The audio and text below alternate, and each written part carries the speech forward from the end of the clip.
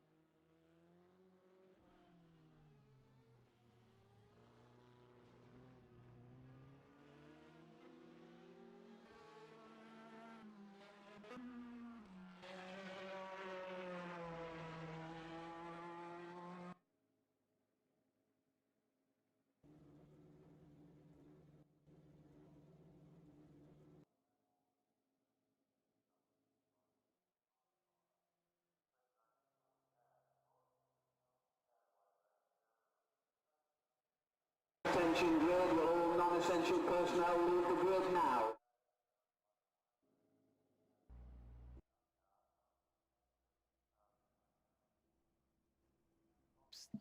Don't forget, this will be single file.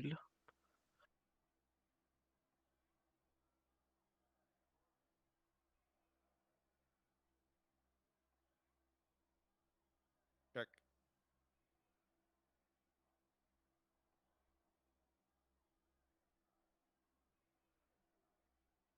Hello, everyone, and welcome to Ace Racing League Endurance Season 3.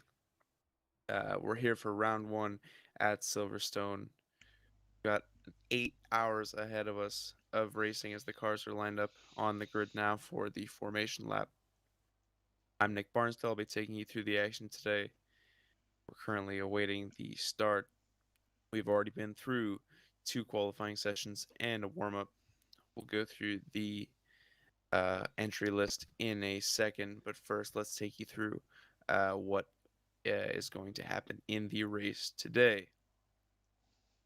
We've already had our qualifying session, but here's the grid. Jan Katzau on pole with a 144.380. Mantis Rekus qualifying second for his team. Yannick Muller in third, followed by Zoltan Varkonyi, Otono Berkenyas, and Patrick Silvazzi in 6. I believe the 1, 3, and 6 are DPIs, but I could be mistaken. Levente Santo in 7th. Mate Varga in 8th, sorry, Roman Rattel qualifying 9th, Rainier Jr. in 10th. 1.6 seconds, so a tight top 10 in qualifying. Alex Hallows qualifying 11th, followed by Axel Kerr in 12th, Alex Moore in 13th, then Jonas Kaufmann in 14th, Tobias Blumschein 15th, Jacques Jordmania Don't forget single file pit limiter speed. in 16th, Matthias McKenzie in 17th, Hugo Gomez 18th, Ike Sky 19th, GTs, please leave a little bit of a gap between you and prototypes. Lucas Henke in 20th. Followed by Haitham Abdelkader, best name on the grid in 21st. David Kaluxai, I'm probably getting that name wrong, in 22nd. Ian Navarro in 23rd. Damien DeGrasse 24th. Andre Marashak in 25th, followed by Billy Eisman in 26th. Nicola Pastore 27th. Daniel Krasnay 28th. Adam Shatler 29th. And Marco Felix 30th in the GTEs.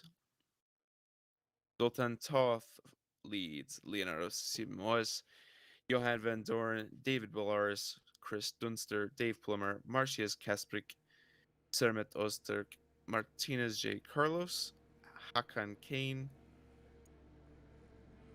Dionysus Pharos, and Gergely Kispus trails the grid with no time. So we're on the formation lap now. They are going pit limiter speed, single file, as vehemently requested by the stewards. Jan Kato, of course, going to start for that. I believe that's the highly successful Seawolf team.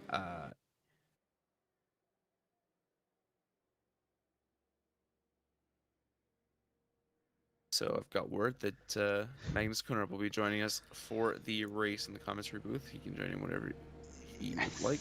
I believe I'm not. I don't have him muted in TeamSpeak, so waiting for the start. Looks like we're still counting down from 3 extra minutes. So maybe going around more time. Maybe I can get clarification on that, but it should be somewhat well timed. With around 5 minutes, they might have to race for an hour and 1 minute, an hour and a minute and a half, or a little less than 8 hours with the formation lap.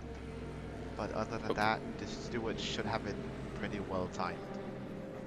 All right, thanks, Magnus. Do you want to go ahead and introduce yourself while we're waiting for the race to start? I guess I could say that I'm Magnus. I've been there running this stream for the last 3 seasons, or well, maybe hardcore to say last 3 for the last 2 seasons.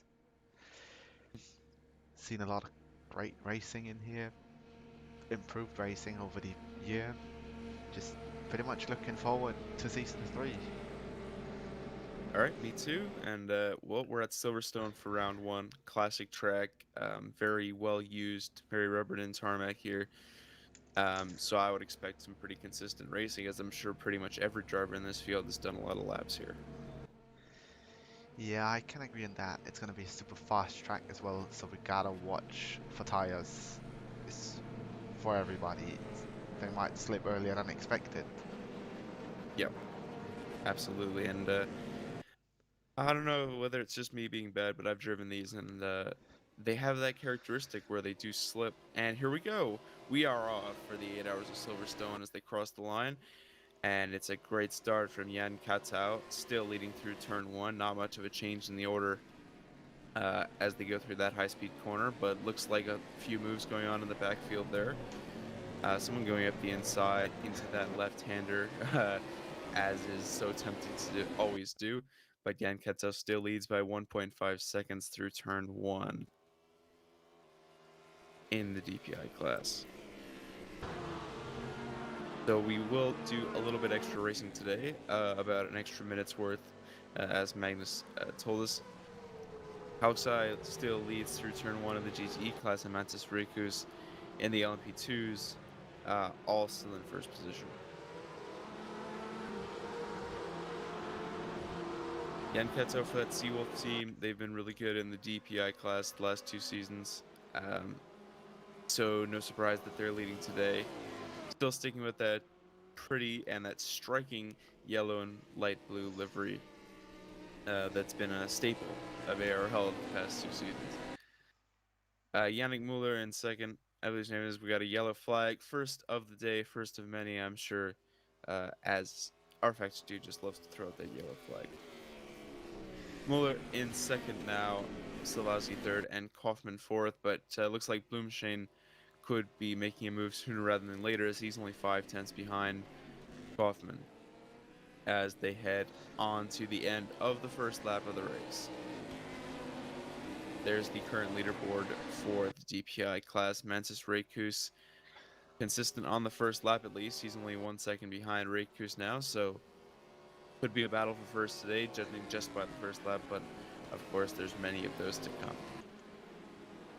We Muller have has dropped. to pay Sorry, go ahead. attention to the fact that the two prototype classes are going to be mixed in. So it is going to be battles between the LMP2s and DPIs in this race. Very interesting. Do you think, where would you expect the highest a LMP2 could finish today in terms of overall position? It's sort of hard to say because Jan Katau is an experienced racer with the consistency, but Mantis Rikus has been showing speed in both practice and qualifying. So honestly, if Jan or another Seawolf driver makes a mistake, it could be P1 overall for an LMP2 car. Also, I would say P2 or P3 would probably be the spot for the fastest. Very interesting. How fast would you say? What would you say the difference is between the two on a lap by lap basis, considering similar driver skill? Now I have the cheat sheet of all the live timing, of course. As of the current Okay.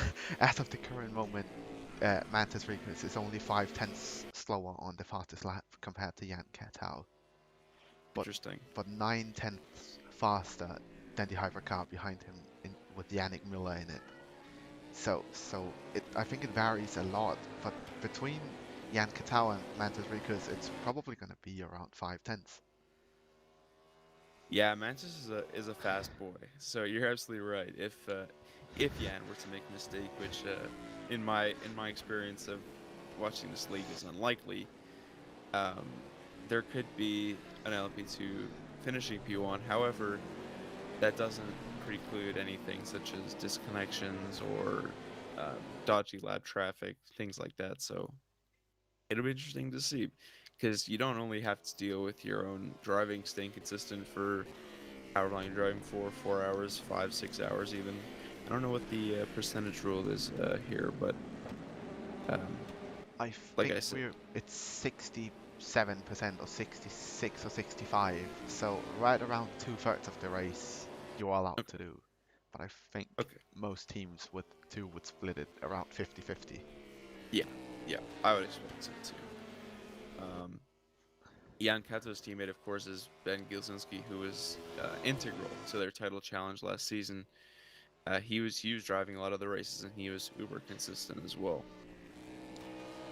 Mantis Rego is still keeping on the back of Jan Katao. He's only 7/10ths behind as they come down the hanger straight, and we've got Muller, and I think that's Silvazzi behind him, close together. So could be some battles. Now we've got a battle in the GTE class. We got an even tighter battle. Here we go. It looks like they're going 2 wide, maybe 3 wide. No, that's going to be late braking from Marco Felix to keep the position. Zoltan Toth is going to come away in second. I like his livery, the dark blue there. And he's followed by Pastore in the 777. I guess that's Team Iris. They're listed as 787. No, it's not. So we don't know who that is. Oh, never mind. That was the LV2. There still isn't a 777 in the GT class. Okay, teams changing numbers. Gotta love it. Zoltan's Toth still leads this little group, followed by Adam Schattler in the 89 car. Sorry, 777. Yeah, he's not listed there. Sorry about that. So Zoltan Toth for Mugen Sim Racing, it's listed there. Sometimes they're listed on the live timing, sometimes they're not. But 6/10 separate them coming into the bus stop chicane. Not enough for a move, I would say, and yet he's going to stick in behind. I believe it's Adam Schattler in the Porsche. Am I correct, Magnus? It would be Adam Schattler in the Porsche. Thank you. So coming on to, I believe this is lap 3 now, and Adam Schattler eyeing up a move, but getting a little further behind as they come through the high-speed section, and not enough to dive it down the inside into, I think this one is called Farm Curve. I thought about it there, but he broke a little bit late. I can see he kind of jammed on the brakes there to not go up the inside. Another yellow flag, second of the day. In the DPI class, Kitao still leads. He's carved out a bit of a gap to Ricos. Now side-by-side action from Ian Navarro and Damien DeGrasse. Damien DeGrasse, the Formula Trout powerhouse Formula Hybrid. Ian Navarro, though, is going to come out ahead on this occasion. Damien DeGrasse sticks in the slipstream for that red and white Porsche, battling for 23rd overall, which would be P1 and GTE if I'm not mistaken. He's not going to go down the inside there. Probably a smart move. I've never personally liked it when someone goes down the inside. They are currently battling for P2 in the GTE class. P2 in the GTE class, so we big have positions up. David Kalusai in P1, which is around 3 seconds ahead of those two. So that battle okay. is really pulling them behind. Right, yeah, okay. Is this him in the foreground of the shot with the Corvette? It should be him. Okay, so yeah, they are battling, which is allowing them to get away, but gives good action for us, so I don't particularly mind. And it looks like Ian Navarro is getting away from Damien on this lap, so that should allow them to get back into the flow and chase down the leader.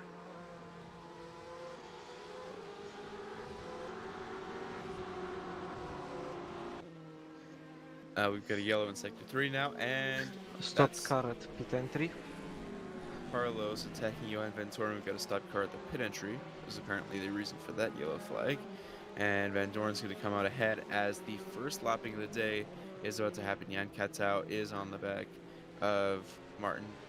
I'm going to call him Carlos Martinez. Sorry, go ahead. This is really not a fun spot, those final corners to be held up, Oh, yeah. especially when it's drivers of that caliber fighting for P1.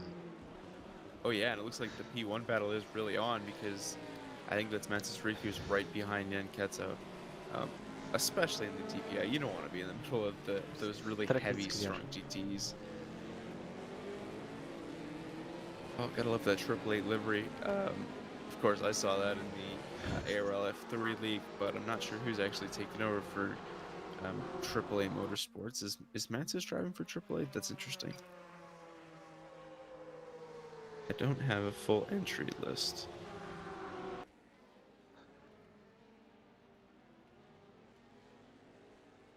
Either way, Navarro and DeGrasse are going to go at it again through Maggots and Beckett's now.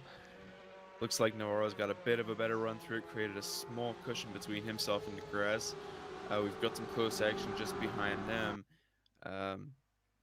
But Navarro is going to lead onto the hangar straight. DeGrasse, of course, going to stick it at the slipstream as best as possible, but it doesn't look like there's room for a move. I stand corrected. Here goes DeGrasse up the inside. Sticks his nose in. Takes the corner. They're level going down into the bus stop. Ian Navarro with just a bit of a better run. Who's going to brake later? It's going to be Navarro. He's got the inside line. He's got the better brakes, and he's going to keep the position for now. P2 in the GTE class. So good racing action from them already. Perhaps not the best race strategy, but very enjoyable to watch. DeGrasse is going to, again, just show himself in Navarro's mirrors. Just to make him think about things. But nope, that 888 car is going to stay behind as they come through the farm, curve, and the loop. So Navarro second and DeGrasse third. That's leading GTE pack, though, still pretty bunched up as they enter the 10-minute mark. We got... And yeah, Go ahead. The PI battle between Jan Kitao and Patrick Shavasi, really, really tight battle due to all the lapping they have to do, which has also cost Jan Kitao P1 from Mantas Rikas. Yeah, Mantis got the lead. We missed it in the, well, I missed it anyways, in the GT excitement. So Mantis Rikus is now the leader in an LMP2 in the 8 hours of Silverstone, and Jan Katau is having to withstand pressure from Patrick Silvazzi behind. Interesting scenes here in the opening race. Could be a back and forth season in the championships, as yeah, I guess DPIs just aren't guaranteed top spot anymore. So here comes not Petzelazzi. It is Petzelazzi to attack Jan Katau. Jan Katau appears to have taken just a bit of a better line through Magnus and Beckett's, and he's going to get away a bit onto the hanger straight. And now they've got to deal with this this lineup of GTEs. I in the really leading pack. think this is going to be very, very bad for Patrick Shavasi coming down to the bus stop. Oh yeah, Especially if he's going to get held up, as he is now between two GT cars. yep, not getting the line he wants, I'm sure. Well, here he comes now, onto the front straight. He'll be hoping to get past this this GT, and he does, luckily, thanks to the engine in his DPI car. But Mantis Rekus now has carved out a 2-second gap in the lead as an LMP2. You see Silvazzi and Kitao weaving their way through traffic now around the outside. That's a dangerous part of the track to be, because if you miss by about half a foot or half a meter, you're going into the grass and you're losing about 3 seconds. So that's always a little scary when you're on the outside going onto the back straight. I And know we it's amazing battles we have for P1, 2 and 3 in the DPI class, but this one, battle between Ian Navarro and Damien DeGrasse, simply just keeps going. It's gone on for the past 12 minutes now, and I Oh, don't think it's going to contact. stop. Yeah, no, they're really going at it. It seems like they think P2 is the championship right now, which, hey, I'm completely fine with, because it's really cool to watch. Looks like, oh, he's off. Navarro's off. He's gone through the escape road, and I think that's going to allow Damien DeGrasse to take P2. First mistake of the day from one of the top cars. This is going to be a big, big battle. That's 5 cars. Between 2 and 4 tenths between all of them, and it's not gonna help being lapped day in and day out from now on in the race. Oh yeah, that sea of GTEs is only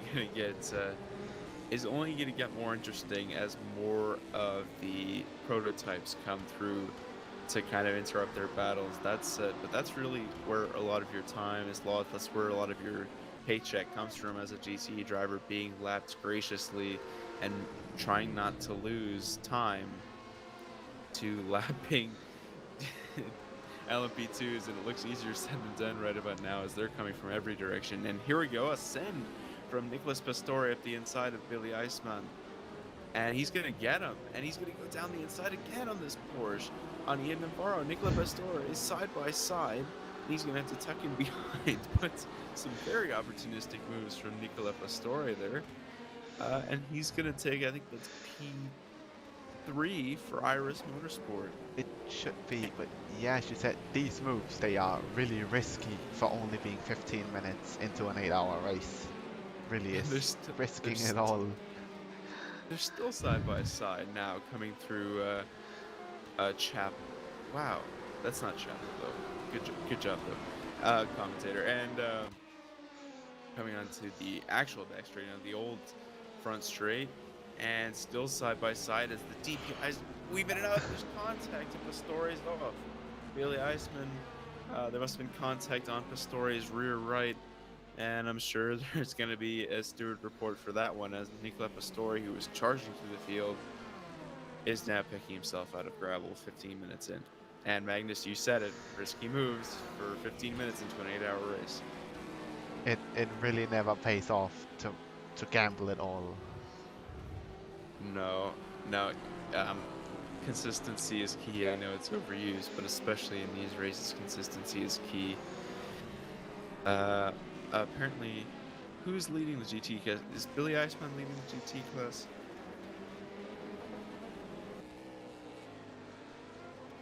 No, it is this guy, Andrzej Marasak, currently a second and a half behind Hugo Gomez in LMP2, and 1.7 seconds in front of Billy Iceman in the BMW. Okay, okay, interesting.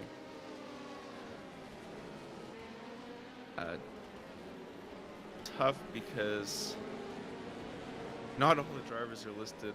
I only have the team managers here, which usually are one of the drivers, but can't actually. No. I made a mistake. It is David Kalaszai in P1. David Kalasai leads the GT 9 class. There we go. seconds ahead of Damon DeGrasse. So DeGrasse has come out best of all from that little battle as what was his name?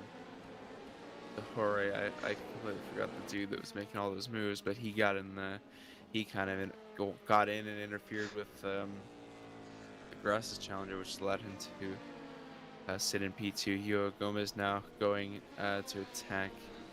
He's trying to close up to David Kalaszai. Hugo Gomez, I'm assuming, made a mistake earlier in the race and is now trying to atone for it by getting back ahead of the Tin Tops. Well, they're all Tin Tops, but ahead of the bulky boys, the GTEs. We've got a yellow in Sector 2 now. Instantly cleared. I'm guessing someone just cut a corner.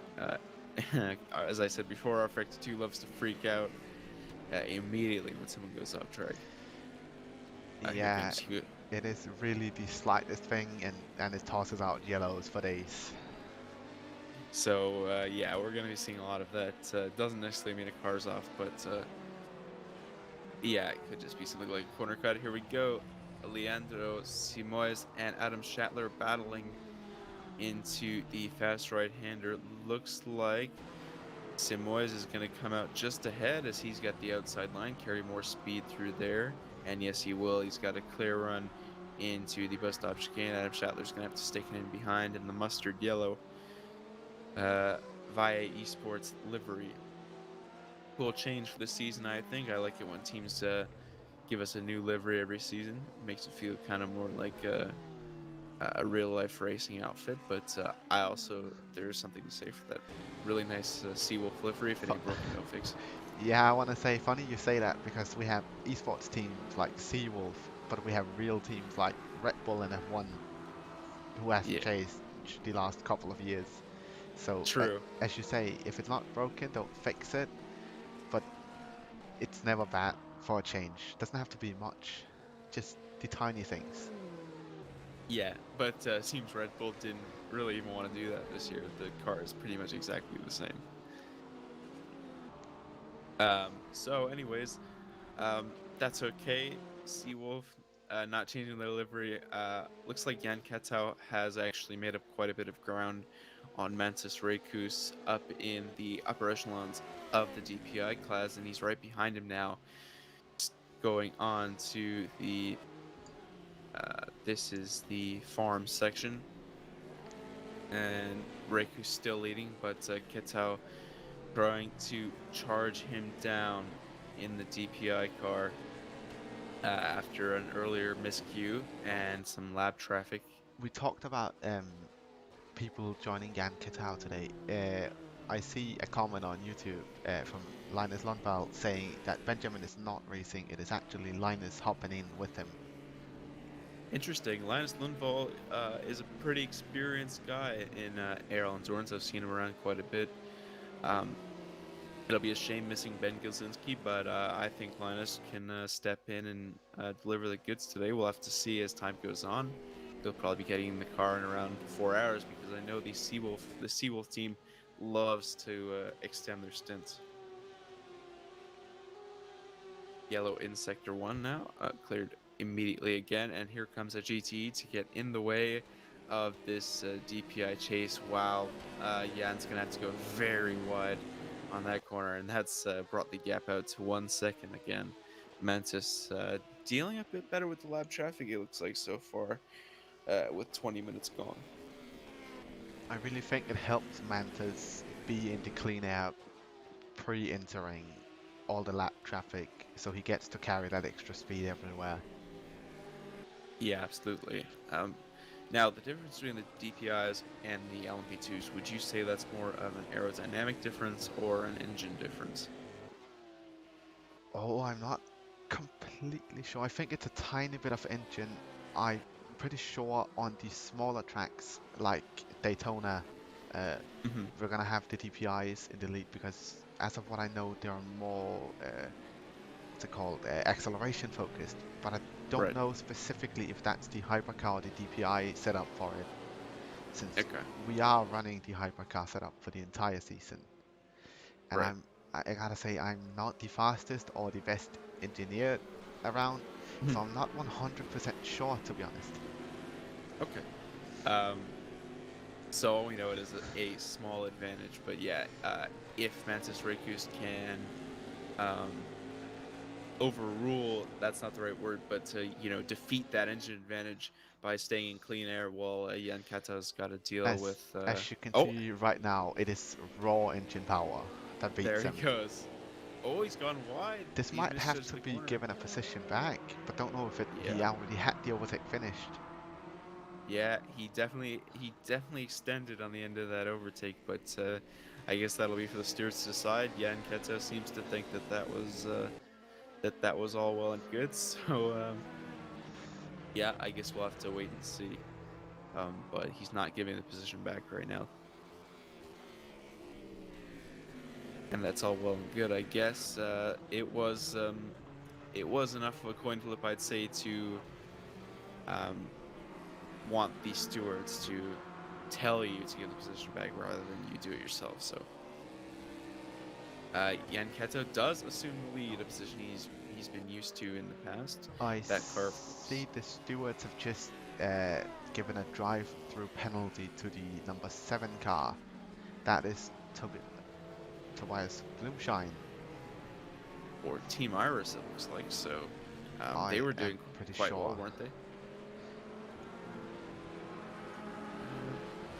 Okay, well, that's our first penalty of the day. We are 23 minutes just about into the race, so yeah, I'd say that's actually later on than I would have expected today.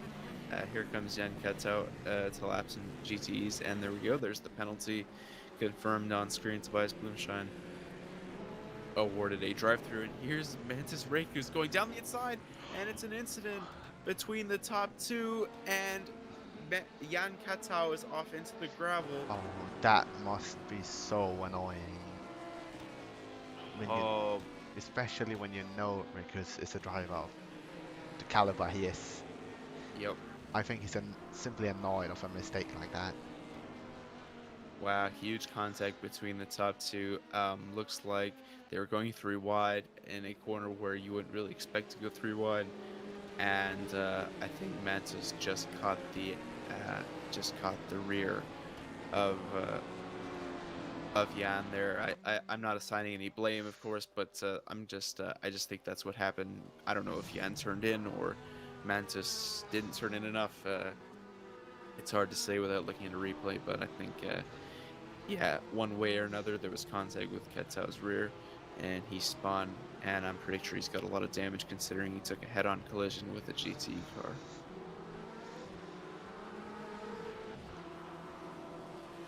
It's going to be interesting to see how they recover from that, but that's given Patrick Silvazzi the lead of the race, and a spin on the straight. Joining to watch a battle, and yeah, I should say, just a simple spin. It was an amazing save, though. That was really, really well done. Yeah, he just did a 360 in the middle of the straight and kept going, so cool, I guess. Style points for him. Now we have a battle between Ike Sky and Matthias Mackenzie. We don't really have that many LMP2 battles going on, but it seems like the LMP2 drivers are more spread out in terms of speed and skill level. yeah, looks like they've each kind of carved out a bit of a niche for yourself, which is really kind of what you want to do in endurance racing. Just get your head down and not get involved in too many battles to keep your total race time as low as possible. Looks like IK Sky just has a bit more pace here between these two. He's getting a bit of a gap as they come through each corner. Out We to have 8 to tenths now. quickly cut that LMP2 battle for this one. Very, very tight battle between Daniel Crash Knight and Andrzej Maraszczak. Yep, it is very tight indeed. Is that a three-way battle, or is that a lap GT getting in the way? I am pretty sure that's soon to be a three-way battle. Okay, very interesting then. A lead near the top of the GTs. This is for P3. Daniel Krasny leads Maraszczak, who leads Felix in the top 3 in class. So, yeah, battles near the top, drama near the top today. In the just in the race in general. And here goes Maraszczak looking down the inside onto the hanger straight. Not sure what his plan was there. Maybe to not give slipstream to Felix behind. Krasny still leads, coming down into I believe this is the chapel section. Side by side here for Felix and Maraszczak. Maraszczak down the inside, holds his line. Felix trying to go around the outside, but no. Sorry, Felix got second there, and Maraszczak is demoted to third. Yeah, My all mistake. that battling between Crash Knight and Maraszczak really gave Felix the opportunity to go in there, and he took it. Yep, And now he just managed to stake it.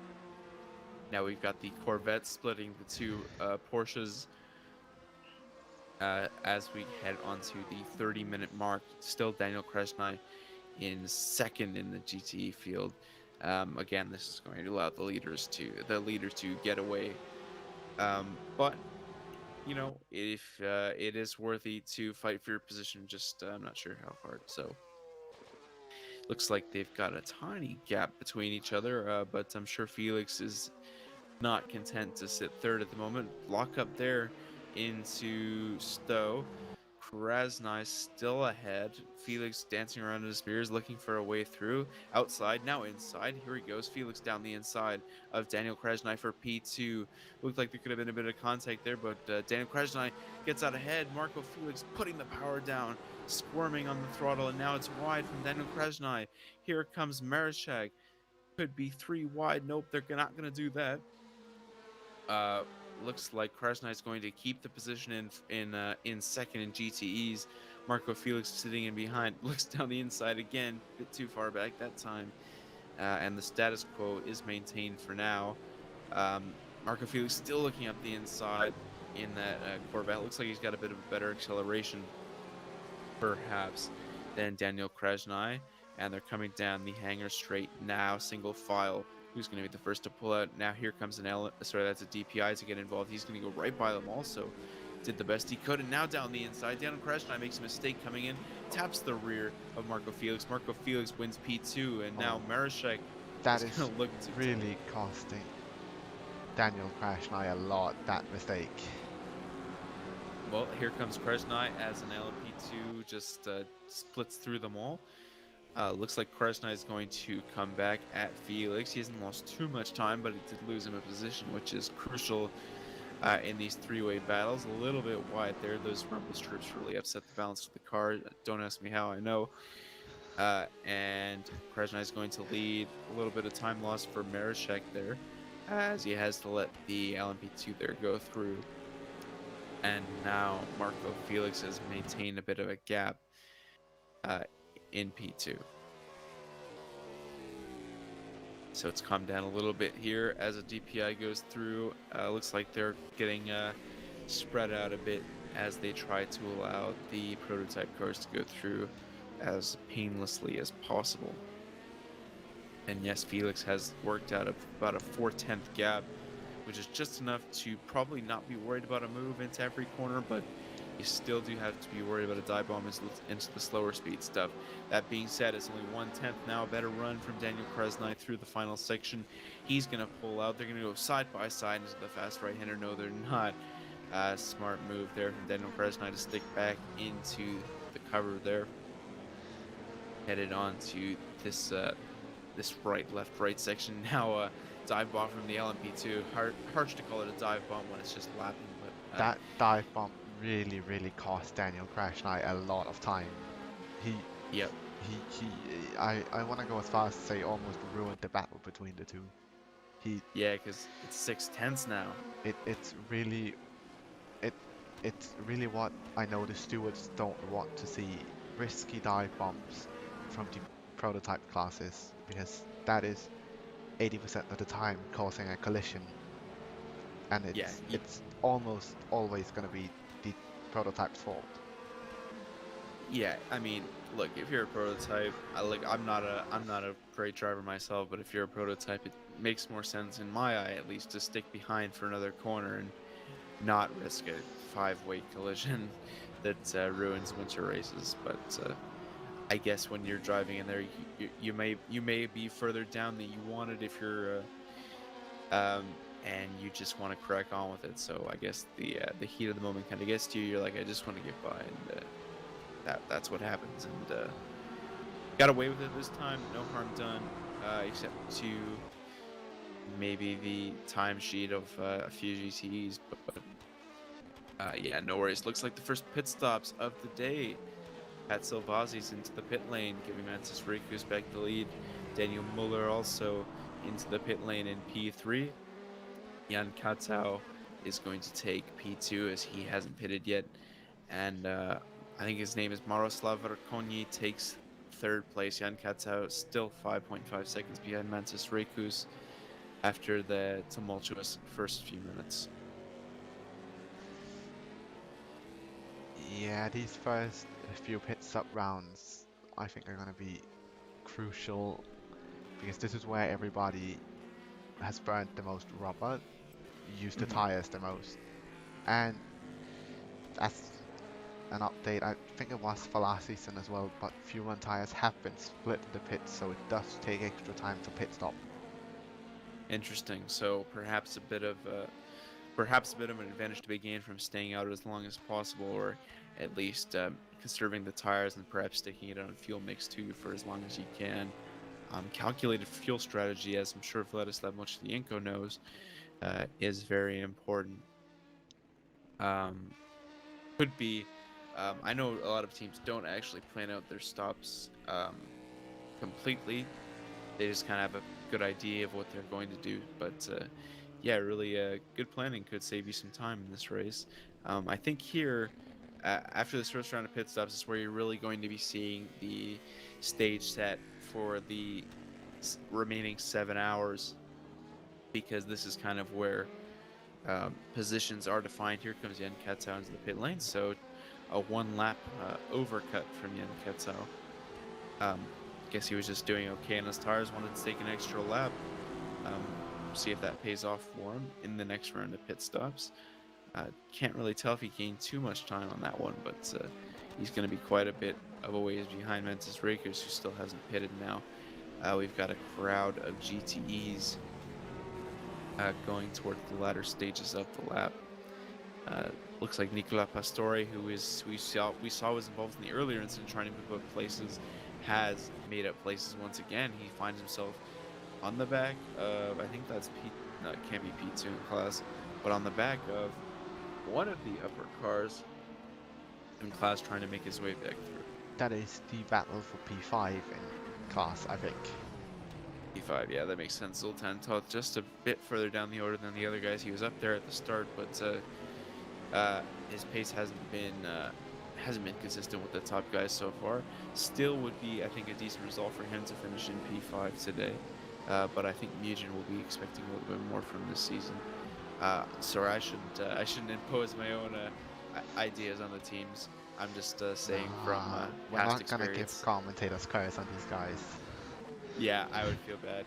Nicola Pastore, though, still trying to make it paces. It looks like he was a bit hampered by the LMP2. It's the 7:25-minute mark. I'm just going to take a short break to go get some water, because I woke up about 40 minutes ago, so I'll just be right back. Magnus, take it away.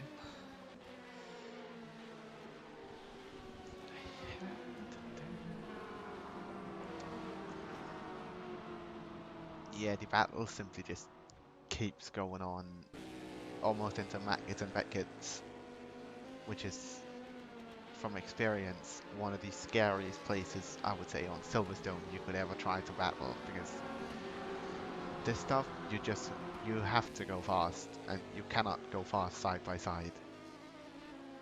But this little train of GTE cars has simply just pushed out. It's almost 6 cars long, with about 8 seconds from first to last in the train. So it has a bit of a gap, but it is going to be, if things stick to how it is going to be a 6-way battle for P5.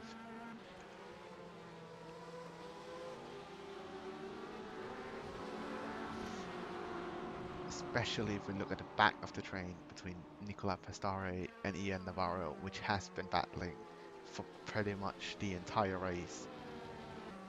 This one is gonna last, I hope, another 7.5 hours. Gonna have to be almost side by side across the start finish line.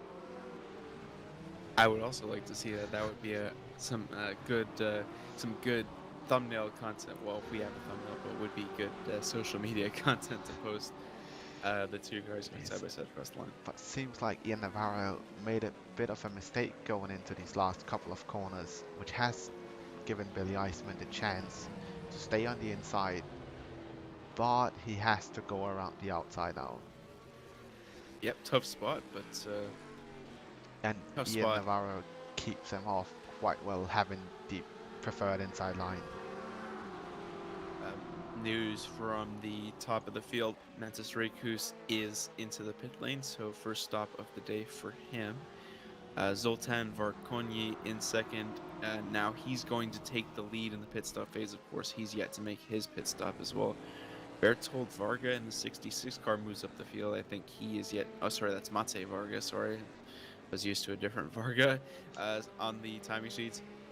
Moves up. I believe he's also yet to make his pit stop. And Roman Rattel is up into third. I think he also needs to enter the pit lane for the first time.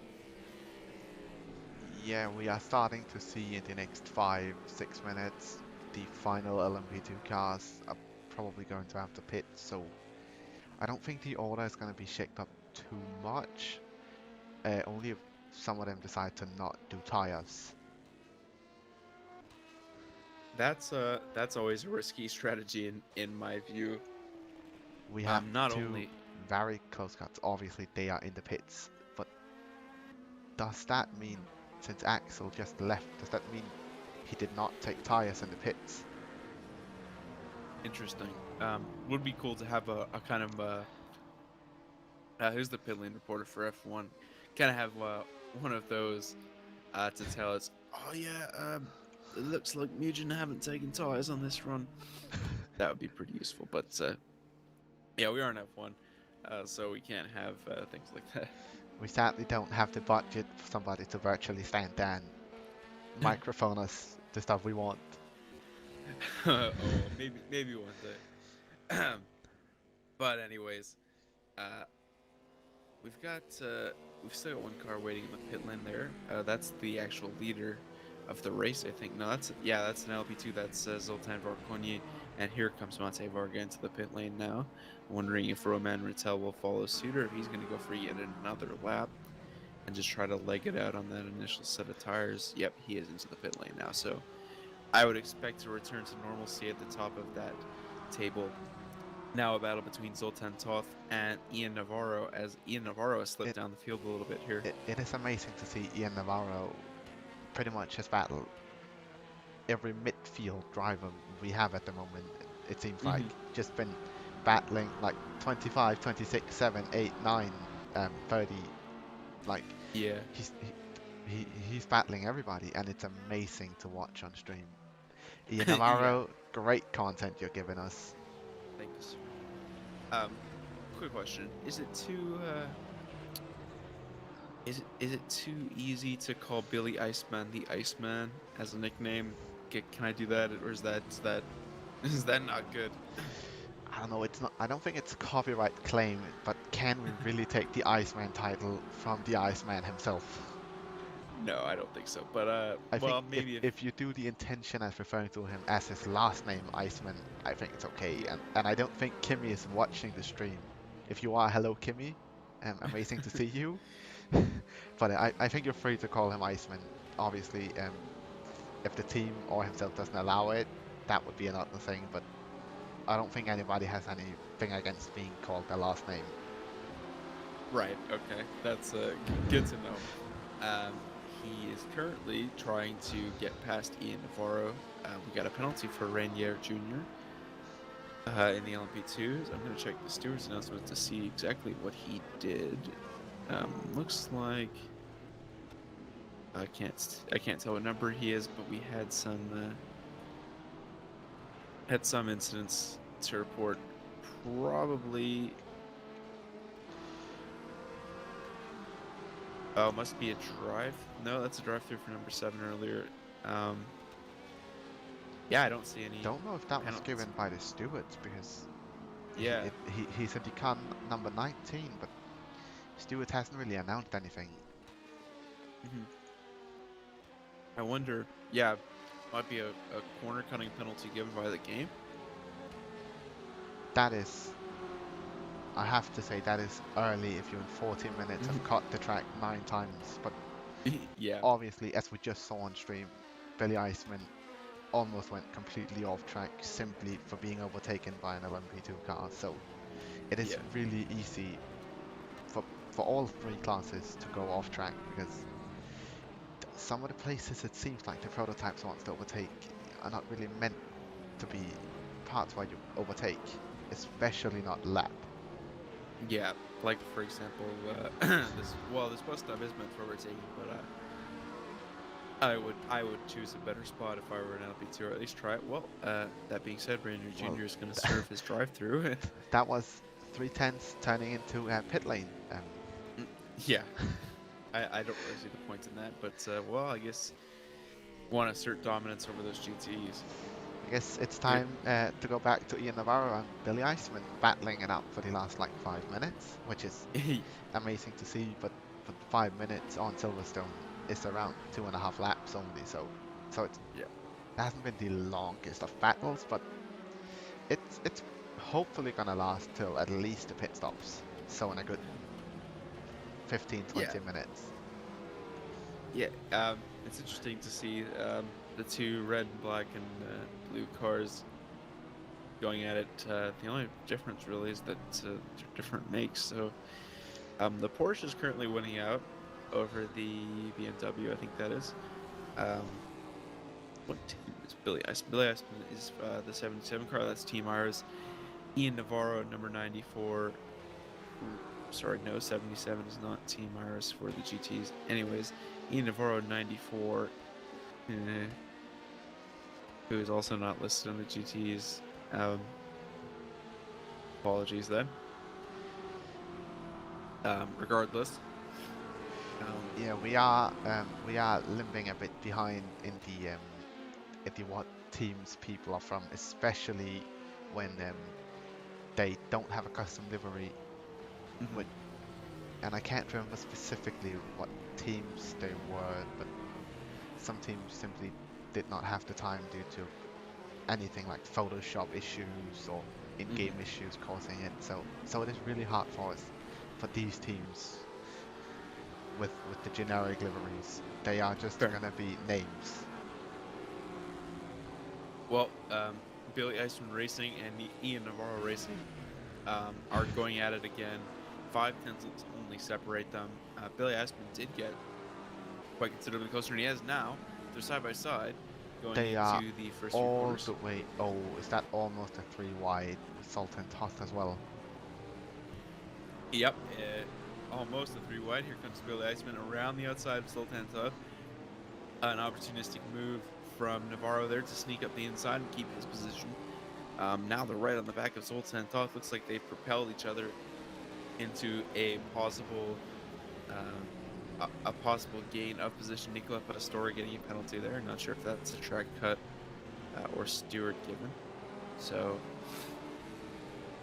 Okay. Penalties already going up, possibly for the corner cutting. I have to say, Dancing around now. Oh, he got a bit slippy. Sorry, go ahead. we have, regarding the penalties, we haven't had as many as I would expect. Oh, that's Daniel Crash Knight going the wrong way Oh on no. track.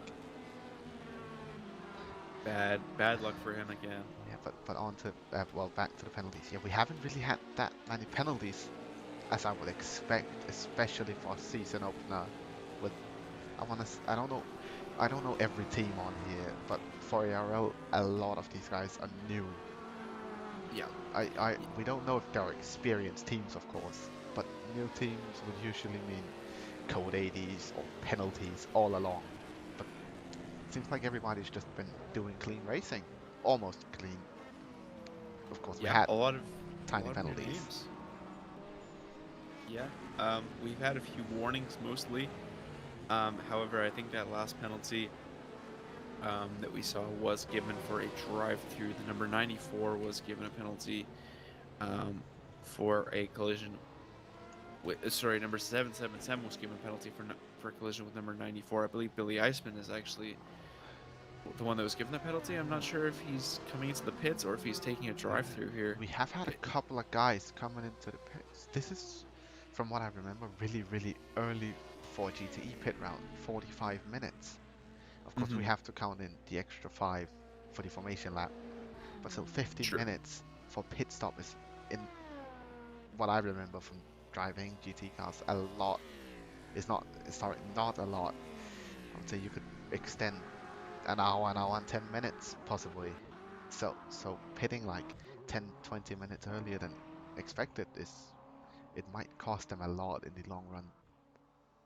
Possible that they stuck the fuel mix on 4 and really pushed the tires, I guess, through that first stint to try to pick up as many positions as possible. But yeah, I could see, especially on a track with a long pit straight and extra time for pit stops, more than usual anyways, could be damaging to have to make an extra 1 or 2, which can be out of your control. Sometimes you crash, you have to repair damage, but yeah, I personally probably wouldn't be making my strategy to make extra pit stops. Yeah, I think that especially the GTE teams, I think that has to do a splash and dash in the end are gonna suffer them most. Yeah. I like that terminology, a splash and dash, just taking a little bit of fuel and going. That's a good little slang we got going there. Either way, it looks like Navarro's going to go down the inside of Toth here into Stowe. They're level. Navarro on the inside, Toth on the outside, and Navarro is going to pick up the position on Emil Toth. Not Emil Toth, but Toth now going back down the inside on the bus stop. He's got the better line here, and he is going to pull ahead and transition onto the inside line. Zoltan Toth, that is going to keep the position for Mutant Sim Racing. He goes just a tiny bit wide on exit. Nothing wrong with that there. No moves here because the LMP2s the LMP2s are on the inside now. That's going to allow Zoltan Toth to go back around the outside. Ian Navarro back around the outside, and he's going to take the position back from Zoltan Toth. Good battling between these two. And it is going to be Ian Navarro for now, but Zoltan Toth contact shoves Zoltan Toth to the inside. They're side by side going onto the hangar straight. Ian Navarro now pokes his nose in front of Zoltan Toth. It's going to be who breaks later into this left-hander. It's going to be Zoltan Toth, although he's on the inside. I really think if Ian Navarro sticks this, he's gonna get ahead. Simply because the inside is superior. And now the traction zone, very crucial to get the power down right. They're still side by side, but it is a better run for Ian Navarro, as Magnus predicted, and he's going to take the position. I know Ian Navarro has really done amazing racing, but another GT that has been dominating is this guy, David Kalashai from Mugen, just almost pretty much leading from lap 1, just getting it on, just doing consistent lap after lap after lap, increasing time to P2. Yeah, we haven't spoken about him too much today, but that's because he hasn't really given us anything to talk about. He's just led the class, and that's about it. He's Oh, just driven very consistently. Yeah, all we can really say is, yeah, consistency, amazing driving, just Yeah. staying out of trouble, and it really helps him to not have any dirty air. And all he really has to worry about is sticking to his line when he gets lapped. Yeah, absolutely. Love the livery on that Mugen car. It's really cool. They've done a good job. So I'd say they're leading in standings and leading in liveries today for the GT class. There are some good ones, but yeah, that's really cool. He gets lapped then, and David Kalusha still leads the GT class as he's done quite a bit. What is the gap between Kalusha and the next car? That would be interesting to know because I'm sure it must be quite a bit at this point. That is 22.7 seconds. Wow. So he has a lot of room. It's really, it's impressive the room he has. He's just done an amazing drive. Yeah, absolutely. Already staking his claim for the championship, dare I say it, as he pulls away from the pack in what has so far been a dominant first 50 minutes and 55 seconds for David Kalusha. Not sure, it doesn't look like he's pitted yet. It looks like the majority of the GTE field hasn't. There's only that one, then maybe they had damage or maybe they had flat spotted tires, which are just a pain in rFactor too. I remember driving it and my wheel just vibrating the whole apartment. So yeah, it's kind of hard to drive with when you've got the flat spots. So that could have been a reason. Could have been they were just pushing a lot. Could have been damage. Not too sure, but yeah, looks like it was an early pit stop. Very early pit stop for that one GT. As the rest of them have just carried on to this point. Looks like we have a small hypercar battle possibly starting between Interesting. Yanis and Tobias Blumschein. Yeah, Janis Rosakowski was, fun fact, a winner of an ARL GT3 Cup race on Assetto Corsa Competizione, and I guess he's made the switch to quicker cars because he's doing all right, 13th overall in that Cadillac hypercar, trying to hold off Tobias Blumschein from taking that position. Looks like Blumschein is closing in a bit through this section. Gained a bit of time, had a bit of a better run. Tiny margins on this back straight coming into the uphill section of Stowe. Orzakowski does brake later, but a better run from Blumschein through the corner. Tobias and Toth receives a penalty apparently.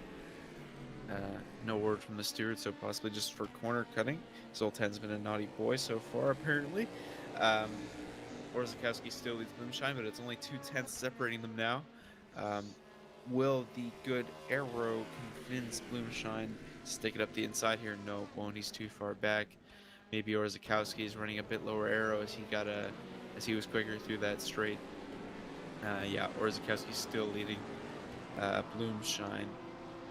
And it looks like Blumschein can't seem to find that extra bit of oomph to get close enough to make a move on Orzakowski. We have just been just look again at the YouTube comments. Billy Iceman is racing for Seawolf, so Interesting. that was a staff chat we had earlier, and there has been an issue with specifically the Seawolf livery. So Okay. So we know that the 77 BMW with Billy Iceman in it is now a Seawolf. So we aren't gonna get to see that cool livery for Billy Iceman's car, anyways. But yeah, Billy Iceman racing for Seawolf. I think he's 8th in class now. Bit of a slide down the order for Billy Iceman today. He's been involved in a lot of battles. 9th in class, but slowly and steadily chasing back up. Yep, he's got Matthias Kaspers to chase. Adam Schattler, I believe, is in the pits, so Yeah, chasing him. nice and easy overtake. Gotta Yeah. say that we love those overtakes. Yep. When they're stopped, that generally makes it pretty easy to go past them. So now he's got to focus on chasing down. We got a battle between David Belays and Chris Dunster a bit further back in the GTE field, which is very, very tight coming into turn 1. A little bit of weaving there, a little bit of trickery as they head into the first turn, as you said. Dunster was weaving around, Belay went to cover the inside, and they both just went back to the racing line at the end of the day. And I think that's a battle for another car fighting for position in behind the big old BMW bearing down on him. I think that's an Assetto Corsa Polonia car, if I saw that logo correctly. So an interesting battle for, I'm going to say, P14 in class. It is actually an Assetto car. Look at that. Oh yeah, they get the big logo on the side. So, three-way battle for, I think that's P14 in class. Oh, getting a little bit sideways was that Assetto Corsa Polonia car. Dionysus Ferros racing for them today. And he's going to fall a little behind as he allowed the LB2 to lap him, which created a small gap between the three. Also, I want to point out at the top of the field, Jan Katau is now only 5/10 behind Mantis Rekus for the lead of the race. This is, I would say, Jan Katau is really a man we have to watch out for in the first half of the race, because if it stays like this, Jan Katau is gonna have to chase all race. Has to use that extra engine power he has on exit of corners. But really, through Magnus and Beckett's, as we can see, he lost 4/10 from. Yeah. So it's really tough for him to go overtake through there, and I sadly don't think the engine power can take it into this corner. I think it's going to be a tough battle for Jan Katau to take. I wonder if he's a bit behind on the corners because of damage, because I'm guessing it would have taken, the game said, maybe 90 seconds or so to fix the damage. So I'm wondering if they decided not to fix whatever damage they got earlier and just kind of live with it, and that's why he's maybe a bit slower in the corners. That's a bit of speculation, but yeah, it could be a reason, because see, it looks like he's sliding around a bit coming through those first two corners, which are normally very easily flat out. It also looks like on timing sheets that Jan Katau is actually a tiny bit slower overall a lap compared to Mantis Rekus. So yeah, as you said, he probably has damage or is very, very heavily affected by dirty air through corners. Thought about going down the inside there actually, as he closed up quite a bit down the straight, but he knew that would not have been the wisest decision. Now coming through Chapel, I have a feeling I'm getting these corner names wrong, so I'm just gonna Google the track map. Chapel, wasn't that Cops, or is this one Cops? Cops. No, this one is, I think. Yeah, I'm not a wizard at, well, especially Silverstone corner names. I know this is Magnus and Beckett's. That's pretty much all I know. And there we go. Speaking of Magnus and Beckett's, Jan Katau uses it to take the lead. A bit of a bad run for Mantis Rekus there, and that's all the invitation needed. Discussing corner names, and we miss out on an amazing overtake. Yeah, great move there from Jan Katau, and he's pulling away now, 7/10. He's trying to look for a way past these GTEs because he doesn't want to be held up and fall back into the grasp of Mantis Rekus, which is exactly what's happened. Here goes Mantis Rekus, and he hits the back of Jan Katau, trying to dive down the inside. This has to be a penalty. But huge mistake there. Okay, it seems like Mantis Rekus have been waiting for Jan Katau to get back, but then lost to Yannick Müller himself. So, well, good sportsmanship, but yeah. Really, really good sportsmanship. But sad to see him lose, because that was an amazing battle. Yeah, just a shame for it to go down like that. Just a mistake. I mean, you misjudge where his real right fender is, his real left fender is, and he's into the gravel. That's just how it goes in racing sometimes.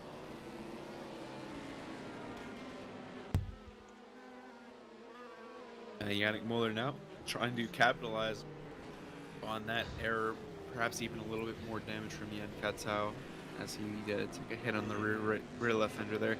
But if we look at the timing or the gap between them, you can just see the experience Jan Kitao has. He keeps pulling away every single corner. He just pulls away. He drives. I think Jan Kitao drives on pure experience at the moment. Yeah, absolutely. He's just really he's just a really fast guy. He knows his tracks and he knows how to keep the best line. I guess he's got that muscle memory going from just a lot of racing. So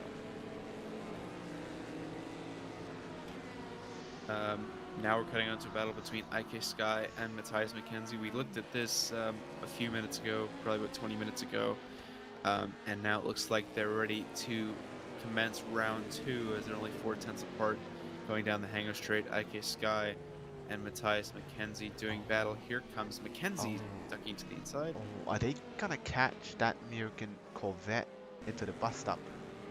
Oh, this is gonna cost them big time if they catch that Corvette. Oh. IK Sky goes for it, and he's made a mistake. And Matthias Mackenzie goes right by. Oh, onto the inside. Runoff for IK Sky, and he loses a position on an overzealous move on that Mugen car.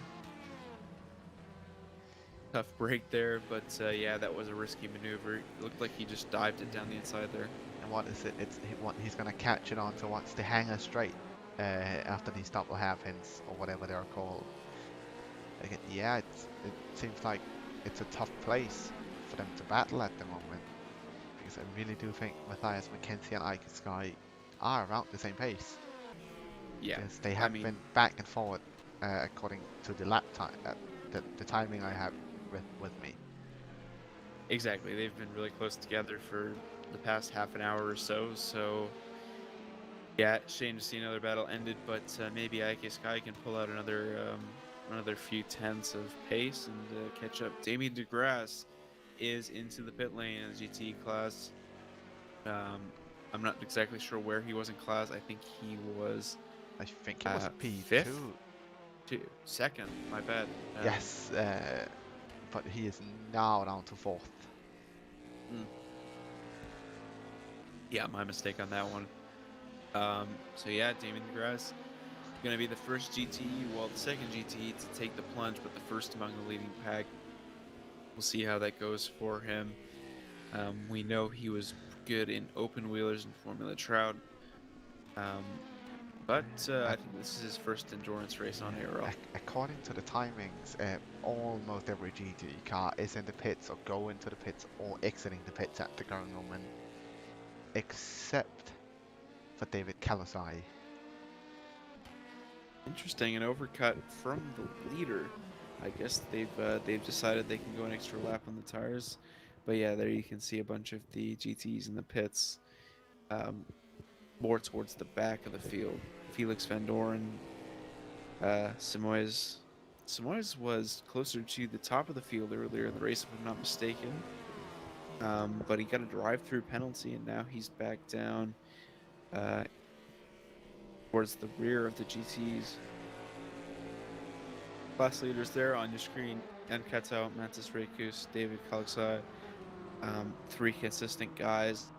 Funnily enough, we've considered Katzau and Rekus to be a battle for the lead, but it is. But they're, in fact, just battling. They're also just secured mostly their own classes, so they're just battling for the overall lead, which I actually don't think gives you any points, if I'm not mistaken. Yeah, I don't think there is a points. It was talked about for season 2, I think, or as it was for season 3, having LMP2 and DPI compete as a one class, so you would get an overall scoring between them. But it was decided to split it to make it fair, especially for the teams that were not the fastest. That would obviously lose the most. Yeah, no, there is no extra points for first overall, so them battling for it is completely out of pride. the LMP2 or the TPI could just sit back and take 30 points, but of course you want to win overall, especially if you're the LMP2. So there's David Kelczai, just consistently going through his paces in first. Now we cut on to Nicola Pastore fighting Ian Navarro. Again, I Ian believe Navarro is chasing battles. Yep. I think these were the two earlier that collided when when Nicola Pastore went into the gravel. Not too sure about that though. This is a battle for fifth in class. Looks like Nicola Pastore has a bit better pace, although Navarro's run into the straight appears to be slightly better. But certainly won't be enough to have a move going into this section.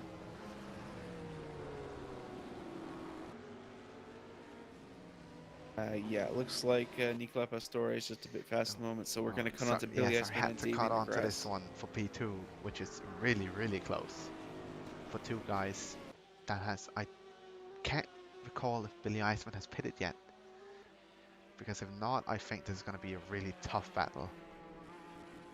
Well, yeah, regardless, looks like it's going to be tight, although this LMP2 is really throwing a spanner in the works because it's cost Damien DeGrasse quite a bit of time. We're going to see, and yeah, that's going to be a lot more favorable on Billy Eisman as he just, as the LMP2 switches to the inside on the exit of the straight, and now all the prototype cars looking to go by at once, and that's going to give a little bit of time back to Damien DeGrasse.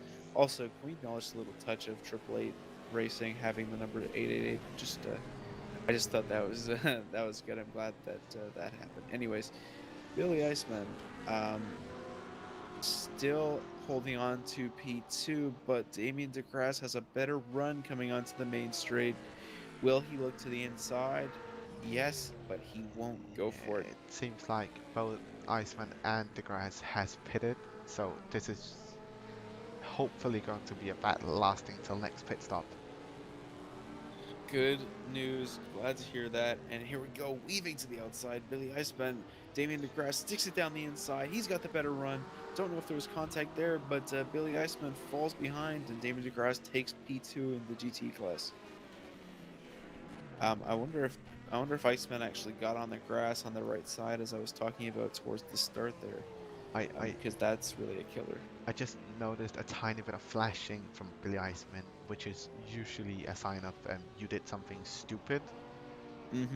So it might have been tiny contact, or as you said, grass. So Damien DeGrasse might have pushed Billy Eisman on the grass a tiny bit, which has caused Billy Eisman to lose a lot of time. Well, we're going to be monitoring the Stewards announcement channel on the Discord server, which will let drivers know if they've got a penalty. Damien DeGrasse number 888, Billy Eisman number 77. That will be the identifiers for if they've been given a penalty or not. So Damien DeGrasse has P2 for now. We're going to see if the Stewards have decided that he shouldn't have that. We have now to go we've got a battle for bit P2. back in the field between Daniel Crash Knight and Leandro Simos.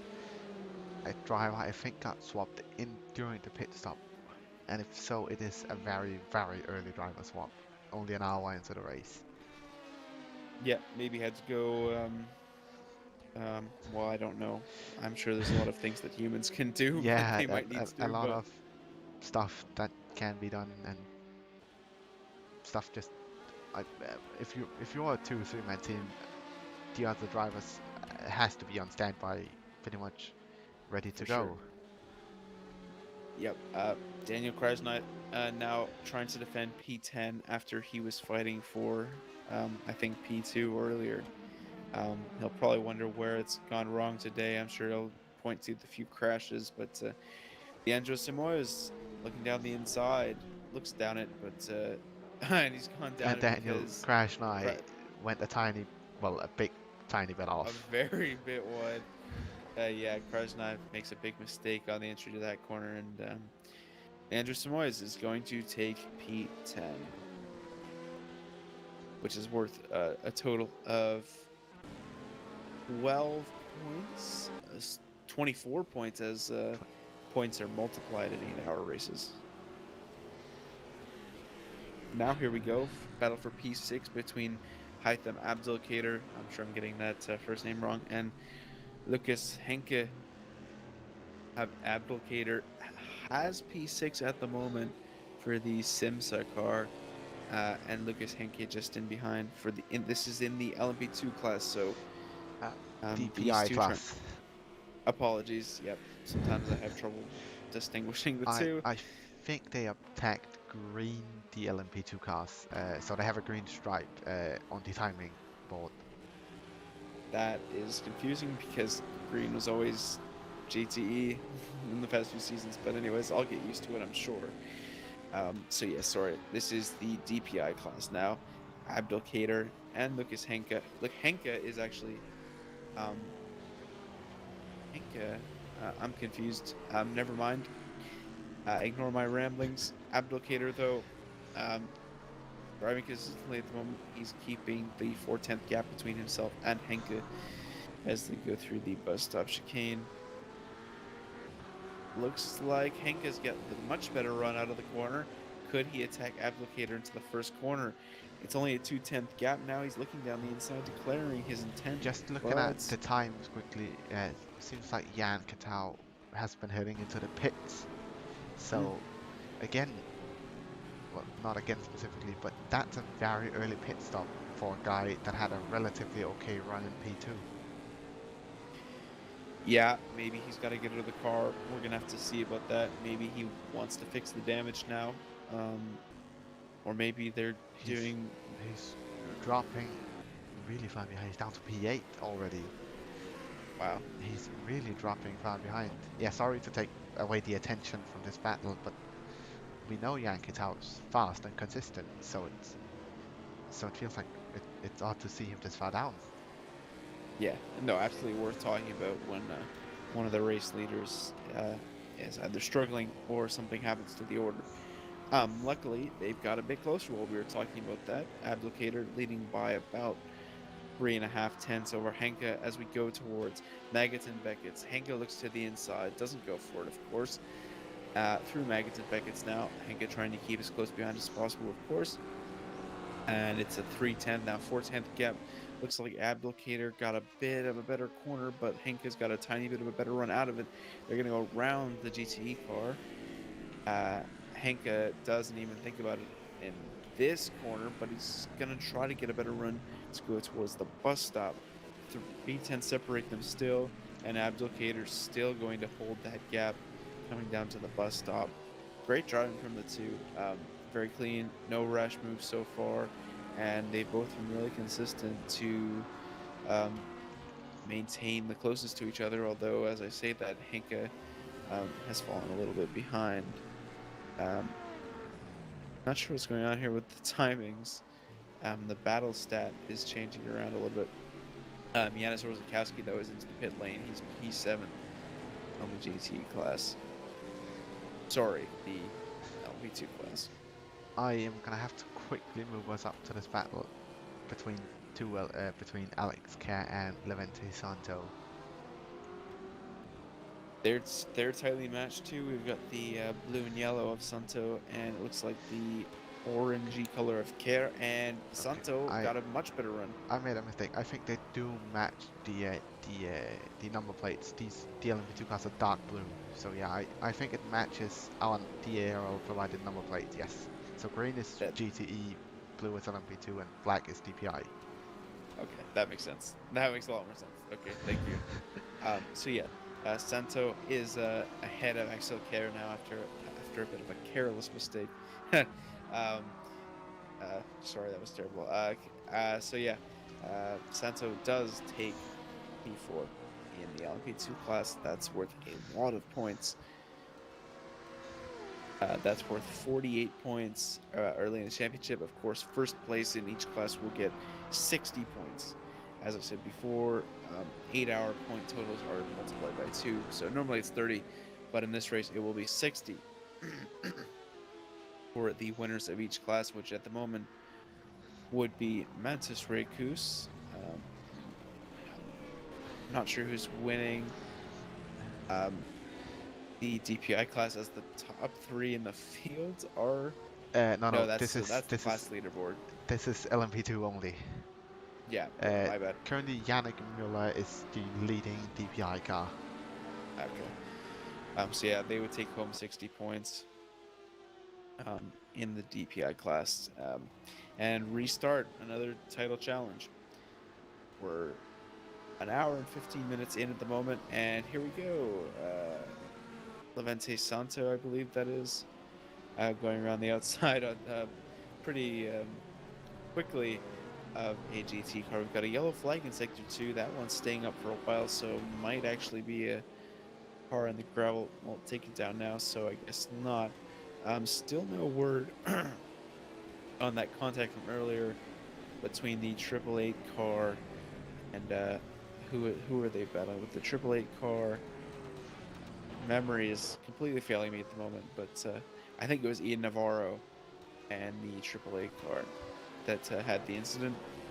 I could be mistaken, but yeah, no word on that from the stewards. I'm gonna actually go into the stewards report channel just to see if they've actually reported that, because as you said, the flashing lights usually means I'm mad at you. I think wasn't it Billy Iceman? That's right. They were battling for P2 because they are currently in GT. David Kalasai in P1, Damien DeGrasse in P2, and Billy Iceman in P3. Yeah, that's exactly right.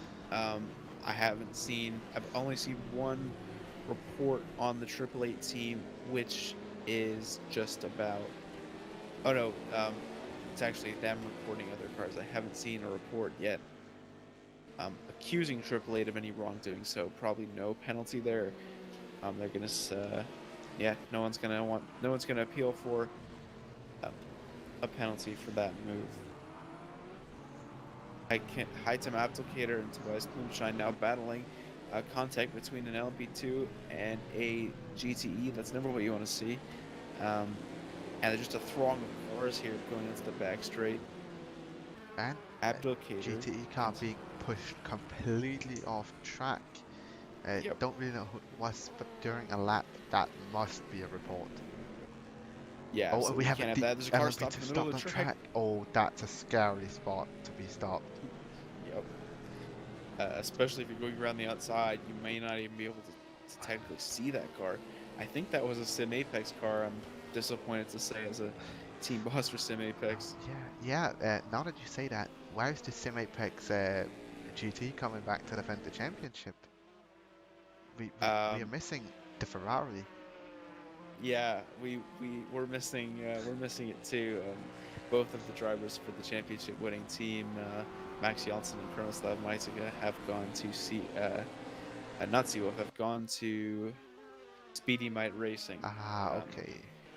Yeah, to try to get some higher profile events. So I remember Speedy Mike mentioning that during what was the Sebring last season, saying in the Discord, telling Max Jansen that he would have a spot on the team if he wanted it, due to Max Jansen's skill, which is really, really high. He is an amazing driver, beating a team like Speedy Mike, who is also an amazing team.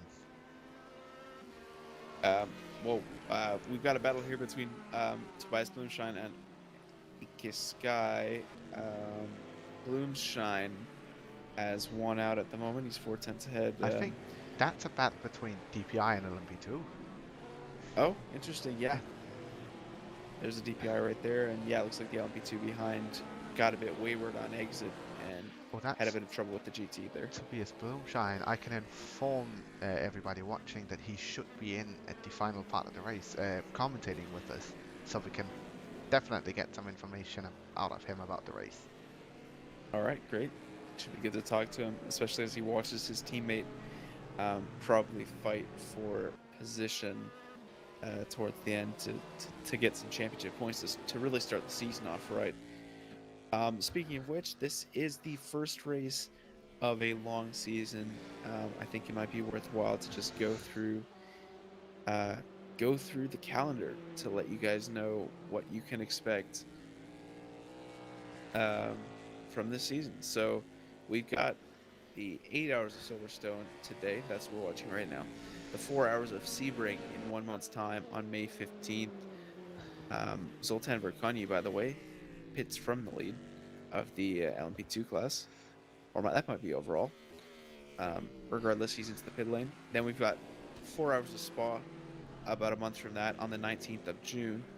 4 hours of the Nürburgring on July 31st, and 8 hours of Portimao to close it out on August 28th. And we've got some one-off events in between then, including Ace Racing League's first ever 24-hour race. We're going to be doing a 24 hours of Daytona this season as a one-off event. So lots to be excited for this season. Those one-off events won't count as championship races, but yeah, they should be some really great events.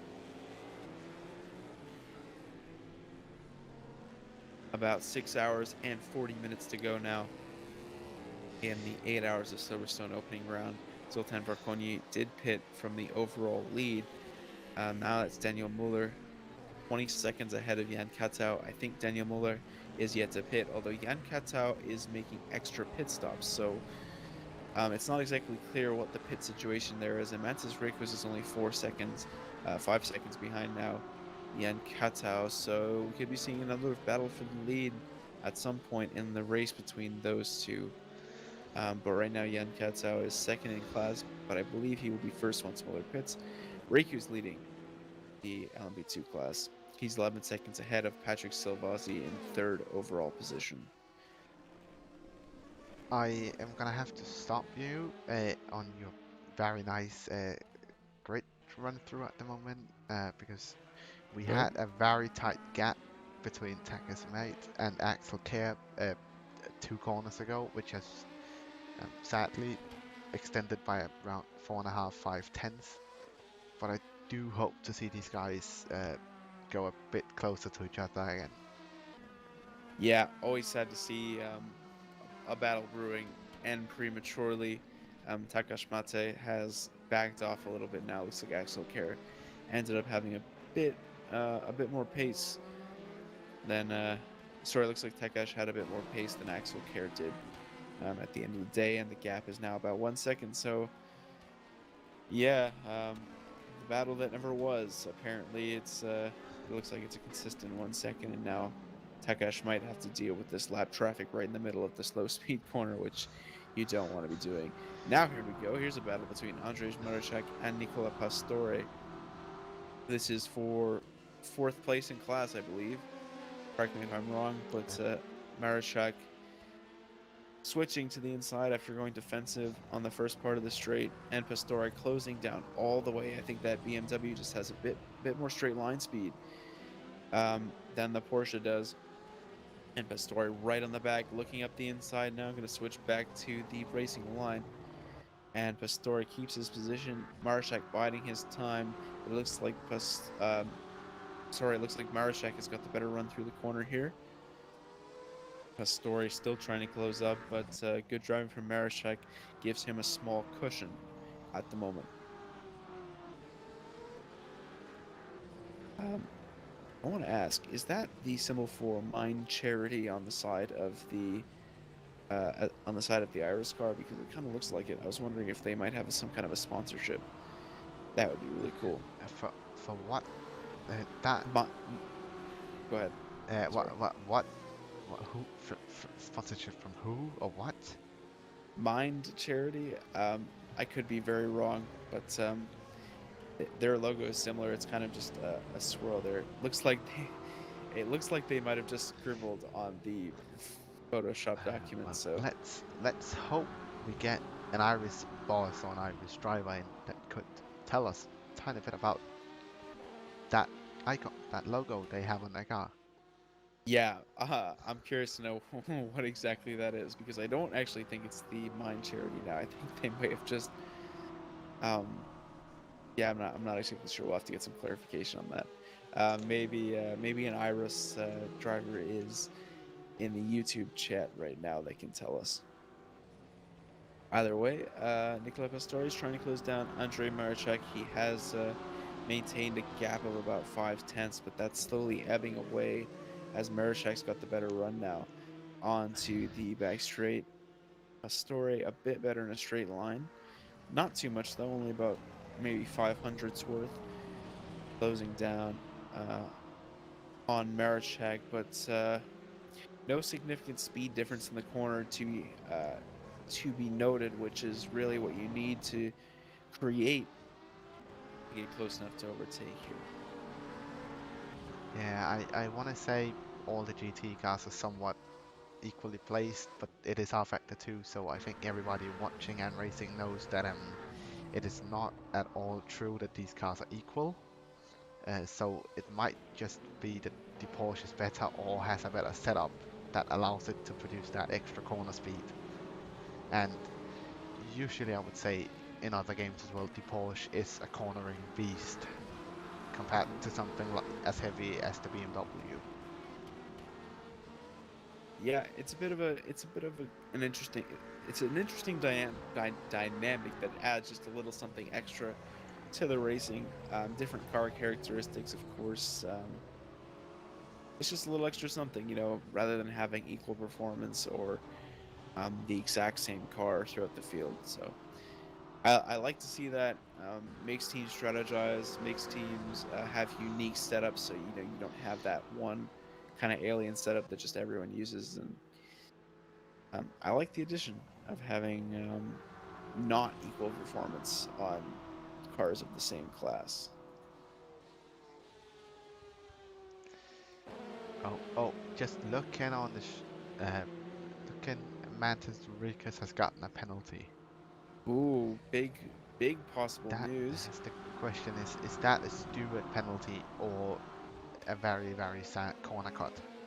It is a steward's penalty. It was for an incident regarding himself and Jan Katel. So they gave a drive-through. The only reasoning given is for punting number 46. So But they, I think we all clearly saw it. It's on yeah, stream, and Stewart.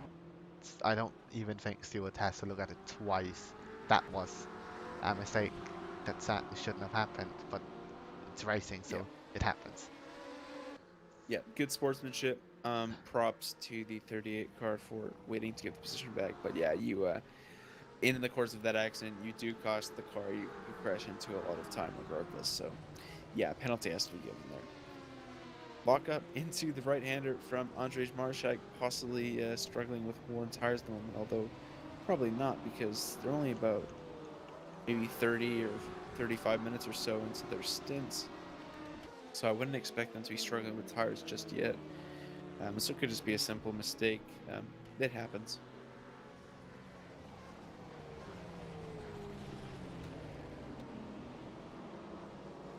So now we get into the dry part of the race where there isn't too much going on. Rekus is now in from the lead of the LMP2 class to serve his drive-through, I believe, and that may actually give Zoltan Vorkonyi the temporary lead of the LMP2 class, which is interesting. No, it won't. Apparently, Mantis Rekus is out of the pit lane and continues to lead. Never mind that. As we get into this lull in the action, where teams kind of just settle down, not a lot of overtaking and battling, although these two drivers are still pretty close. Yeah, we have these occasional one-off battles. They last maybe a lap or two, and then they stop. We have half a lap of, I don't want to call it boring, but stalemate racing, Yeah. whereas somebody could be anybody to start the battle again. Looks like Mate is closing up in the back of Junior there for fourth in the LMP2 field. Only about four tenths separating them. Now 3 tenths on the timing sheet. So it could be good to get a look at that. And here we are coming through turn 1 now. Takashi Mate is now only 3 tenths behind. Could be looking for a move, and he sends it down the inside. A great move. He gets both the LMP2 and the GTE there, and he's going to go around another GTE to solidify his lead over Rainier Jr. And it's a LMP2 stopped on the outside of the corner. That was almost a big action.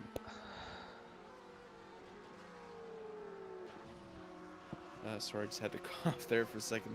It is okay, but look at the timing. Rainier Jr.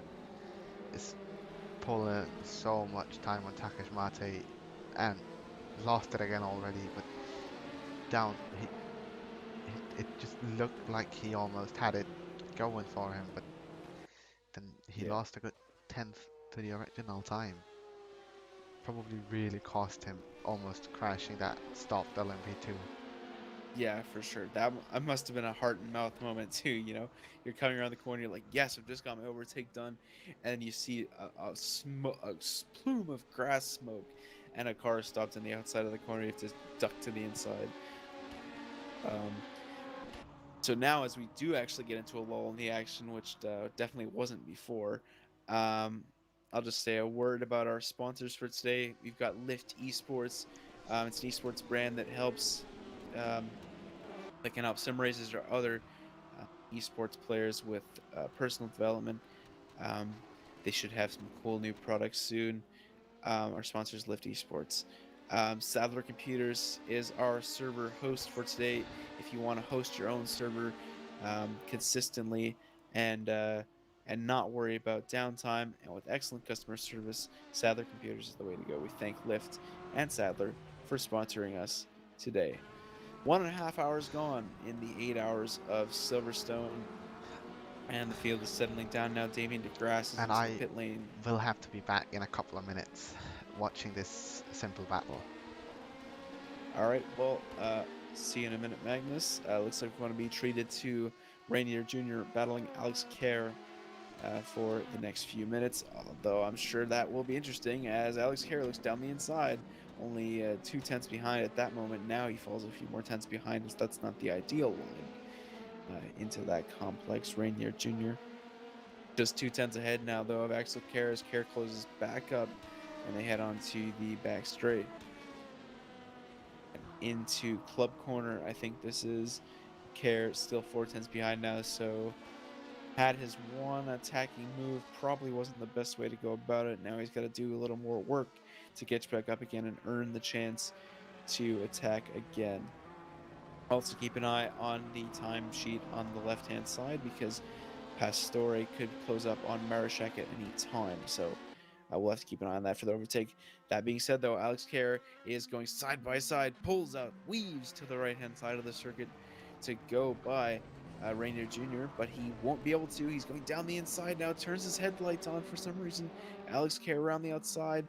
Sorry, that was Rainier Jr. around the outside. Alex Kerr down the inside, takes the position. Rainier Jr. flashes his headlights at Alex Kerr, but Alex Kerr's got the position. I don't really see any reason for light flashing there. Wasn't aggressive, but I think fair move from Alex Kerr, unless I'm missing something. Rainier Jr. falls off the timesheet on the left-hand side. Alex Kerr takes the 5th spot. In the battle, looks like Marashek is closing in on Iceman, who's closing in on Pastore, so could be a renewed battle for P2 in the GTE class whenever Magnus gets back. Right now, we've got to watch Takash Mate lap Silverstone, but Marashek is only 2 tenths behind Iceman. Okay, I So do apologize for having to leave the commentary booth quickly, but duty called. no worries at all, Magnus. Right now, there's a battle brewing for P2, or sorry, for P3 in the GTE class. A huge lockup there. Oh, that... I think he saved that from a crash with that lockup, because they were very, very close on the entry of that corner. Yep, crash saved there, and they're still very close together, so both cars live to fight another day, and that another day appears to be the next corner as they're side by side going into this complex and round the outside from Andrzej Marashek. Nice move there, and he gets it done. I saw Billy And he Eichmann lock breaks. up on the entry. Might have been... that probably cost him that position, that simple lockup he had. Yep, and now he's falling a little bit behind as Marashek gave him a brake check in the middle of the corner to slow it down. Hard racing, but again, pretty fair and actually pretty tactical from Marashek, knowing that he can carry a little more speed in if he breaks in the middle of the corner, and knowing that if he breaks in the middle of the corner when he's ahead, then he'll be able to keep the position. Very tactical racing here from Andrzej Marashek, and it's given him the last podium position in the GTE class. Yeah, and talking podium positions in specifically GTE, we still have his name? Daniel. What's it, Daniel? We still have Kalashai in P1, only increasing his lead up to almost 44 seconds against Wow. SRA. Well, looks like they're making the case to lock up this GT class for this race anyways, super early, as we're only an hour and 35 minutes in, and he's already 41 seconds ahead, which is crazy. Jan Katau is only 3/10 behind Muller for the lead of the DPI class. Can't tell if that's the lead overall yet. It But, is. It should be the lead overall, at least according to my other timing, not the stream timing. It should be overall lead. They are battling for at the moment. So here we go, Jan Katau closing in on Yannick Muller, who's in the Husingveld livery there. I'm not sure what the team is. I want an amazing battle, and I don't want to commentators curse this, but I really do think Jan Katau's experience is gonna really help out. So obviously they are coming to Magnus and Beckett's, which is not a fun place to follow, as we can see No. at the timing. Jan Katau losing a tiny bit, gaining it back, losing again. It really is a hard place with 30 air, but I do think I almost want to say within this lap, Jan Katau is going to have at least be side by side for P1, as we can already see. Well, Almost there you sending go. it on the inside. The good thing about this corner is even if you show the inside, they have to move to the outside. So you can almost kind of create a gap just by looking down the inside. Looks like he's not going to have the legs to overtake on this lap, but Yeah. we know Jan Katau's smart enough to set him up even over the course of a few laps and not lose too much time. Yeah, might seem like he's been a bit too eager going into the bus stop. Lost around 2-3 tenths on the entry of it, which it seems like he's struggling to get back at the current moment. Obviously, it really helps that Yannick Muller is being held up behind the GT car. That GT getting in the way was a godsend for Katau, who gets by with ease going onto the straight, pulls out of the slipstream, and they're side by side heading into the fast left-hander. Jan Katau, the inside line, much better here. Can we get a switchback from Muller? No, it's much better braking from Jan Katau. Took 5 tenths alone on the exit. That really speaks to Jan Katau's experience when it comes to endurance racing. He just knows how to do it, when to get it done, and how to do it safely. It was an amazing move he did. Looked for the mistake and took advantage of it. Yep, that's about as clinical as you like going into that left-hander. It's one of the best overtaking places in the circuit, and well executed by the reigning champion of the DPI class. Looks like the Iceman and Marashak battle has not really developed much at all since we last saw them. They're still 5 tenths apart. Here comes Yannick Muller on a lapped LMP2. Sorry, that's Jan Katau on a lapped LMP2. Getting by here. Down, we have a tiny battle. Just a bit of a gap, but hopefully should close a tiny bit soon. Rainier Jr. against Botón de Barqueñas. As they enter the first few corners of the lap, the gap is about 5 tenths now, so a bit quicker from Rainier Jr. Through the last few corners of the previous lap, and now quite a bit quicker through here, although Barqueñas made up the time and now is losing it again on the exit of the corner. Looks like Rainier Jr. is going to pull out about a 6/10 gap by the end of this straight. Going into this fast left-hander, which I'm really got to find the name of. I am sorry to say it, but Ian Navarro is starting to battle again. Another battle from Ian Navarro and Billy Eisman. And we have a stop push. Oh, that cost Ian Navarro almost around 8 tenths to a second. That must have been scary. Oh yeah. Well, looks like more work to do for Ian Navarro to re-catch Billy Eisman again. But I think we'll check in with him in 20 minutes. Yeah, well, let's hope it sticks to him battling for 20 minutes. I'm like, yeah, it's probably been 5, 10, 20 minutes since his last battle. We've been missing him on track. Yeah, pretty prominent fixture so far in this stream is Billy Iceman. Every once in a while, we got to check in on him as he's fighting again. Very entertaining. Um, the endurance side doesn't have end of season awards, but in ARL he'd already be a front runner for the Gladiator. Sorry, in F3 he'd already be a front runner for the Gladiator award. Um, anyways, he's 6 cents back now, so he's already clawed back some of that gap on Billy Iceman. Ian Navarro has. So quick driving from Navarro, and he's only 4 cents back now. So just constantly gaining time on Billy Iceman, and we could be seeing a battle sooner rather than later. If Navarro keeps up this consistent driving, looks like Iceman may be a bit quicker on exits and straights, which is kind of crucial as you see Iceman pull out a bit of an extra gap here. Yellow flag in sector 2. I think that was actually just for the grass that was kicked in. Nope, that's I think our old friend Pastore, that's the Iris Pastore. BMW, the purple one. Yep, Pastore off the track, so he's gonna lose some positions. Yep, Billy Iceman is now up to third, I think. Yeah, this is going to Actually, be no. Ian Navarro's early chance for a podium spot.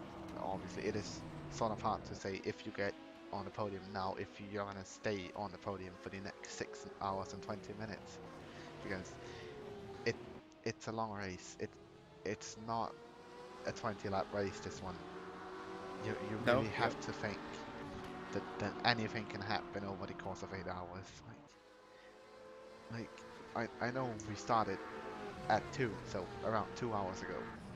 But I am telling you, if you have to sit up, if you woke up early and you have to sit up with your team, and around Yeah, whoever's finishing the race might suffer a tiny bit from fatigue. Not for sure. saying it's massive, but that slight fatigue can cause a bad gear shift, which means a blown engine or a wrong throttle or brake input, car in the wall, dead engine, Oh, absolutely. lost suspension. But I have to say, I'm impressed. In the course of almost 2 hours, we have not had a single code AD.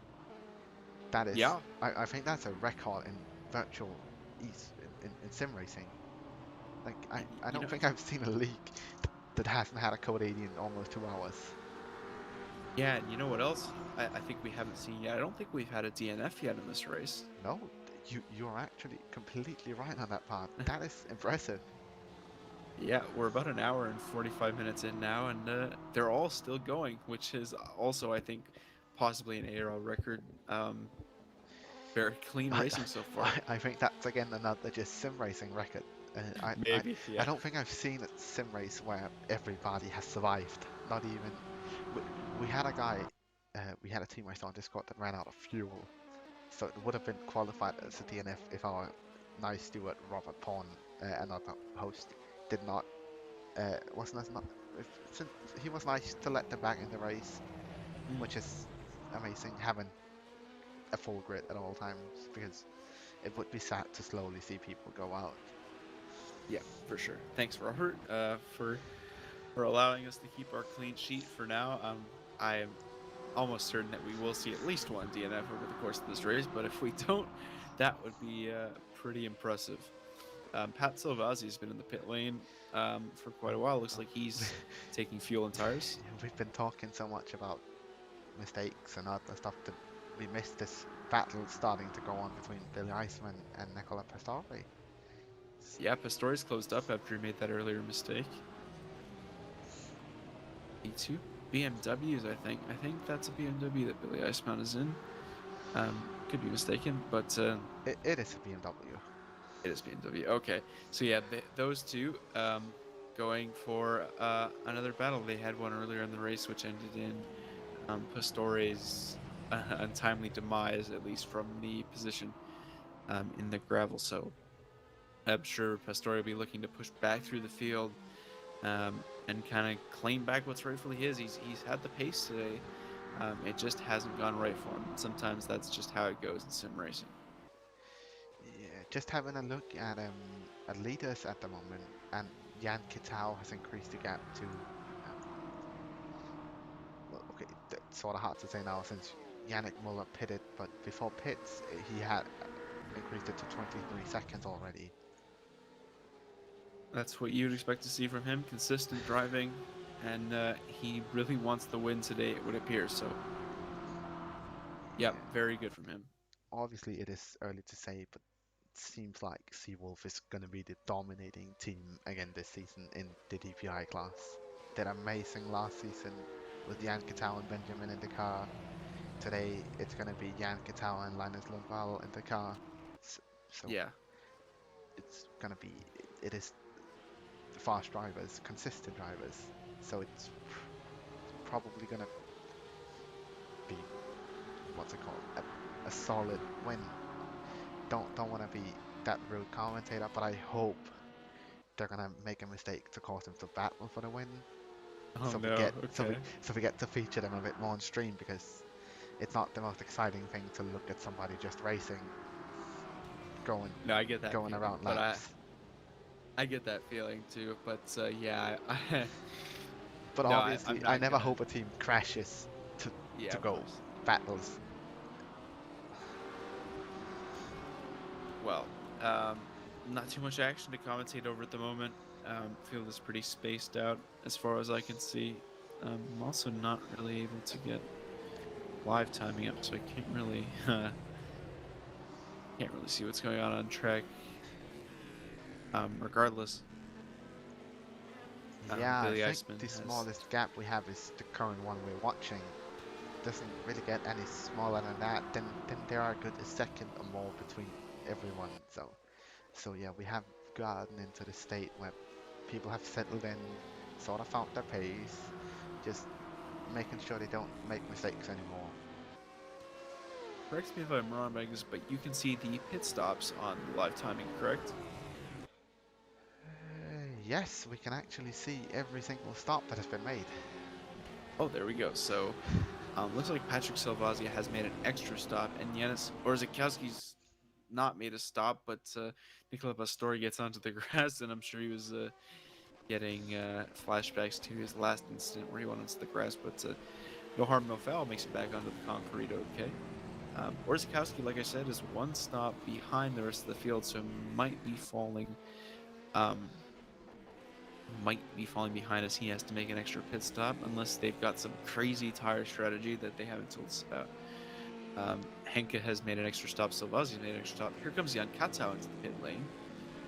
That's Fisher in second. I'm not exactly sure who Fisher is. Might be a fresh driver swap. One of these cars. Yeah, Nils Fisher think for Husingfeld. that is a completely that not fresh driver, but yeah, she said driver swap driver. From Yeah, when sorry, they that's what I pitted meant. a couple of laps ago, I think. So yeah, let's hope to see he keeps up with Jan Katau. Obviously, he's far away from the pit stops at the current moment. For sure. Looks like, yeah, it would look like to me as Jan Katau's finished his stop. He's exiting now. He's going to come out I don't well ahead. think that was a full stop. I think that might only have been fuel, because it looked like it only took 20 seconds. Yeah, true. So we'll have to see when they take tires. I probably can do a double stint on the tires, as they're nice bulky things. I don't know what I'm talking about with the tires, but yeah. Yeah. I know exactly how you feel, man. Yeah, they are pretty, how do I say, not hard, but they are wear resistant, as they say. Yeah, and if they aren't running what's it called, soft compounds, they might Right. have the option to obviously go longer. Yeah, it seems that usually mediums are just the way to go in these races from my experience with Sim Apex. Basically, no one touches softs except for qualifying, and no one really touches the hards because they suck. So it's just like medium, medium, medium. They seem usually perfect for the fueled stints too. Yeah, if we went if ARL didn't go with split tires and fuel, so the pit stops would be shorter, I think everybody would have just run soft every single stint, because the soft are obviously the fastest, but they wear the most. Yeah, exactly. Oh, sorry. Just feeling a bit of the fatigue here as I got about 4 hours of sleep before waking up to commentate today. Yeah, it's okay, mate. We have very, very happy to have you. Oh, thank you so much. We're happy to have you as well, and the whole staff team does a great job. Yeah, gotta say, we are outperforming ourselves for what? We have improved, if I should say so myself, from last season. But I would agree. You guys have a full field, and everyone is driving very exceptionally cleanly. I would say so far today. yeah, in It 2 is. hours, what have we had? 10, 12 reports or something, and penalties from stewards, and 0 code ADs, like no DNFs. Just, yeah, as you say, clean racing. Yeah. There's been 1, 2, 3, 4, 5, 6, 7, 8, 9, 10, 11 reports only in 1 hour and 50 minutes. That is quite good. But if we have a Yep. look, we actually have a battle going on for overall P1. Oh, here we go again. Katao and Reikus set to do battle for the overall lead. Katao maintaining a 6/10 gap at the moment, but Reiku's closed down a lot through Maggots and Beckett's. Maybe a not really ideal line. think, yeah, and Ian Katau's possibly been held up by the LMP2 in front of him. True. But A little now bit of dirty air, a little we bit held see up. Yep. the engine power of the DPI is just slowly pulling. Only a tenth, but a tenth can mean a lot in racing. For sure, that's the difference between being able to make a move and not, as we saw in this case. Mantis will have to wait for his opportunity. Oh no, Jan Katao has such a bad position through the bus stop, going Yeah, behind. Oh, is he shooting? Okay, he looked like he shot it up the inside on the exit of the final corner, which really gave him a gap. Yeah, had to sacrifice a bit of his traction there, but now Mantis probably had to sacrifice his line on the entry there to avoid the GTE, and Jan has opened up a 6-second, sorry, not a 6-second gap, a 6/10 gap again. But it looks like I'd say Mantis is just slightly faster at the moment. He's got the edge through a few of these corners. I think Mantis is also low on fuel as well, because it seems like he has only done 2 stops, and from what I know, an LMP2 stint is like 35 to 45 minutes. So he probably has to stop in a good 10, 15 minutes. So it really is the time to push, to Makes regain sense, that a lead bit lighter. and hope Yeah. to make a tiny gap so he doesn't have to make up too much after the pit stops. Yeah, that makes a lot of sense. You would want to be overtaking it to get some clean air and just push on, but yeah, it's easier said than done, especially when you have a really consistent good driver ahead of you. As I say that, Katao a bit slow into this corner, and that's allowed Reikus to close up on the exit, looking for a way by Katao. Here comes the GTE to make it even more interesting, and as you see now, Katao is just going to pull away on the straight. Will Reikus look at a move? I Nope. think I think the LMP2 might have the added downforce Yeah. through some of the corners, because it seems like, especially in Sector 2, at the start of Sector 2, Katao loses to Mantis Reikus simply because it seems like he has less grip and less downforce. That would make sense.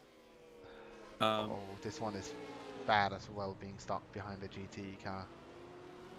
Yeah, Mantis, that really gave Mantis the option. and he's going down the inside here, over the curb, snap of oversteer, and wow, a nice save there. Almost went off, almost hit Jan Katao, but did neither of those things, which shows a lot of confidence as a driver to be able to make that move and not spin out there.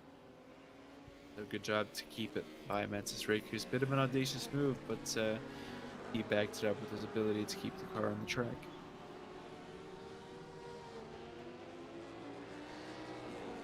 Yeah. And yeah, If we look, I was about to say he gained time, but he lost 2 or 3 tenths. But I really do think once we go to Magnus and Beckett, Mantis Reikus is going to gain time again. Also, yeah, because he is in the clean air now, but doesn't have as much dirty air. But you know can what? see he gained a bit through that Oh. fast right-hander there around the GTE. and a in the snap middle of the over track. steer. Just wiggling Yep. the rear end.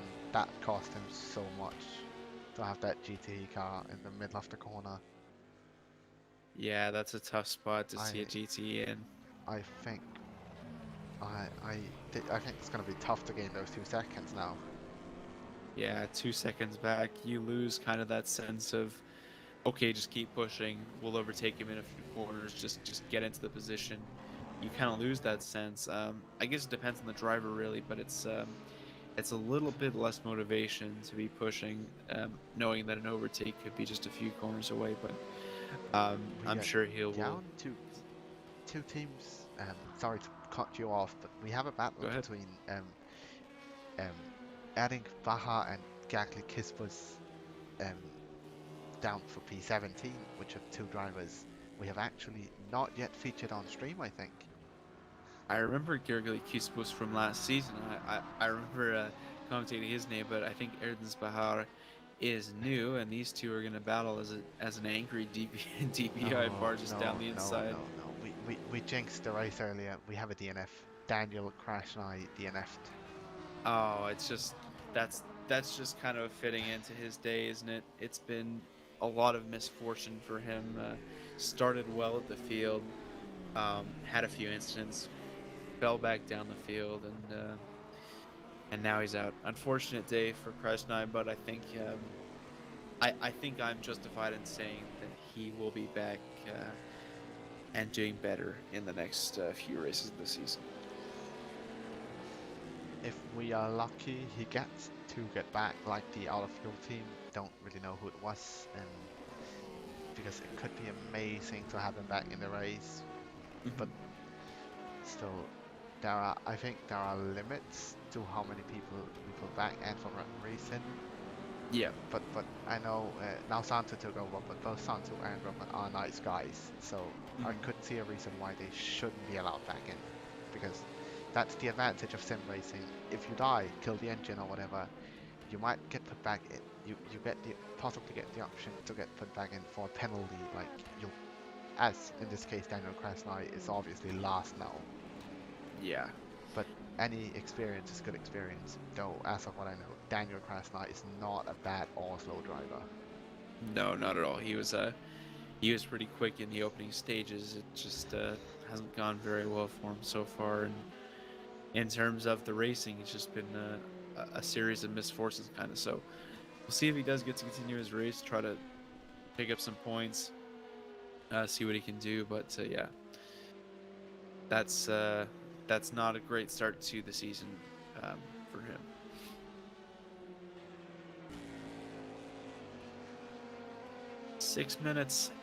Sorry, 6 hours and 2 minutes left to race here at Silverstone on this Saturday afternoon, going into the evening.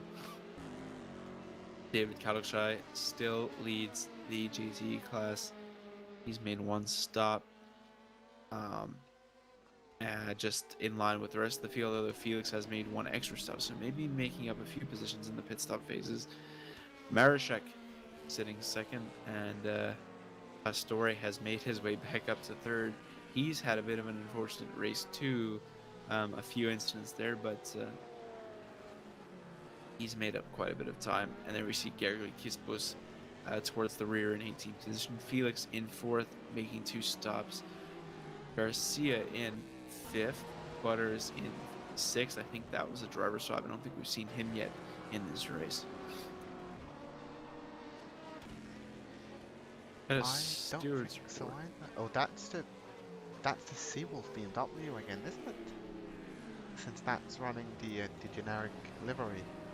Right, that is the Seawolf with Eduardo Garcia taking over the wheel and taking the P5 position. Eduardo will be looking to, of course, improve the position for Seawolf, which I'm sure expects success in every class. No, the BMW is the Seawolf. Don't think the Porsches. I get them confused because, no excuse for that. Yeah, as we said earlier, and I should say now, no excuse, but as we said earlier, it is hard to remember since we have a couple of teams running generic liveries, and when they do driver swaps, as Seawolf did in the BMW, it is gonna be hard to remember who's who. Yeah, and all the teams I'm saying like constantly, and all the people, it's just my brain goes smooth sometimes. So apologies. Yeah, Sam Butters, I apologize, takes over for Seawolf in that livery. We've got an 88A car. Yeah, I'm not sure how they. we're just running a bit through all the cars. We've got the 88A car for Proton competition for Louis Saiz in 18th. Erdens Bahar is about 29 seconds behind for Moon Racing, apparently. I don't know how they got a letter into their number. Yeah, 88A, never seen that before.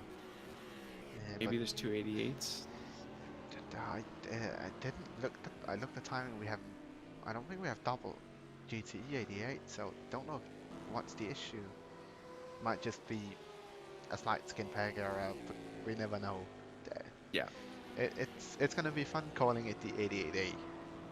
Yeah. It's a bit of a variation from the usual numbers. Rolls off the tongue. 88A. That's the Proton competition team. Haven't been able to find them on the teams list. Maybe I'm just blind, but I They can't might find. be on the reserve list. Not there either, so perhaps a last minute name change or something like that, or maybe just a last minute entry, or I could be blind. That is the third option, which is almost certainly the explanation. Either way, Louis Saiz holding down 18th position. Important to note, the last position that gets points is 20th. So it's not points to all finishers necessarily. It's just the 20th position, which does happen to be. It is Go ahead. not gonna be in GT. I think GT is the only class that's not gonna have full points finish, because I think everyone is below 20. Yeah, there's one car, the DNF car actually will technically be the 21st car. So the remaining cars, as long as they go 70% of the race distance or more, will get points. Yeah, I just had a look to the reason why Daniel crashed 9 DNF. They decided to retire the car because his teammate had issues and could not join the server. So it seems like they were about to maybe set up a driver swap during the pit stop. Tough, that's tough.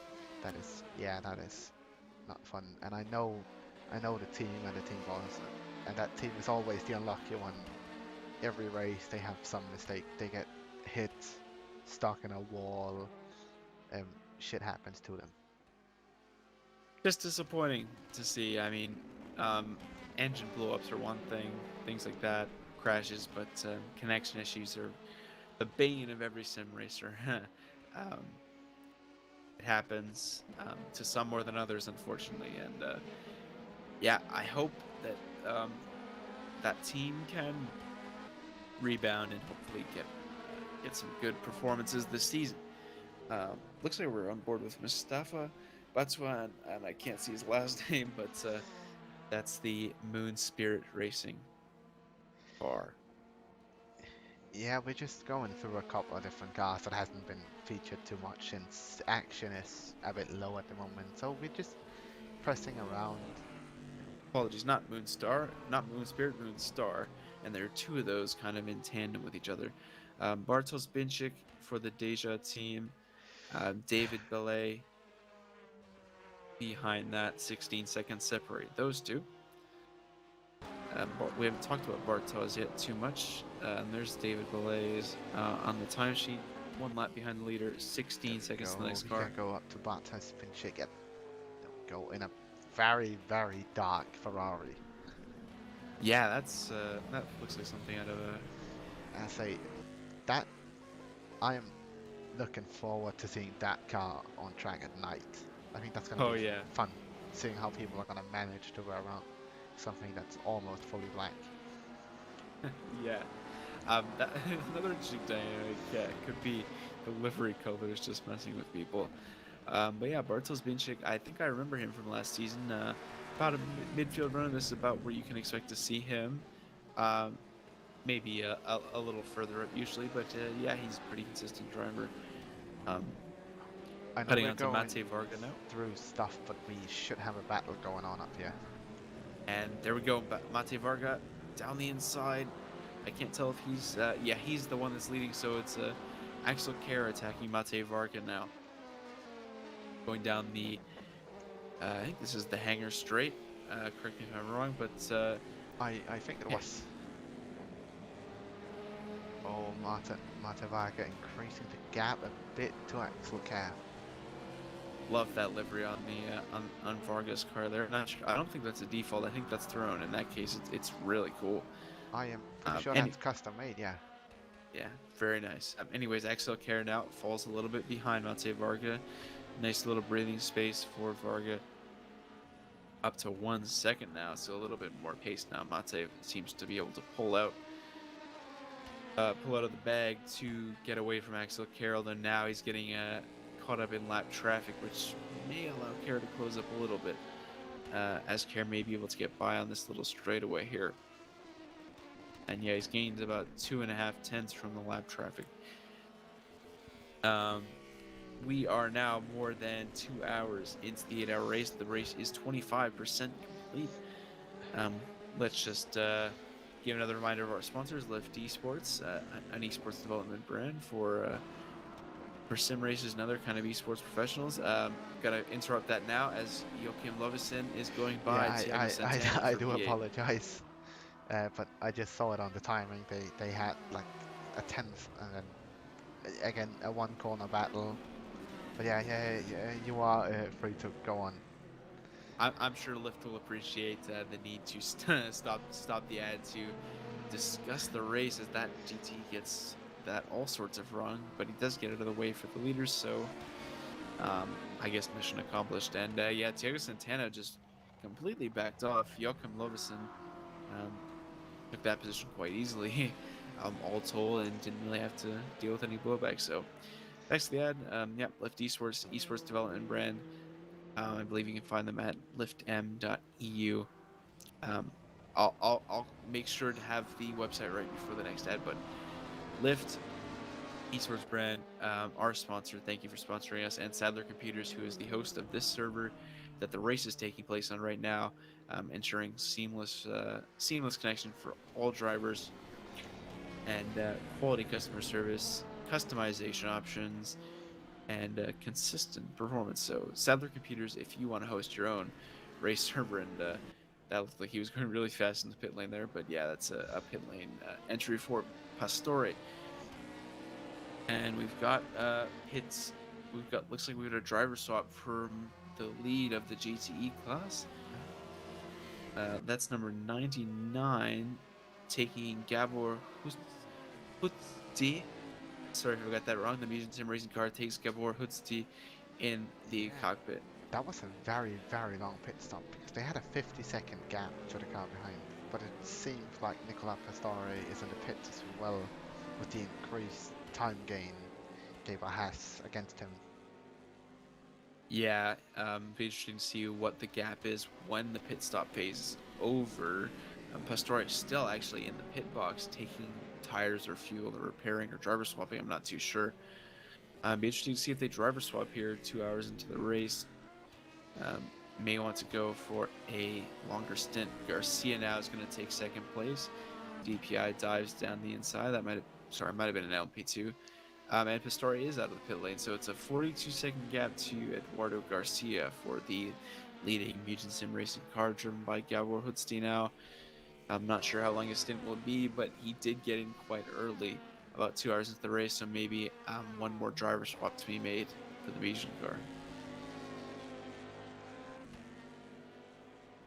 If you'll excuse me now, with a few battles concluded, I'm going to take a break to use the washroom and get another drink. So I'll be back in a few minutes. Until then, Magnus,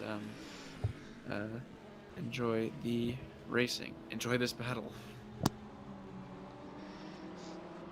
Yeah, as of the current moment, we have the battle for P4 between Nicola Pastores in the Iris purple BMW and the Sam Bottas in the sadly generic livery Seawolf Net Race BMW.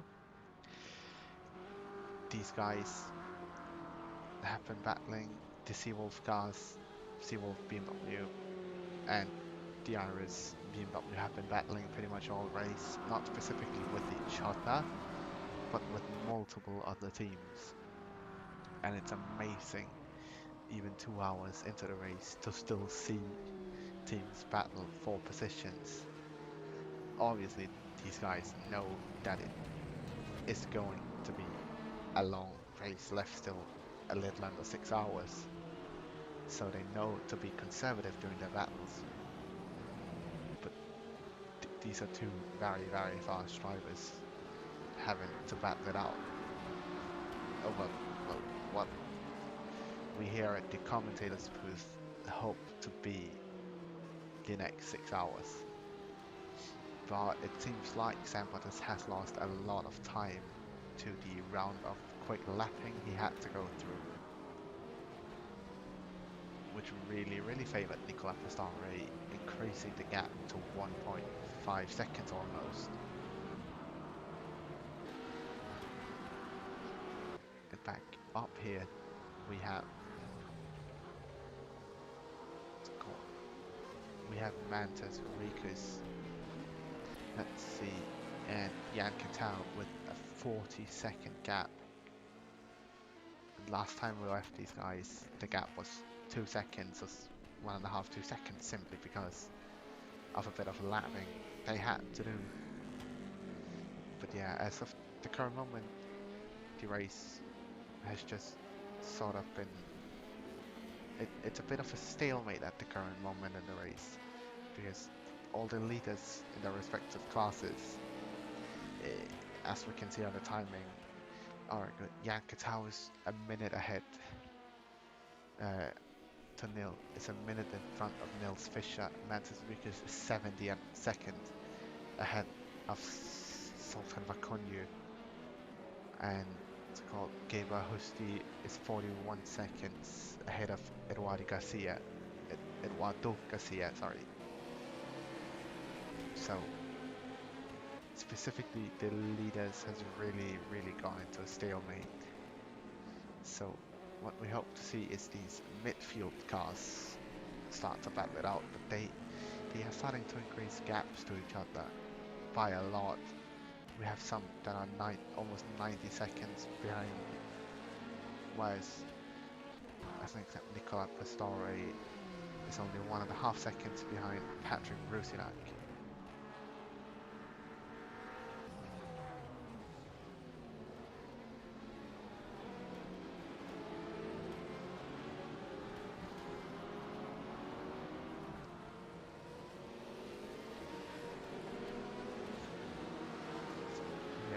There sadly isn't much going on. Oh, we have a battle here for P11. Oh, that was sad to see. That seemed like it was a pit stop difference between the two drivers. But the race has sort of gone into stalemate. And when I'm sitting alone, it's sort of hard to talk about the season, last seasons. So we are gonna have to wait for Nick Barnsdale to come back.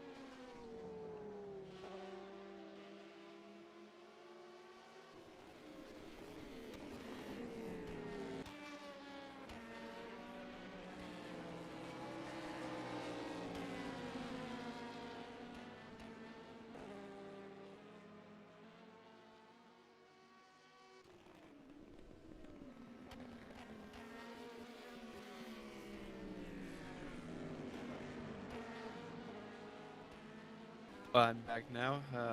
Thanks for your patience. Just realized that I left my glass of water somewhere. I'll be back in just a few seconds.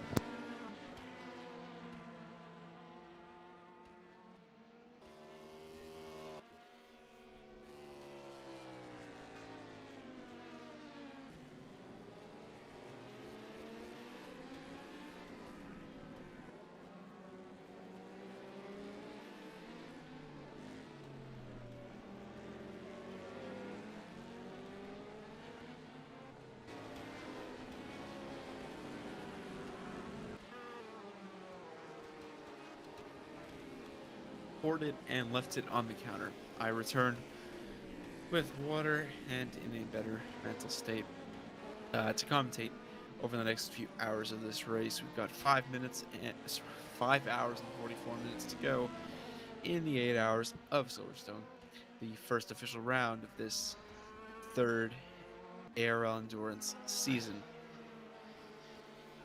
Welcome back, welcome back. Yeah, I haven't had much to talk about since, well, we have entered a sort of stalemate. So I've asked if anybody wanted to come interview. They are obviously free to join or not, so we cannot 100% expect anybody to come join us. But would be amazing if drivers that has been in the car and swapped out, or team bosses wants to tell us about a bit of insight on their team and the strategy for the race, their performance. That would be great. That would be great indeed. Looks like Dylan took fourth in the hypercar class. I'm thinking he was a driver swap, so starting to see some new names on the leaderboards, such as Husti. Patrick Rus. Sorry, not Patrick.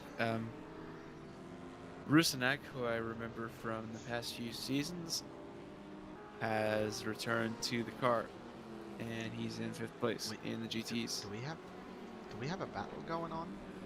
We do. As an LMP2 ruins it immediately. Oh no, this is an LMP2 battle. Oh yes, indeed. Okay, so it's I think the Lovesen and Andy GTE Tomlinson. ruined it. Oh yeah, yes, you're right. It's Joachim Lovinson versus Andy Tomlinson for P7 in the LMP2 class. Oh, is that? Yeah, that's a DPI, I think, isn't it? Yeah, isn't that? No. Oh, is it? Yuck. Oh. Okay, it is. It's. Joachim Lovinson is definitely an Let me LMP2. just set it up correctly. That should yeah. be the closest gap there is. The old not refreshing the overlay every once in a while always gets you. Yeah. That sucks. Oh well, so no battle actually at the moment, unfortunately. Joachim Lovinson and Janis Rosakowski are about a second apart now. If they could close that gap, we could see something interesting, but for now, we'll just have to wait and see. Eduardo Garcia We and do have a Nicola battle. Story looking, I think it's a battle for P3 and P2. Okay, so this is podium supremacy we're fighting for at the moment. important battle in the makeup of the race as Eduardo Garcia and Nicola Pastore fight for P2. I'm not sure if they're equal on stops. I think they probably have 2 apiece at the moment, so I think this could be a We can have battle for. Wait, look, Pastore has done 2 and Garcia has done 1. So Garcia probably still yet to pit then. But don't know how that works because we've gone for 2 hours and 20 minutes. That's not a lot. If you have done some insane conserving. We can quickly have a look through the stops in class because it seems like a lot of people has only done 1 stop. Could be why Pastore is a bit faster. We probably has some fresher tires, and Garcia's are just about to go off the We cliff. incredibly have somebody who has done 0 stops. Don't know What? how you have survived, but that is You get an upvote from me. 0 stops. It I looks call like we had hacks. 3 cars done 0 stops. How is that even possible? Once the timing sheet refreshes again, we can have a look at who has done 0 stops and quickly go through them. All right. Well, We have uh, Dunster in P14, Plummer in P15. huh? I figure maybe they're just Flintstoning it around the track. And Buran in P18 has done 0 stops. Also Crash Night, but that's for a different reason. Yeah, these 3 cars just featured on the stream are the ones that for some reason has managed to do 0 stops. And as you can see there, it's kind of getting to Louis Saiz as he gets very wayward on the exit there. Losing the back end a bit. I'm certain he's feeling the... But I have to here we say, go. back to the battle, but it seems like, wasn't Nicola Pastori behind when we left the battle? That's correct, so he's just overtaken 4P2 around the outside. Yeah. But It looks like the tire advantage working as he was able to just go cleanly around the outside, and he's already opened up a big gap. Probably just fresher tires there from Nicola Pastori. We have Flios up. another battle between Hugo Gomez and Nicolai Nagelwort, and isn't Nick one of your semi-apex drivers? That's correct. Neek is a Sim-Apex driver driving the 65 car. He's also a long-time Ace Racing League Formula 3 driver and staff of the Formula 3 League. So a lot of involvement with teams I'm involved in, and yeah, he's going to be looking to make the overtake for Sim-Apex to make it into 11th position. Hugo Gomez for 2C's Motorsport is going to be trying to prevent him, but Nicolai Navarro looking down the inside here. And wow, easy as you like. Very easy for Nicolai Navarro. That's a move that's as clinical as you could want. Looked like Hugo Gomez left the gap there. I wanted to call it Team Orders, but I would assume you will have nothing to do with 2C's Motorsports whatsoever. Nah, yeah, we got a phone directly into their cockpit. We're paying them off. No, yeah, it could very well have just been Gomez letting him through, so he doesn't have to kind of ruin his own race. And Nicolai Navarro touches a GTE who spins off. Not sure who's at fault for that contact, but just a coming together in the GTE has been pit maneuvered and spun. And I think that was it was not Pastore, but it was a similar looking car. Now he's off. Seems like the battles are slowly picking up. We got another purple Iris car. Gotta say, I love that purple on the Iris. Really cool. The Yeah. Iris that must be Sean Jones trying to chase down Andy Tomlinson for that P8 spot. Okay, user joined our channel. User left our channel as Andy Tomlinson tries to stay away from Sean Jones. Don't know who that was. I think it was either Robert or Santu. Don't really know. It might have been Robert because he has had that happen 1 or 2 times earlier, but nothing to really worry about, I think. Yeah, maybe they misclicked the stewarding room and clicked the stream room instead. Anyways, no matter. Here we go. Here's a move from Andy Tomlinson Sean Jones on Andy Tomlinson, and he gets through. Yeah, another great spot. If you could get a good exit onto that straight, you almost got it completely lined up. Tomlinson looked for the switchback there, but Sean Jones just got too much drive off the corner, and he was able to switch back to the racing line. So, very good move from Sean Jones there. Did everything he needed to do, and he's rewarded with 8th position with 5 hours and 36 minutes still to race. We got another battle in the impressive GTE class, the one that has, in my opinion, given us the most action, and I think I hope everybody's opinion, since these cars are quite a bit closer, in my opinion. And Songor Fenerzi is right up the inside of Vente Vascon, and he's got the move done, and that's pretty easy. But here we go. Vascoon back up the inside, can't get close enough to make the move. Very late braking from Fenerzi. Locked the brakes on that move, but could be worth it to maintain the position. And now he's got the cleaner. Even though the GTs are the least aerodynamic of the classes, cleaner still definitely does help. And Levente Vascoon is relegated to 8th position for VIA Esports. Mugen Sim Racing now back up into 7th with Songar Fenerzi. Of course, they're also leading with Husti in P1 of the LMP2 class. Linus Lundvall is into the car for the Seawolf Net Race number 46, replacing Jan Katau for the first time in this race. They just came out of the pits. Though they did lose the position to Mantis Readers, who I suspect has to pit quite far from now, to be honest. I think it's around 15 minutes, 20 minutes till he has to pit. So Linus Lundvall really has to chase a position down if he wants to get it before the pits.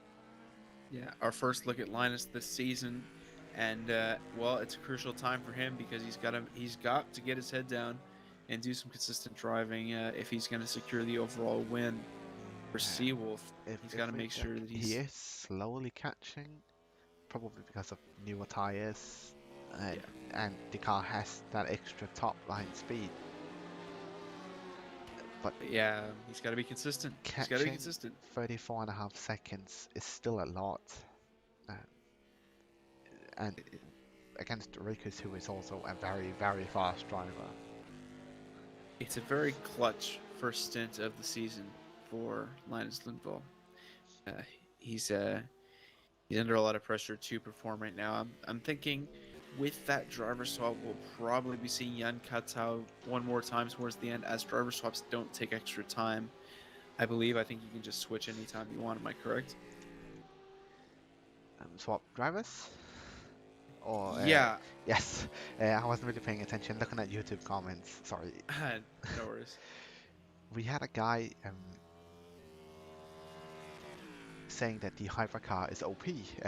Let me just ask, what is your opinion on that? Just looking at how Linus chases down Mantis at the moment. The hypercar is OP. Okay, interesting. Would you say it is OP? No. I mean, it is in a separate class for a reason. So yeah, it is. It is obviously faster, but I feel like once you get into dirty air, from what I feel like we've seen on stream, it looks like it's more affected by dirty air compared to the LMP2 car. So yeah, once the DPI gets behind somebody, same class or LMP2, it loses a tiny bit in cornering, but it still has that immense straight line speed compared to the LMP2 car. Could come into play later if it so happens that Mantis Raykus does lead coming down to the final few minutes, and we see that Seawolf car trying to chase them down to the lead. And if they get into that dirty air, it could be one of the deciding factors. Here we have an LMP2 coming back, DPI coming back across the track and got out of the way just in time, but not proper protocol there. You're definitely supposed to lock your brakes as soon as you're off. So a bit dangerous, but no harm done there from that DPI. Every time I hear DPI, I think dots per inch. I can't think of what the actual name is, but anyways. It is Daytona Prototype International for the race car. Yeah. But I do see the reference. Yeah. Anyways, yeah. No LMP1s anymore. Only DPIs for us. More interesting. The cars look a bit different, so it's kind of easier to tell what's what, even though I still do get them wrong sometimes. So Eduardo Garcia and Nicola Pistori battling again and swapped positions again when we were not paying attention to them. This looks like these guys are gonna battle for a long time, I think. If these drivers are sticking in the cars for the next 2 hours, I think we're gonna have a relatively neck-and-neck competition between these two. Yeah, absolutely. It's looking like an interesting one is brewing. It'll be I wonder where they'll finish at the end of the race, considering that Pastore has already done another stop, I believe. So I'm not sure what the overall kind of outlook is for the race, but for now, I'm sure we'll be seeing some action for the next few laps at least.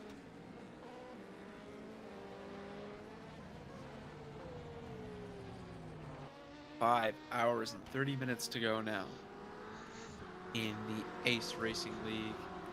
Yeah, 8 hours of Silverstone. and yeah, I have to say, at these 2.5 hours, we haven't had too much time, I would say, without some sort of battle going on. And I feel like when we scroll through timing, we can always have a look in the GT field, and somebody's gonna be within like a second of somebody else. So Yeah, it's been one of the most fun races to commentate over so far that I've been a part of. yeah, action has been there, and when it hasn't, there has always been something about season 2 or season 1 or teams we could talk about. Never really Yeah. running out of anything to say.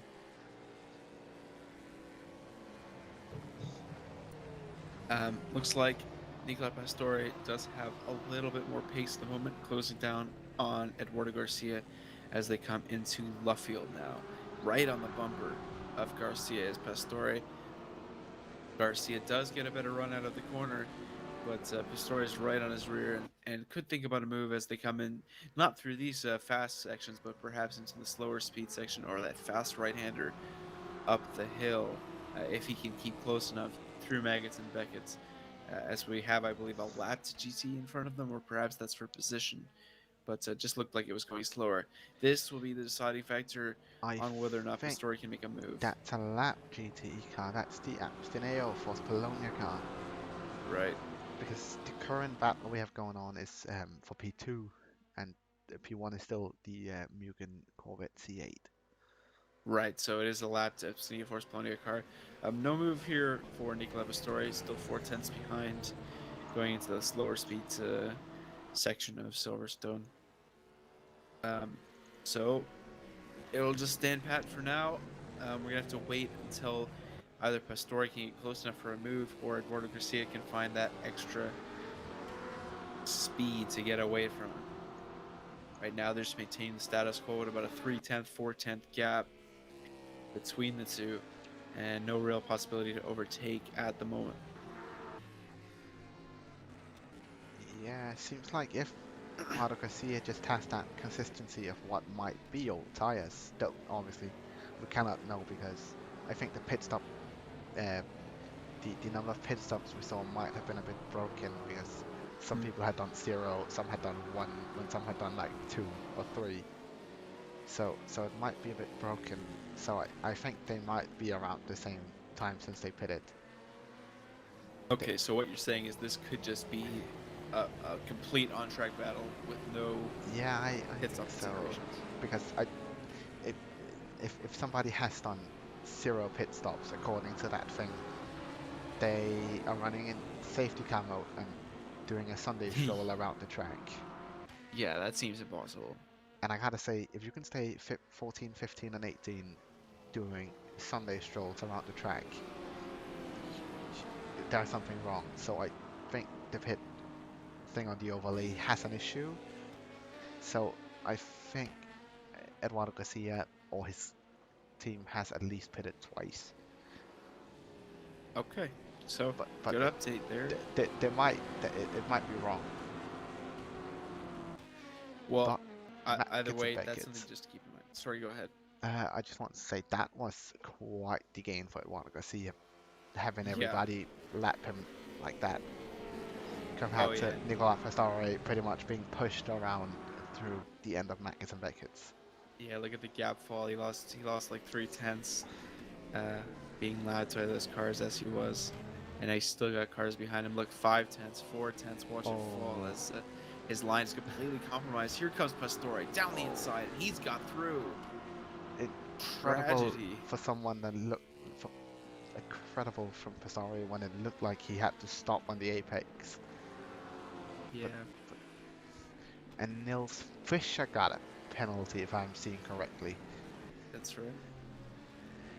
Yeah, it's sad for Eduardo Garcia because that's getting laps in the corner like that is wow. He keeps getting bombarded with cars, and now Pastore is probably going to get them on the straight again. So very good luck for Nicola Pastore at this point. Yeah, Nils Fischer did get a penalty. Let's look at the stewards announcement channel. Santu Engqvist announced a drive-through penalty for number 150. That was a few minutes ago. The most recent one was a 30-second stop-go penalty for number 19, which I believe is Nils Fischer. It is Number not Nils Fischer. Apologies. Is that number 8 then? Yes, number 19. I had him right before. Let me just quickly find him again. You. That is Thiago Santana in LMP2, currently P15 overall. I think we saw that accident. We saw that accident earlier. That was the one that I was commentating over, where he misjudged the rejoin. When I said he was supposed to lock his brakes, apparently Santu agreed with me on that case. Number 22's laps were given back, which is interesting. Was that the car that DNF'd earlier?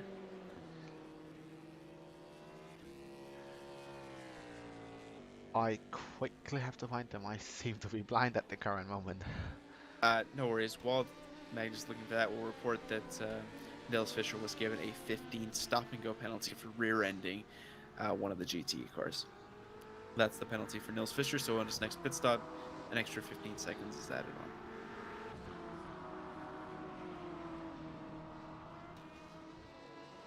Here's Santana serving his 30-second step-go penalty. I have to say, I don't see a 22 car. Interesting. It just says incident involving number 22, laps given back, situation we looked at after the race. Laps given back, game bug resulting in 4 laps lost when crossing the line is the official statement by Santu. Santu, of course, acting as the active steward at the moment for the race. Robert Pons started the race as the steward, and Santu's going to relieve him for the next few hours. I'm going to look at Marco Felix was number 22 car, reported that he lost 4 laps during the driver swap. So whoever replaced Marco Felix is who's driving for them now. So according to the what's it called? The team sheet we have Hugo Gomez, team boss 4022 car. Mm-hmm. In what was it, LMP2, but he is currently in the 33 car, so doesn't really add up with who it was. I'm thinking there might be something, some problem with the skin pack, but no matter, that'll be fine. It's supposed to be a Corvette as well. That's very strange. Maybe they switched last second and that's why their number changed, because the skin pack said they were going to be a different number. They want to change cars last second. I'm not entirely sure, but yeah, no worries. God, Santu is firing penalties and warnings all over the place. Well, not firing, but pretty rapidly going through all those reports he's received. Yeah, no, running a bit of a tighter ship than Robert Palm, we've got a user of our channel. Santu Engqvist has joined the call. Santu, what's going on? Welcome. I heard you guys talking about the number 22 car, and that's an issue on my part. It's supposed to be the number 4. Okay. Okay. Thank you, mate.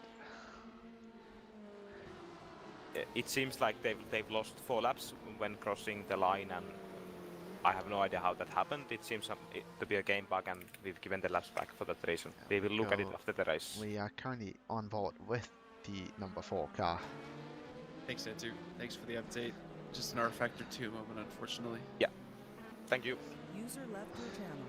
Santu Engqvist, currently the steward and one of the organizers of ARL Endurance, giving us a little update on what's going on with the with that steward's decision. Zhao Gutna gets onto the grass there, not what you want to do. Mantis Rekus is pitting from the lead of the race, and that's going to give Linus Lindvall back the lead for the Seawolf car. Yeah, it might be a full stop, like tires and fuel. It Yeah. does look like they lifted the rear end, so it is probably full stop. So tires and fuel. Will we see a driver swap? That would be interesting. Magnus Lindvall now, of course, takes the lead for the 46 Seawolf. Yeah, Monte Vargas up into third overall, that's interestingly. an amazing gap these guys have. Like 50 seconds. Yeah, exactly. Yeah. That is to the leader though, so but still it's almost a minute he has. It is incredible. I think we should have a separate championship just for these two. Whoever wins the race gets 50 points. So here we go. That's a battle. Here we go. Both Tons, Berkenyas and Andy Tomlinson fighting for P10 in this race. Berkenyas leads in that yellow livery, followed by Tomlinson in the black livery. Looks like 32-1 is Boton Berkenyas' team name, if I'm not mistaken. And yes, we did have a switch from Mantis Rekus. Yanizotto takes over in the number 38 car, which is 888 Race Engineering. My apologies, 888 Race Engineering. The LMP2 of 888 Race Engineering taken over by Yanizotto. Team principal of that team is actually Alex Heinonen, but I don't think he's driving today. I could be mistaken, but yeah, I don't think we'll be seeing him today. Not entirely sure though. We'll have to wait and see. Linus Lindvall still leads, and now Yanizotto is more than 1 minute off the lead after that very lengthy pit stop. Zoltan Varkonyi is now in third place, only 4 seconds behind Yanizotto. So if Varkonyi can pull out some extra pace, we could actually see a battle. And there's a car off on the grass in the background, coming back onto the track now. Gap is now just 3.5 seconds between Yanizotto and Zarkonia. This is also for the lead of the LMP2 class as well as first overall. So they're fighting for the big boy points today. Myron Yanizotto still leads the class. Now we're cutting on to a battle between Serdar Dikici and Luis Saiz. Luis Saiz takes the lead down the inside. They're still side by side as they head into Maggots and Beckett's. They're side by side. And a bit tight caught across the corner, having to corner keep from the line. Saiz. And he's going to come out ahead here over Dikici for the time being. They did cut the corner there. A bit beyond the limits of what you can do, but I think most drivers will let that go when they're racing. And Saiz is going to pull ahead here. Nice little overtake near the back of the field. Love to see the midfield cars having little battles like that. And a lockup there from Dikici just makes a little mistake in the braking zone. Shouldn't be too bad at the end of the day. Cutting on now to Daniel Hostert versus Bartosz Binchik. We're starting to 3/10 have a couple of tight gaps now. And Binchik is closing down a lot down the straight. He's closed down enough to have a go down the inside. He sticks his nose in. Hostert's got to give him the space. Now Hostert's got the inside line for the field. Although Binchik's got some extra speed, he just won't be able to keep the grip. It's just not there on the outside. Daniel Hostert's got the better run out of the corner. No, he doesn't actually. Binchik is closing down on Daniel Hostert. Less than a 10th gap now. Will they go side by side into club corner? No, because Bartosz Binchik will just go right by on the inside, and an easy overtake for him. A prototype goes by on the outside. Just seems like we have another DNF. Oh, who we got now? We have what is his name? Jan Finstrup DNF'd for I do not know what reason. That's interesting because we haven't actually seen him race yet today. I don't think he's been in the car yet, so I don't know why he would have retired. Looks like that's DC Racing Endurance Esport, number 59 in a Corvette. So disappointing end to the day for him, I guess, if he is indeed out of the race.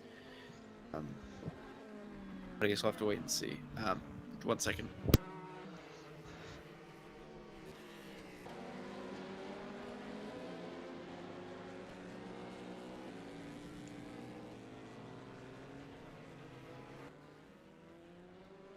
I've been delivered a much needed coffee, so that's very useful at the moment. As I try to stay awake with 5 hours and 15 seconds left in the race. Not a comment, of course, on the excitement of the race. That's yeah. Must be hard being the Canadian guy helping commentate Yep. the European League. What did you say when you joined? Currently, Slept 4 hours, you said, right? Yeah, I slept for maybe 3.5 hours. It's currently Ah. 11 a.m. in Canada, which means I got up at about 8 o'clock a.m. Yeah, we're a bit ahead of you with it being 5 here in Denmark. Since we are Mhm. running the Central European time zone, we can use mine completely Mhm. fine. So yeah, good 6-hour gap. So I assume it's gonna be a nice little 8-hour nap once the race is done. Well, I've got to do work for my internship after it's over, so no Okay. rest for the wicked, I guess. But yeah, it always served me well actually when we were racing, when I was racing in ARL F3, because for them it was 8 o'clock, so it's kind of like annoying because it's 8 o'clock on a Saturday, but for me it was 2 p.m., so that was always nice. But yeah, here it's coming back to bite me. It always comes back to bite me when I come to commentate the endurance. But yeah, I don't mind waking up. I don't mind waking up to have some fun and sit and chill in the commentary box and take in some high quality racing. As I say that, not much going on in the field at the moment, actually. I'm Nah, guessing this is the we closest gap. really hit a stalemate. Everybody is just doing their consistent pace. They've done pretty much for the last almost 2 hours, I would say, 1.5, 2 hours. So but still, as we keep talking about, it's nice to see not a million penalties, not 10 code 80s in 3 hours, just good clean racing. And I gotta say, I expected multiple code 80s around the track like Silverstone. Yeah, I'm guessing this is just due to the experience of the drivers, because Silverstone is a track that people drive a lot, so maybe they just know what they can and can't do on the outside, inside of each corner, so people are being a little bit wiser with their overtakes. We got a penalty for Navarro, the number 65 Sim Apex car, apparently did not leave enough space into turn 2 and cut off number 777, resulting in them clipping the rear of number 65 and spinning as a result. And Giuseppe Pastore responded with the thank you prayer emoji. So it looks like Pastore was happy with that decision. Now we're on to Harm, Kirsten, and Sean Jones. These two are about to go at it for P12, or perhaps not, as Kirsten carves out a little gap of about 4/10. Sean Jones gets a better run through the second half of the corner. Now it's a better run for Kirsten, and now Jones is closing back up on Kirsten down the Just hanger straight. Back and forth through Magnus and Vet Kids, hoping to see who gets the better exit, which was in this case Sean Jones. Really, Slow in, fast out. really up the ass of Ham Kirsten. Yeah, looks like Kirsten did get the better line through that corner. Maybe Jones had to brake to slow down a bit there. Well, of course he did, but I mean a little bit extra so as to not hit the back of Kirsten. Now it's a 6/10 gap.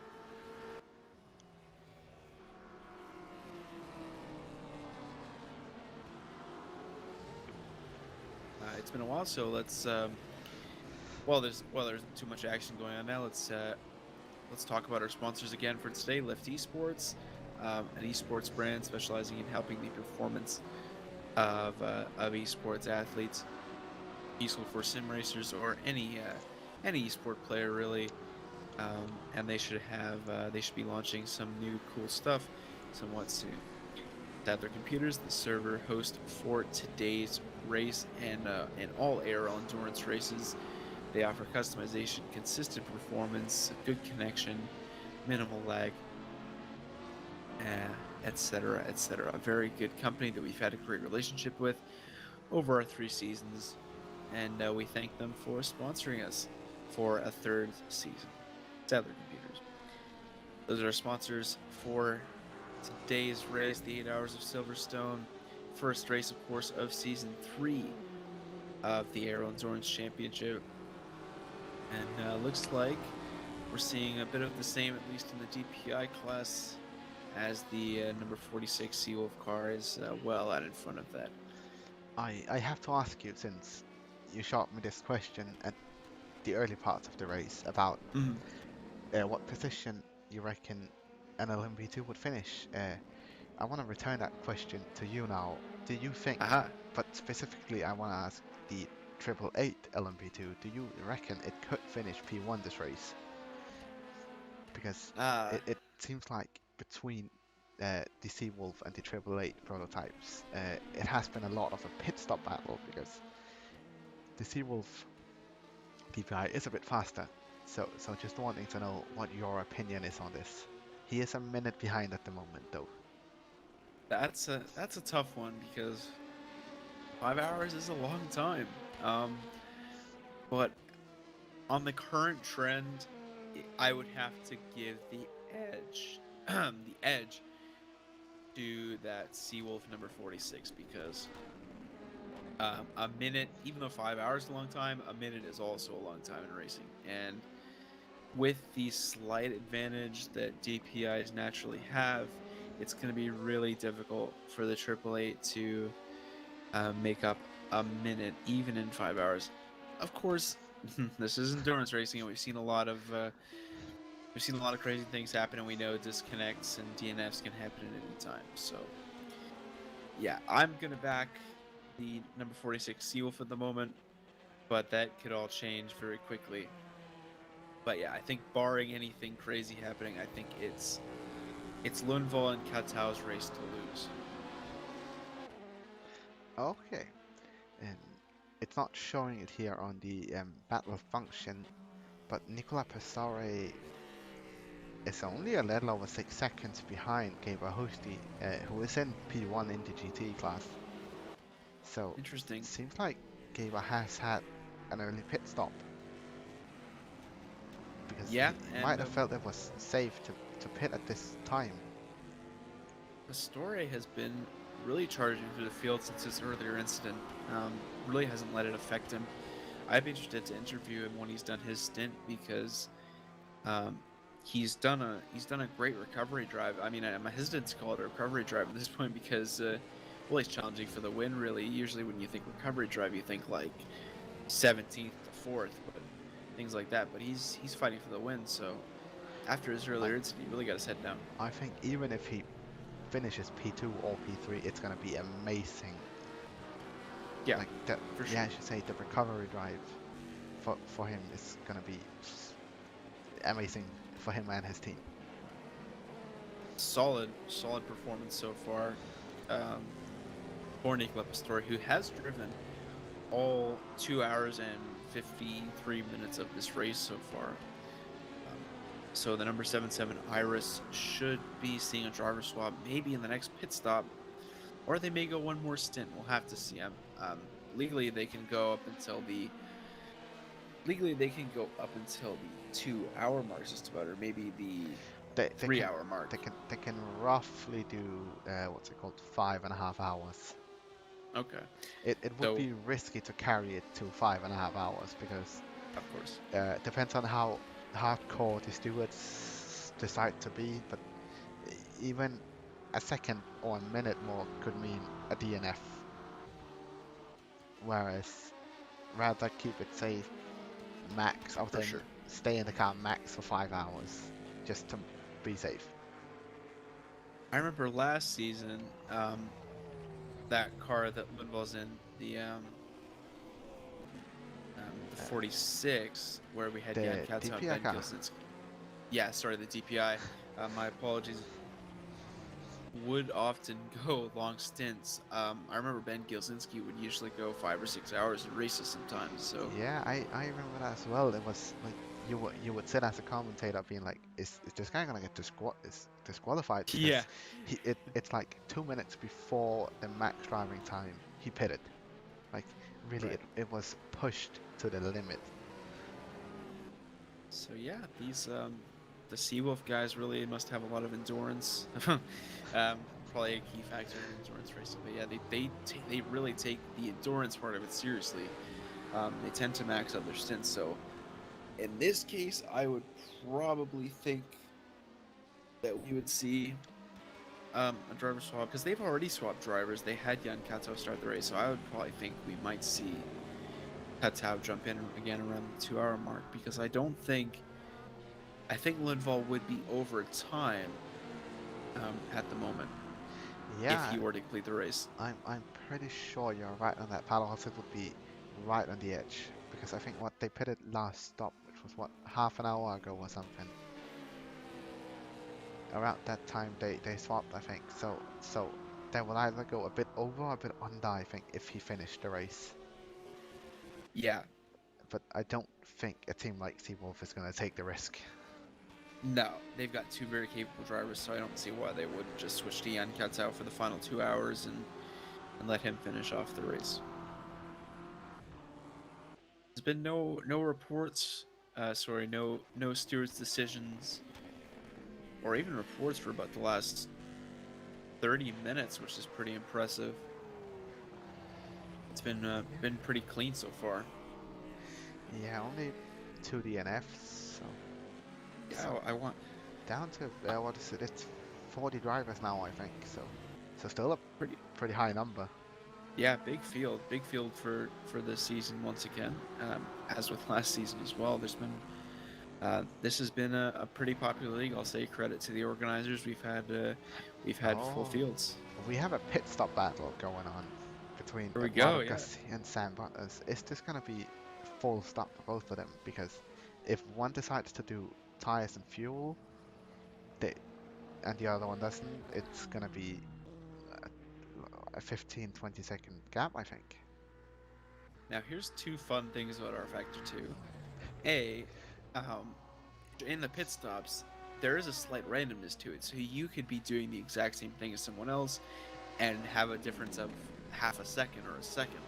And the other fun thing is that there is contact in the pit lane, so one driver could absolutely just jump the other, because even if, say, they gain half a second, the other one can't just leave and goes through him. If someone gets a better pit stop, they can go by in the pit lane, and he was jumped them. tight in the pit lane. Wow, that don't was know if so you'll close. notice, but they almost crashed. Oh yeah, Sam Butters really pushed to get out in front. Eduardo Garcia now has got the advantage after jumping Sam Butters in the pit stop. He just flew by there.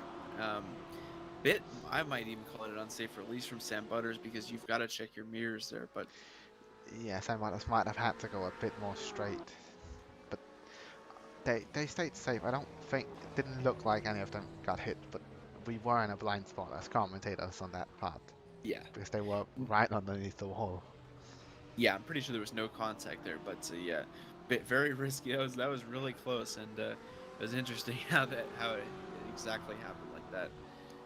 So yeah, interesting. I kind of like that part of rFactor 2, where it's a little bit of extra randomness, but honestly, it only makes a difference of about a few tenths in the grand scheme of a race. But it's just it's just an interesting little feature that they added, which makes it a little more lifelike. That you can have your pit stop crew be a little bit faster than someone else's pit stop crew.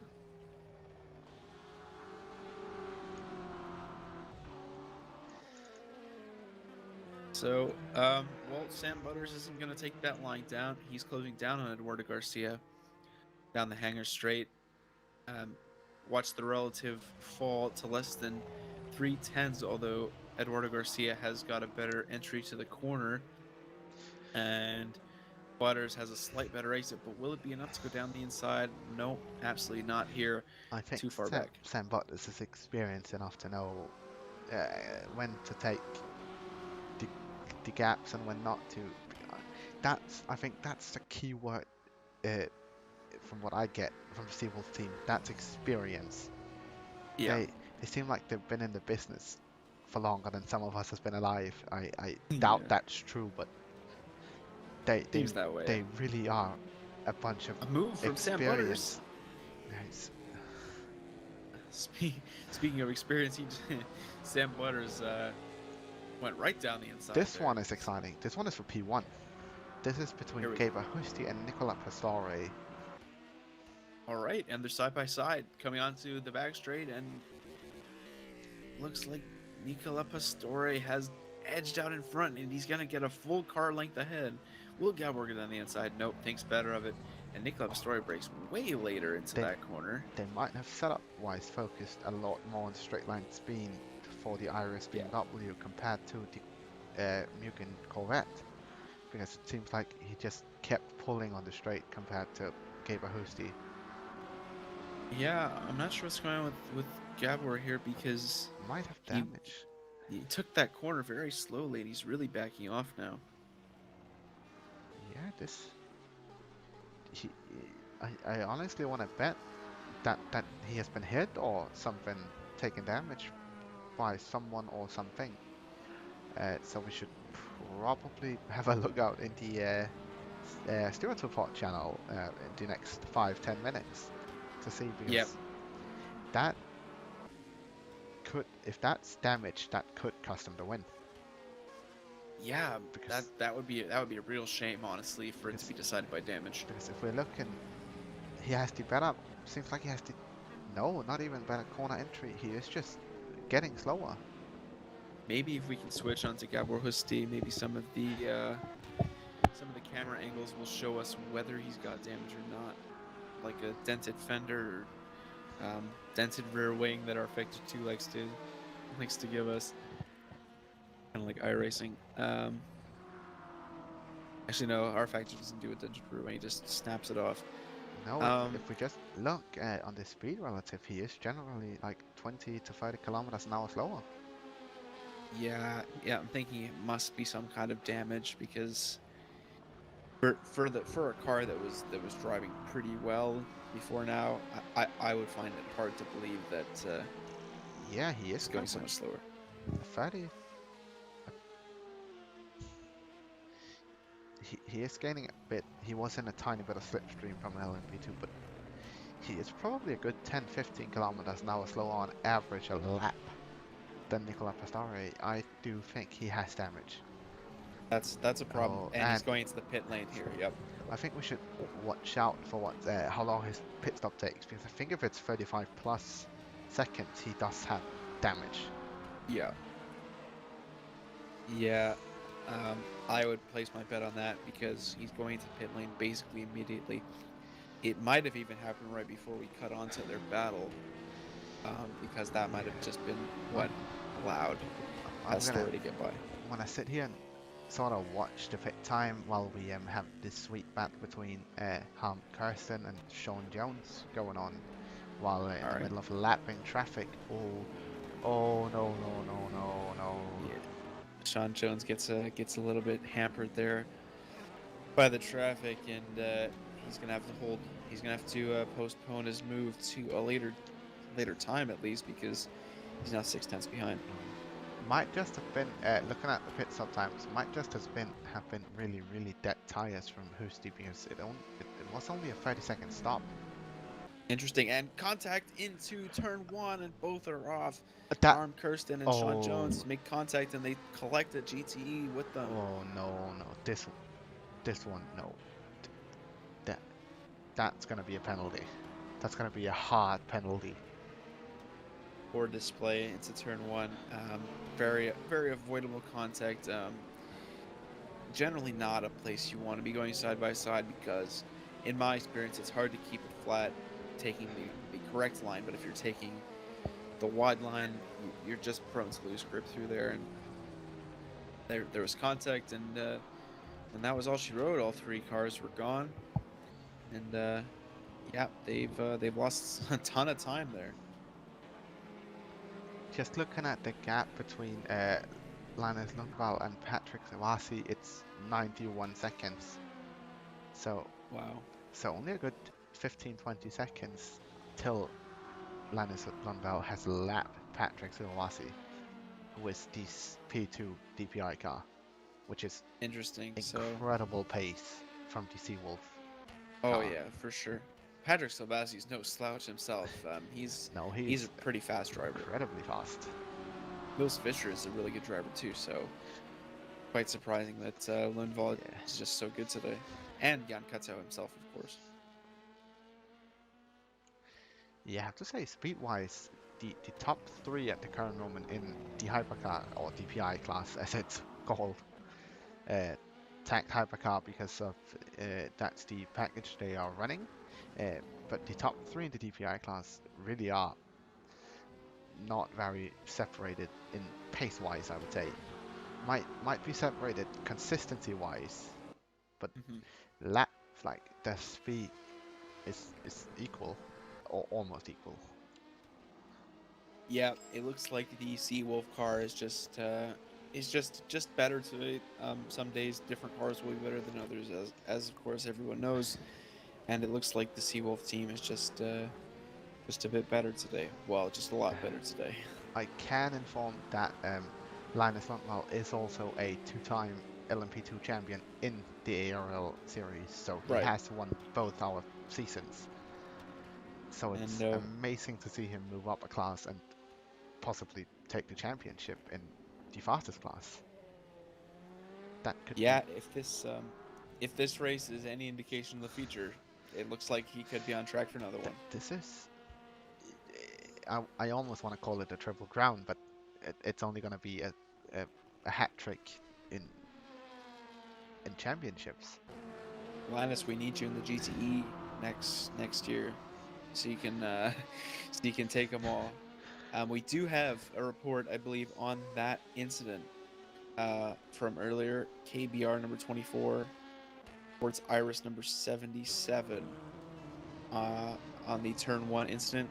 Explanation of incident turned into the Iris car, so it was reported by Iris, and KBR is going to launch a counter report saying dive bomb into turn 1. So both sides of that incident report each other at exactly the same time, giving completely different explanations.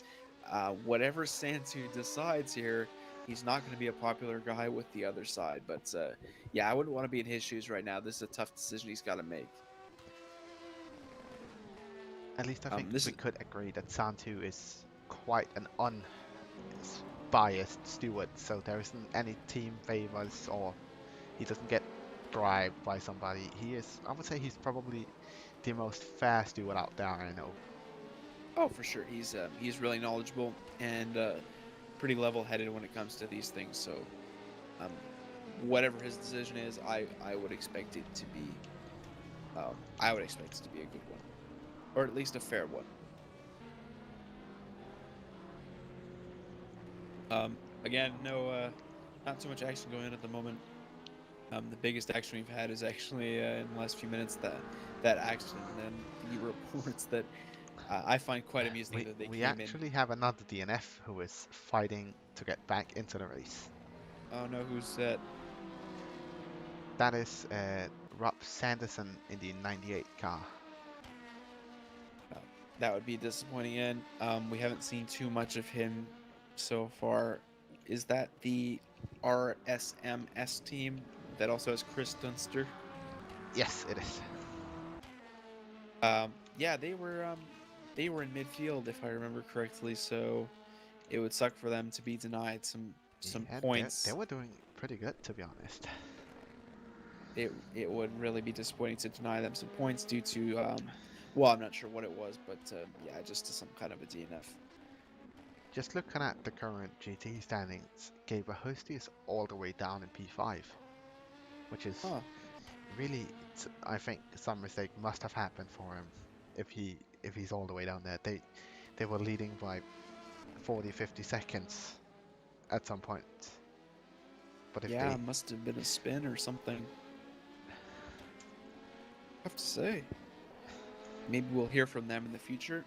Maybe they'll maybe Gabor can come on and talk to us later in the race.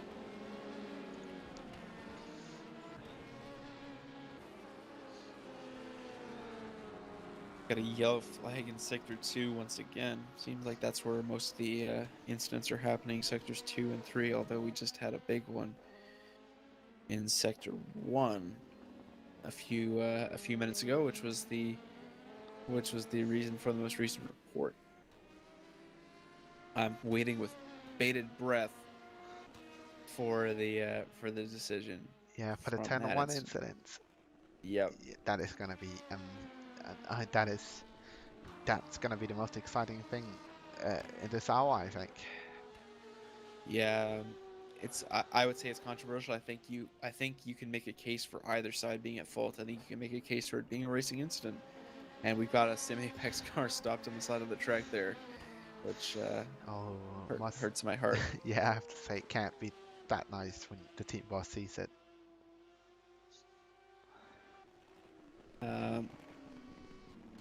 I gotta stop saying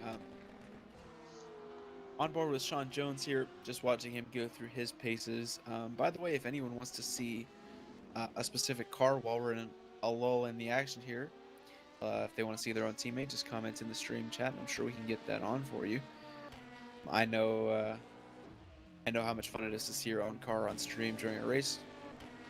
So if we don't have anything to commentate over, there's no battles going on, and you want to see your car, we'd be happy to do that. Here's Maciej Kiskovac. I believe he's just come in on a driver swap. He's in the number 108 car. Yeah, just going through some of these different cars. Again, we aren't featuring too much on stream because they aren't in exciting battles or stuff like that happens around them.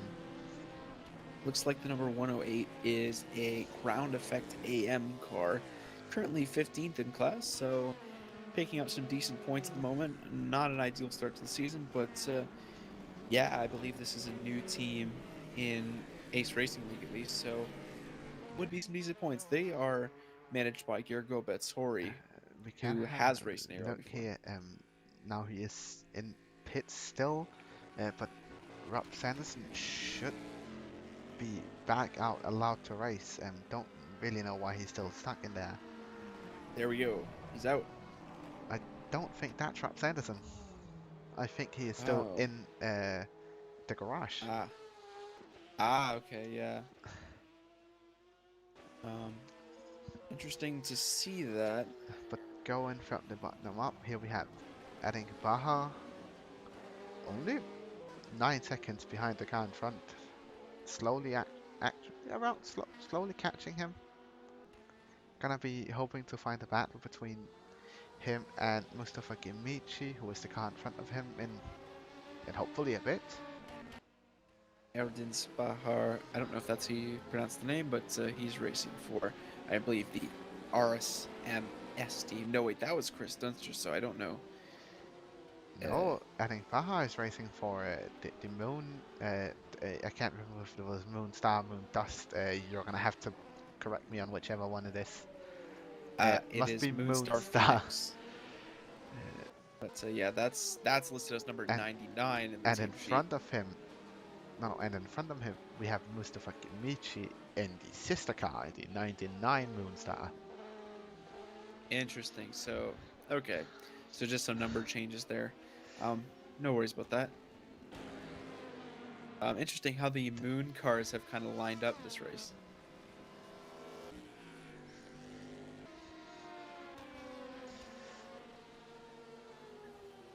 Erding having a bit of a quiet race, and here's Louis Saiz. Yeah, just for the Proton slowly competition. going through all the cars from the bottom up, making sure we Louis Saiz view everybody who has not been viewed too much. in a bit of a world of his own at the moment, 74 seconds behind the next car, but not in any real danger of being overtaken. So And we have to consider it might be almost 1.5 minutes, 1 minute and 15 seconds. It is 75 seconds, but still, there is still 4 hours and 45 minutes left. So the guy in front of him just has to crash, and it can almost be a guaranteed position.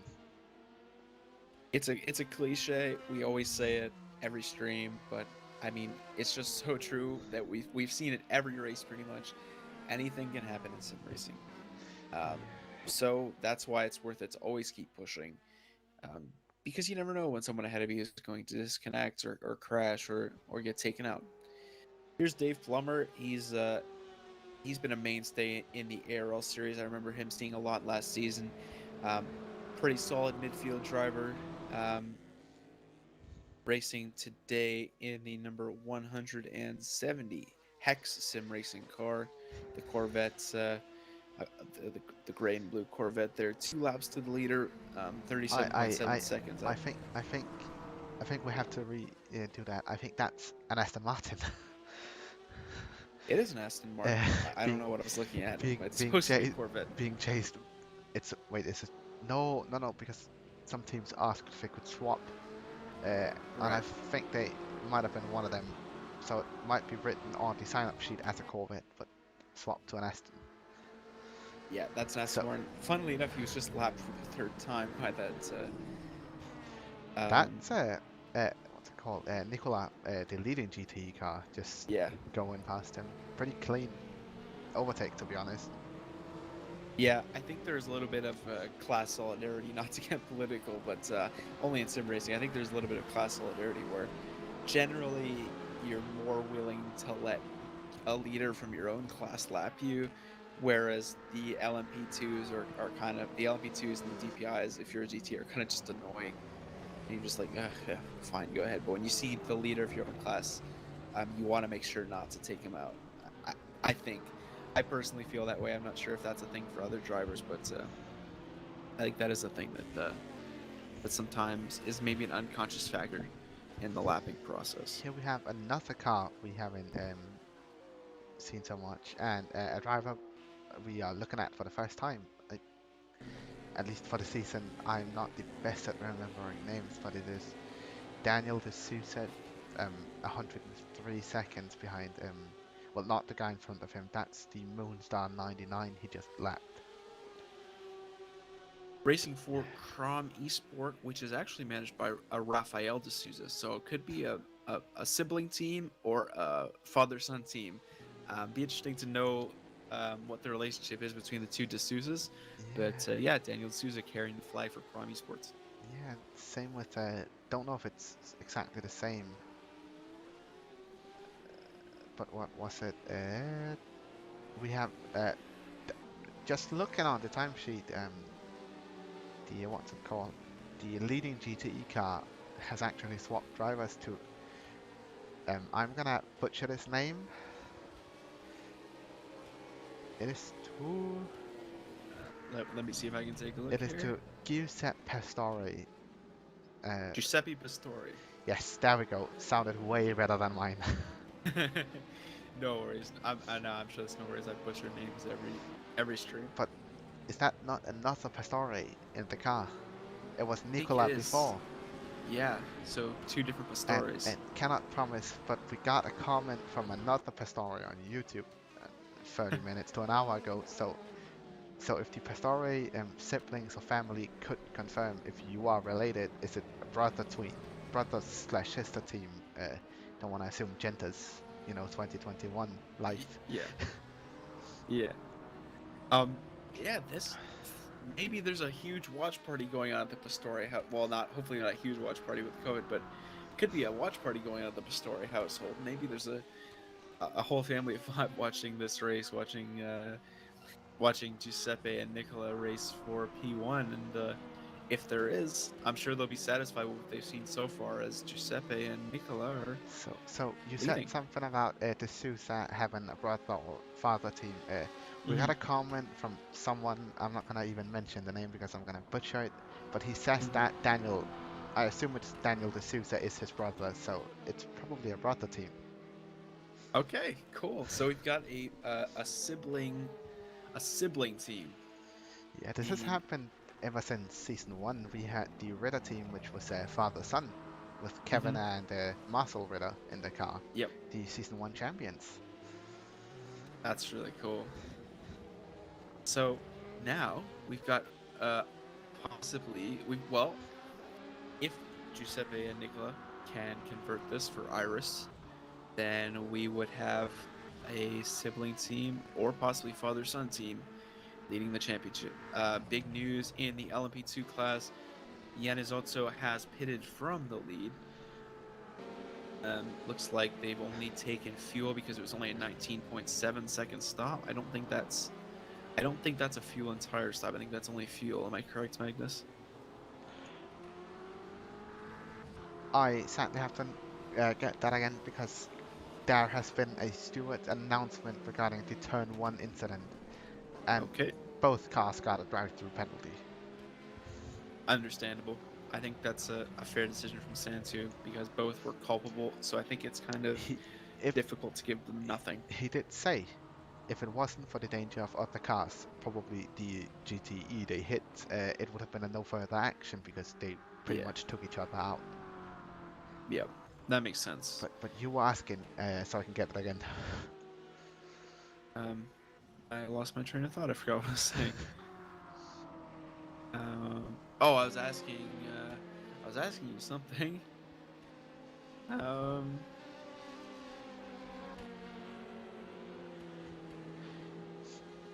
Apologies, ladies and gentlemen, just technical difficulties for the moment. I can't see the stream. Yeah, I had a We're back. misclick. Oh, no worries. Yeah, that end stream button is really close to mute mic, isn't it? Now I had to press the team manager chat because there are still issues with what is it, Rob Sanderson's car. He cannot seem to race. Though he has been let back into it, there's issues with him going back out on track. And it is a really sad ending if they die from a disconnect, or well, not die, but go out from a disconnect. That sucks. That's honestly, that's one of the worst things about sim racing, how your race can just end through no fault of your own. Number 66, Varga, is in for the LMP2 class. So is Ovad, who I believe is a driver change. That's Team LOC. Ovad is taking over for, and the 66 car, Varga is going in for either Heimdall Racing or Future Esports. We have two number 66s in the LMP2 class, so Varga is taking over for either Heimdall Esports or Future Esports. I'm not entirely sure which one. That's the cool red, white, and black one. Yeah. Again, doesn't really have a tag on the stream, so it's again sort of hard for us to see who's in what car. Yeah.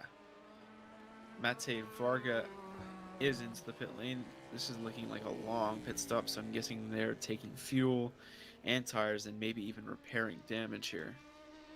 That's what I was going to ask you before.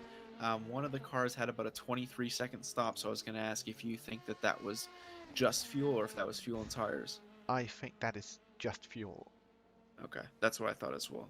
Because that's going to be very fast if fuel and tires are not done at the same time. That's like if one pit tire change and then a casual fuel.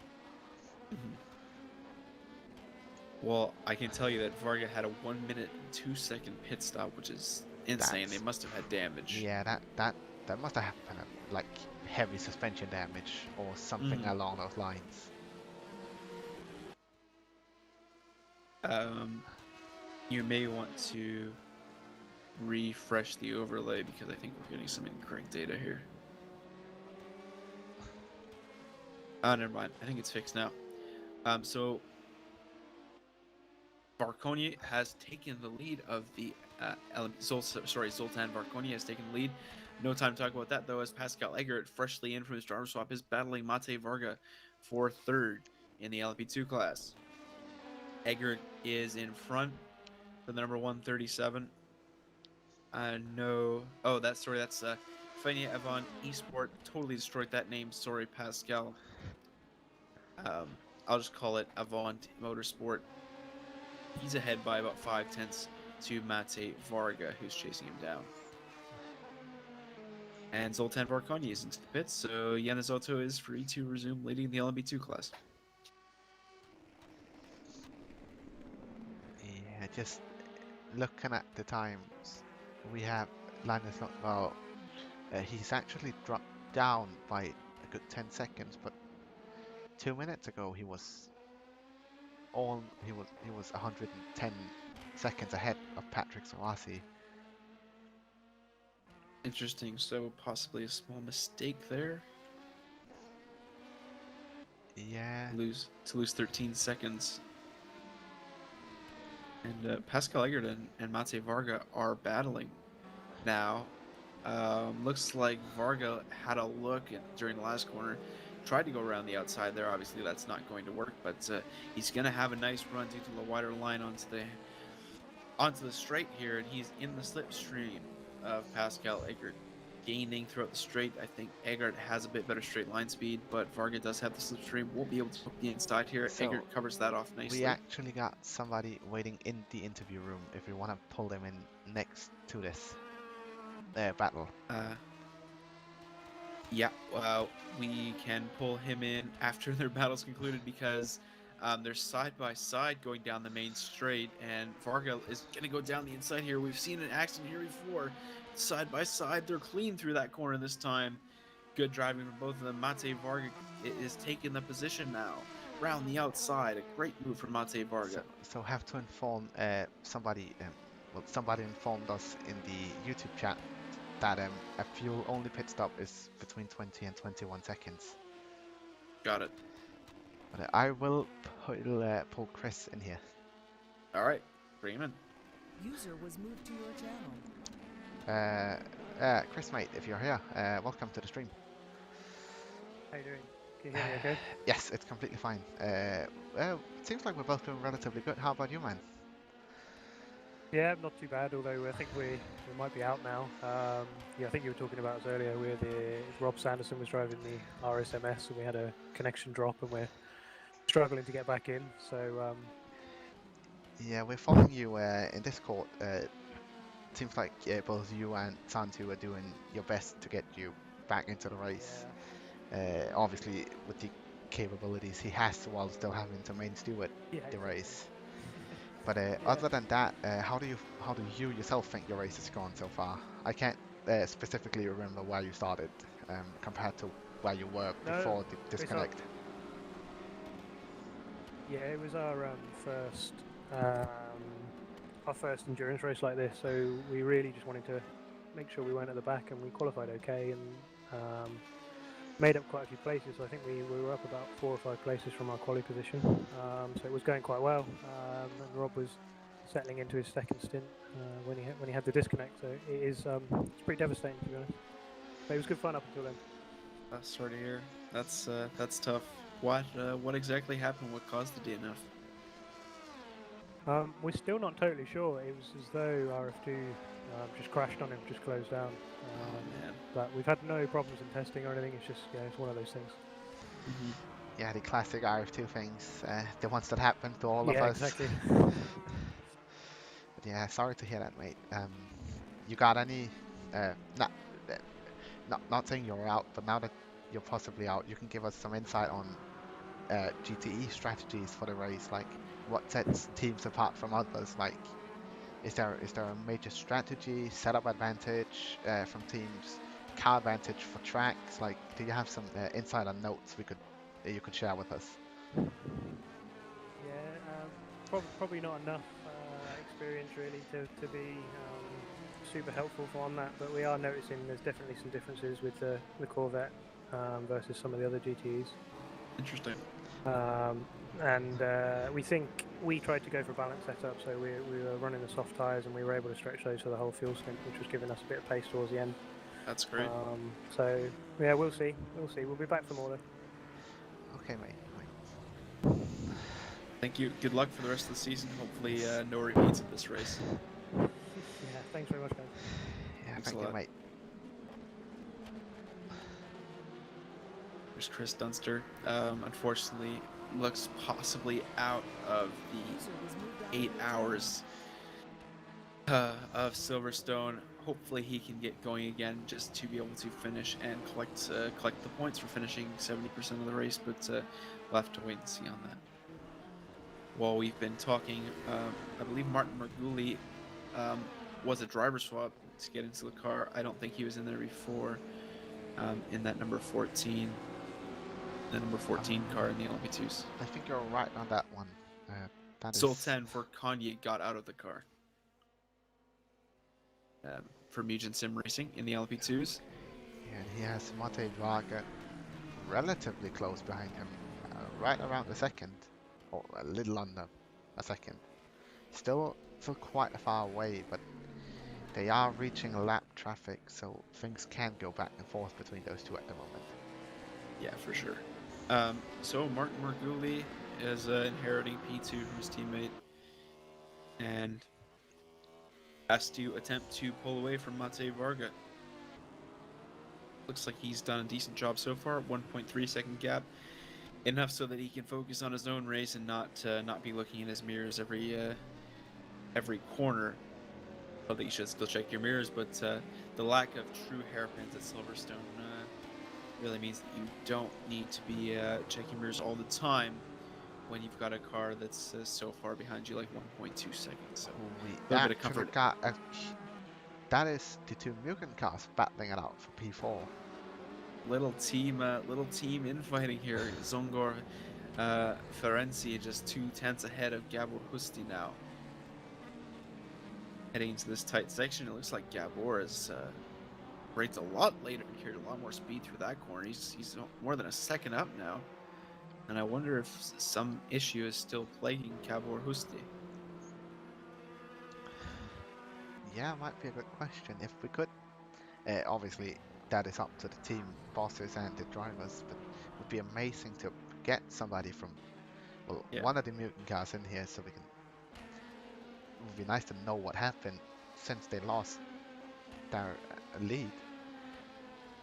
By the way, I did get a message from Billy Eisman a few minutes ago that said there are brothers in the P1 GT. So Giuseppe and Nicola Pastore are brothers. So we do have brothers leading the GTE class.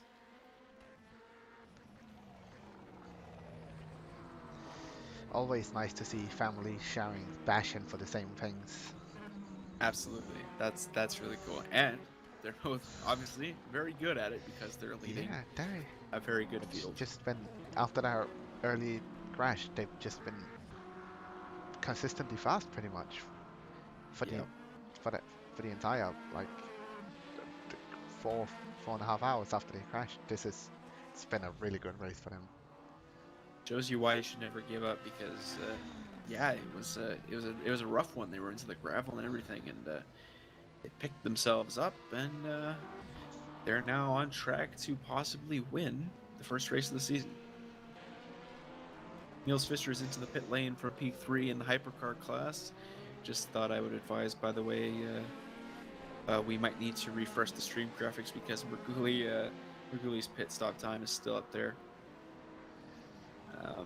RF2's platform, very good improvement with the graphics, but down it we still needs a go. little bit more polish. Oh, that seems like Niels Fischer has been swapped out of the car into. Yeah, looks like we've got Rositis jumping into the car now for Niels Fischer in the Hüssingfeld team. Let's just take a look. That's the number 16 car. We don't have a 16 listed for the DPI class, unfortunately.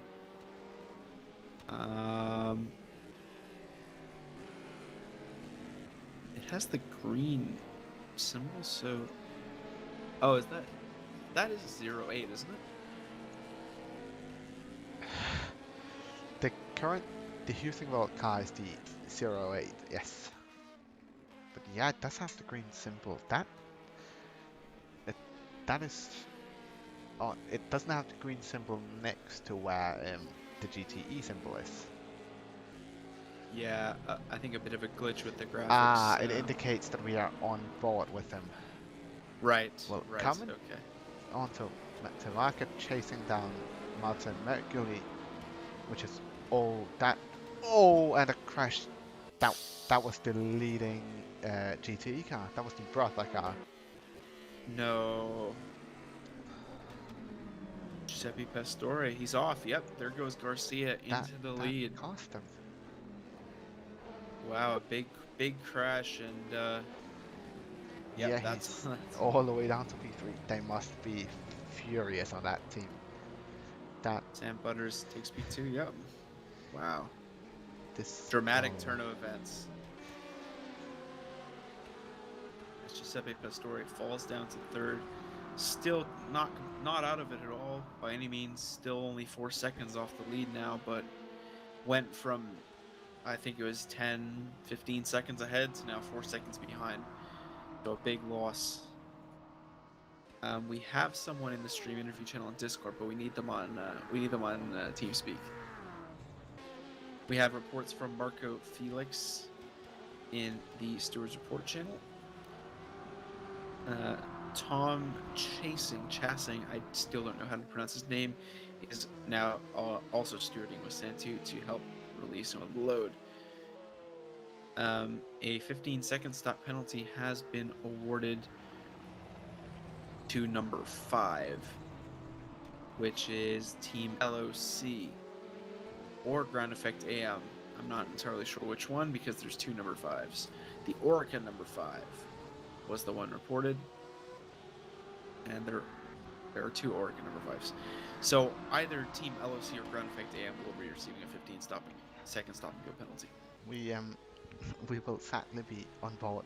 Just well, 4 hours and a half well, to race in the 8 hours of Silverstone. we are gonna have to be on board with these guys for a bit because I have to go do something for 5 minutes quickly. No problem. You can have a lot of fun commentating on Giuseppe Pastore chasing down Sam Butters. All right, see you in a few minutes. Giuseppe Pastore trying to make his way through traffic, or perhaps allow traffic to make its way by him, because that's going to be kind of crucial. And the fact that a bunch of cars got by him on the straight will surely help him as they approach Sam Butters during a series of tighter corners, especially through Magnus and Beckett's. That would be really bad to be lapped during, especially when you're trying to hold a podium position, or any position for that matter. I suspect Giuseppe Pastore will be making up some positions on Sam Butters during this section, as Sam will have to deal with a bunch of lap traffic. That being said, yeah, Giuseppe is making up a bit of time through Magnus and Beckett's now. Loses it through this part, so perhaps lap traffic not making as much of an impact as I suspected it might. Indeed, it looks like almost all of them managed to wait until the end of the corner to get by Sam Butters, so the gap is now 2 seconds. Giuseppe Pastore falling back a little bit now, maybe a little bit discouraged by the earlier incident. Not necessarily, just a possibility. Could also be damage. That's very possible. I think they hit the wall on their incident, which is very disappointing, so they could be dealing with damage, even more damage, if they didn't repair the damage earlier that they most certainly got. rFactor 2, if you touch something at 10 kilometers an hour, you're going to get light blue fender, so very likely that they did have damage earlier. Not sure if they repaired it. It's very likely that they do have damage now.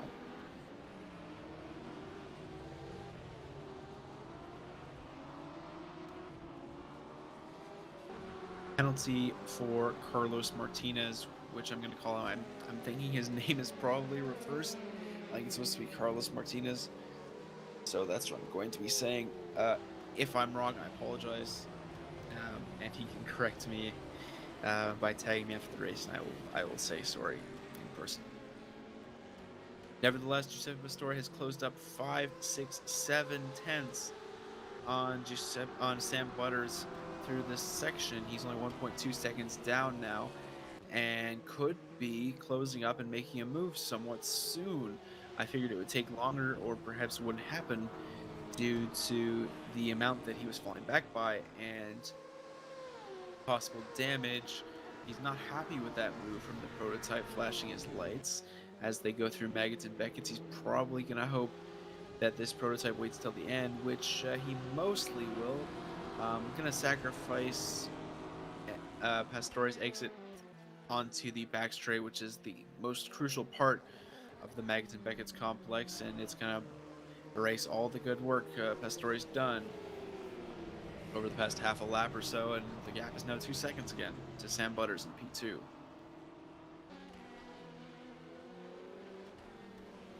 Penalty for Miguel Bento. I think we're at this point in the race where drivers are starting to break their corner cutting limits. It's about that time when some of the track limits start to be exceeded, especially for more fatigued drivers, more likely to make some mistakes going over track limits and such. And it's been 4 hours, so obviously that's enough time to make 9 mistakes. It's only nine times you have to cut or extend at the wrong place, and you're going to get a drive-through penalty, which is very harsh, so drivers have to work very carefully to keep it clean, especially the ones near the front, because especially if you're in a battle near the end of the race, you cannot afford to take a drive-through penalty. That would be devastating, so that's why it's very important to keep your warnings down. Okay, I do apologize for leaving and interrupting you at the moment. Just had to quickly help move a go-kart. Okay, no problem. Why did you have to help move a go-kart? My dad was out test driving it quickly. Cool. He had to see if shit was working. Is it home built? Well, it's home put together, but it's not. Okay. But it's not custom built. If we're talking like if you custom built a car. Okay, that's still pretty cool. Go-kart at home, nice. All right, we've got a little battle. Perfect timing to come back. Exactly. Alex Moore and Harm Kirsten. Looks like Moore is pulling away significantly. Dealt with the lap traffic better through Magnus and Beckett's. He's now 5 or 6 tenths up on Harm Kirsten, so as soon as we switch over to them, one of them pulls away. I think once this lap traffic catches up to Alex Moore, he may lose the time back that he just gained on Harm Kirsten. It looks like Harm Kirsten is a lot faster down the straight. He's gained almost 3 tenths just in that one straight.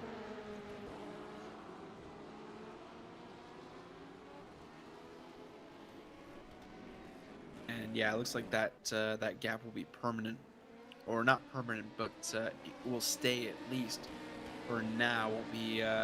Won't be immediately affected by anything. So it's a 5/10 legitimate gap between Alex Moore and Harm Kirsten, fighting for 8th position in class.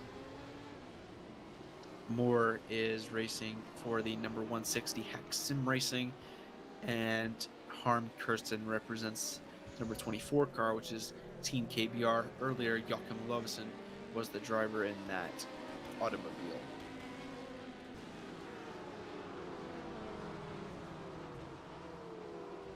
Gap has come down a little bit through the last few corners. Moore and Kirsten.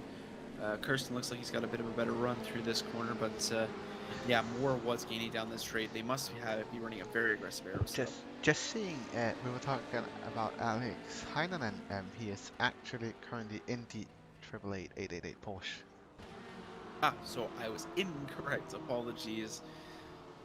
Apologies, Alex. So Alex Heinonen is going to grace us with his appearance today, and he has taken over the 888 Porsche. Still says Iannizotto. Is he in the car? It still says Iannizotto for me. Or is he in a different car? Because I think they have a few.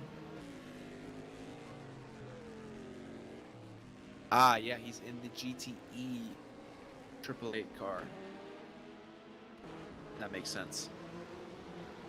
I think Magnus even told me that, but my brain just ignored it for some reason.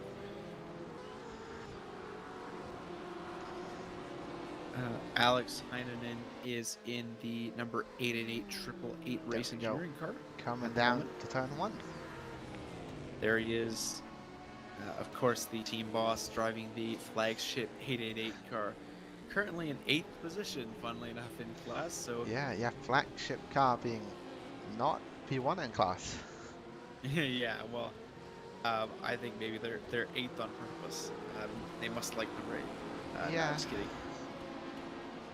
Alex Heinonen, a prominent open wheel driver. I think he raced in Formula Trout, and I think he has raced previously in Aero Formula 3. So not a stranger to this league, at least in terms of its F3 series, and a pretty experienced driver in other forms of racing. Makes sense that it would translate to the endurance track, but still fresh in the car at the moment. It'll take at least a few minutes to make his imprint and start moving up or back. We'll have to wait and see. Moore and Kirsten drawing closer together once again, but it's back to about an 8th, 10th gap now, so a little bit of breathing room for Alex Moore. And a penalty has been given to Giuseppe Pastore. No stewards announcement, so that's probably just going to be a drive-through penalty for too many corner cutting warnings, which is very interesting. Yeah, he started getting relatively close to Sam Buttus, only about 1.5 seconds behind him, right when that penalty came. So that really must be tough. Wow. Yeah. And Twine Lure has gotten a penalty. I'm pretty sure he's driving for Sim Apex. So No, unfortunately. Oh, he's AFP. AFP now. Another traitor. No, just kidding. Just kidding. A bit of a mixed guy. Yeah. No, we love you, Twine. Oh, and so we got Twine driving for Alex Heinonen and Adam Schattler in a battle. Interesting. Alex Heinonen already trying to make his mark, and he can do so by defending, but here comes Adam Schattler side by side, late under braking, and he has won position number 8 from Adam Schattler, and he's going to keep it by staying on the inside line through this corner, and not much Heinonen can do but watch as Schattler takes the position. Who's going to have the better straight line speed? Looks about even, I would say. Yeah, almost exactly even. Heinonen breaks later into this corner, but a better run from Schattler. And who's going to be faster? They're getting held up by... Is this lap traffic or is this for position? I think that is the Giuseppe Pastore BMW. The Iris one was the team. It's the P3 BMW. They are currently behind. So they are the lap traffic, actually. Yeah, we got another battle for P4. So what is it? P4 and P. So yeah, Who's 2 the battles Anders? going on. One for P4 and one for P8, I think it is. Good action here as we approach the halfway mark in this race. Gabor Husti and Patrick Rusenak doing battle, although not quite yet, as Gabor Husti does get a better run through Luffield. Now heading up to the old turn 1. Husti has a 4:10 gap, but Rusenak seems to have higher straight line speed in that Porsche, and he brought it down to about 3/10 going at the entry, but Husti did get a slightly better run through the corner. Giuseppe Pastore is into the pit lane, probably to serve the drive-through penalty in the GTE class. Rusenak and Husti's gap maintaining at about 4/10 just generally through each of the corners. Maybe a better run for Husti here, but Rusenak does have the better straight line speed, so that gap is probably going to start coming down. I would say, yeah, here it comes, falling a bit, but the better run from Husti negates any damage, and Giuseppe Pastore is now down into 3rd place, about 8 seconds off William. Yeah, if we look at the gaps down the straight, it seems like once the Porsche engine reaches those higher revs, that's when it starts pulling. Sort of like the German VTEC. People are probably going to hate me for calling it VTEC, but compared to like the Corvette V8 seems to be more of a low revving machine compared to the high revving Porsche engine. Yeah. So that sure. might be why we see the Porsche having a lot more speed down the straight, simply because it gets those high revs it wants. Here comes some prototypes just to add to the mix, and he's come close to the rear of Rusenak there. That cost Gabor Husti a lot, and a contact. The switchback now from Rusenak, and he takes the position. Splendid move from Patrick Rusenak to take 4th place in the GTE class. a good little maneuver outside, inside, and through for the position. Husti is not done yet, though. He's looking up the inside.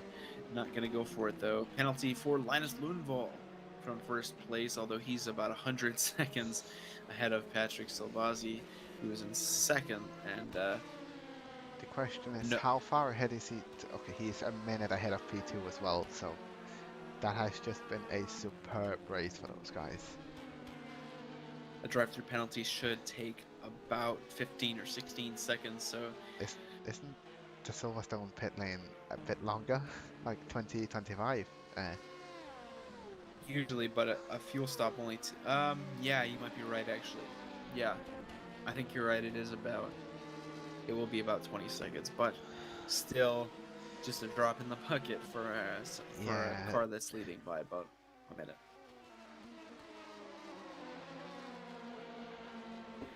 Yellow in sector 3. We had a decision about 20 minutes ago. 15-second stop and go penalty from I did announce that there is 2 question mark reactions, 1 clapping reaction and 1 laughing reaction on that one. So a little bit of disagreement from the drivers. And there was a penalty announced 4 minutes ago.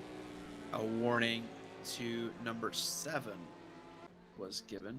Number 7 being Team Iris, driven by Jeff Klose. Well, not driven by Jeff Klose, but that's the team manager. The number 7 car is That's currently driven by Tobias, Blumschein. yes. Apologies. That is the hypercar one. I think these guys have cars in every class, Yep. making their mark on the first season in ARL. Yeah, I'm pretty sure it's the first season in ARL. Well, yeah, good for him. Good for them. I'm glad they're there. Glad they're enthusiastic, fielding a few teams, and they've Fielding a P1 grade GTE car is really good.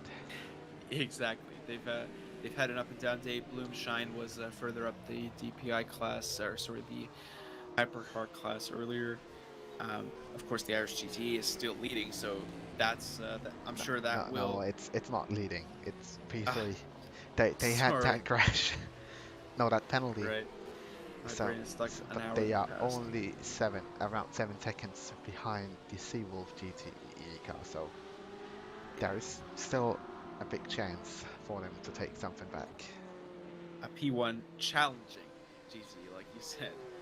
Yeah, apologies for that. P3 currently. So not a bad race at all, but yeah, definitely could have been better if not for some incidents. But that's just how it goes sometimes. You've got to roll with the punches, and they have rolled with the punches. They're still in 3rd place despite a plethora of incidents so far in this race. They managed to keep it mostly damage-free. I don't think they've had much suspension damage. The car seems to be steering fine, so yeah, it's been a lucky form of unlucky because they haven't had anything disastrous, but Oh, they've had enough. we got to feature another Irish car on stream. Martin Novak, no, Sean, yes. Sean Martin Jones. Novak, yes. Sean Jones. Sean Jones, the Irish LMP2 driver. We moved from the generic Porsche, cannot remember who it was, to all the Irish cars. Yeah. I can't remember all the Irish drivers. There's too many. Man, a second monitor will be great. But, We I got can't really another afford that. battle between Goodnut and Patrick Rusinak. A battle for, what is that, P4? P4, I think it is. Interesting battle here. I think we're on board with Gertner. Yes, we are. We should be. Who's the chasing force behind Rusinak, who is the blue and yellow car. Joe Gertner, of course, is the silver and gold. And is that car behind for position? I don't think so. That's the 108 or 107, I think it is. Yeah, I think that's a lap car as well. It So should be this one. What's his name? Matches Kiskovac or is Matches the guy Kiskovac. following. Taking advantage of that slipstream to hopefully catch Tom Parton in front of him. 87 seconds behind, but well, you just gotta get your head down and work, don't you? And hope they make a mistake. Meanwhile, Gertner is 4 tenths behind. Rusinak has the better straight line speed, closing down just 3.5 tenths going into, I think this is Stowe, or maybe it's Chapel. And he's gaining still, flashing his lights at Rusinak. I don't think that's called for, considering it's for position. But it's still a 3/10 gap as Rusinak takes the chicane admirably.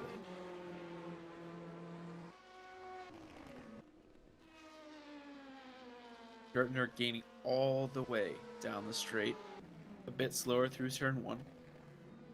Looks like Rusinak's force team have gone for a bit more downforce in the setup, possibly because, as we know, those Porsches can be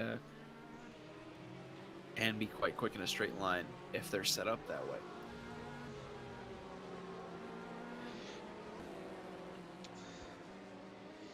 Rusinak appears. Sorry, go ahead.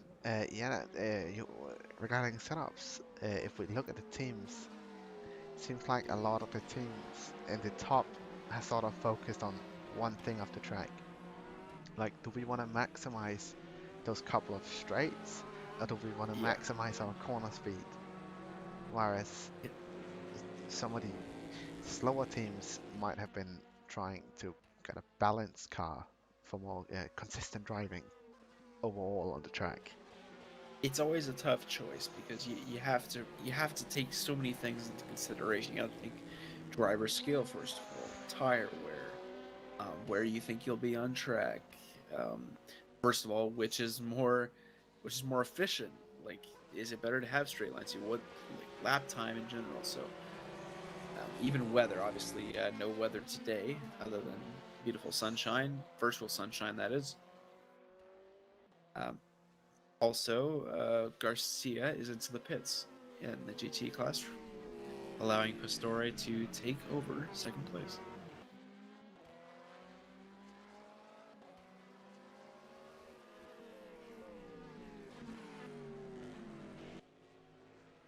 Burton now just falling a bit behind. Songor Ferenczi is catching João Gertner. 3/10 back and closing down this straight. Here comes Songor Ferenczi. Is he going to duck to the inside? No. I like this camera angle. Let's follow this through this winding first sector of Silverstone. Gaining, but not enough to make a move. Gertner takes a tighter line, but slows down quite a bit. Going defensive, Songor sticks it up the inside. Just barely avoids contact, but he's through. Songor Ferenczi shows the value of just keeping your nose in there. He gains the position. Gertner sticking in behind, knowing the slipstream. Got a better run out of the corner, of course. But now, look at that straight line speed. Pull Ferenczi away. Gertner wants the position back. He's going to break late, but can't beat Ferenczi on the inside, although Ferenczi gets held up by an LMP2. But Ferenczi's going to keep the position. Who will get a better run out of the right-hander? It's going to be Ferenczi, and that will likely be the end of this battle because Ferenczi can now. We actually got another one in the and same. Matej Varga versus Another one, Marguli, same spot. Resuming battle from the same spot as Magnus said. Matej Varga is 5/10 ahead of Martin Marguli.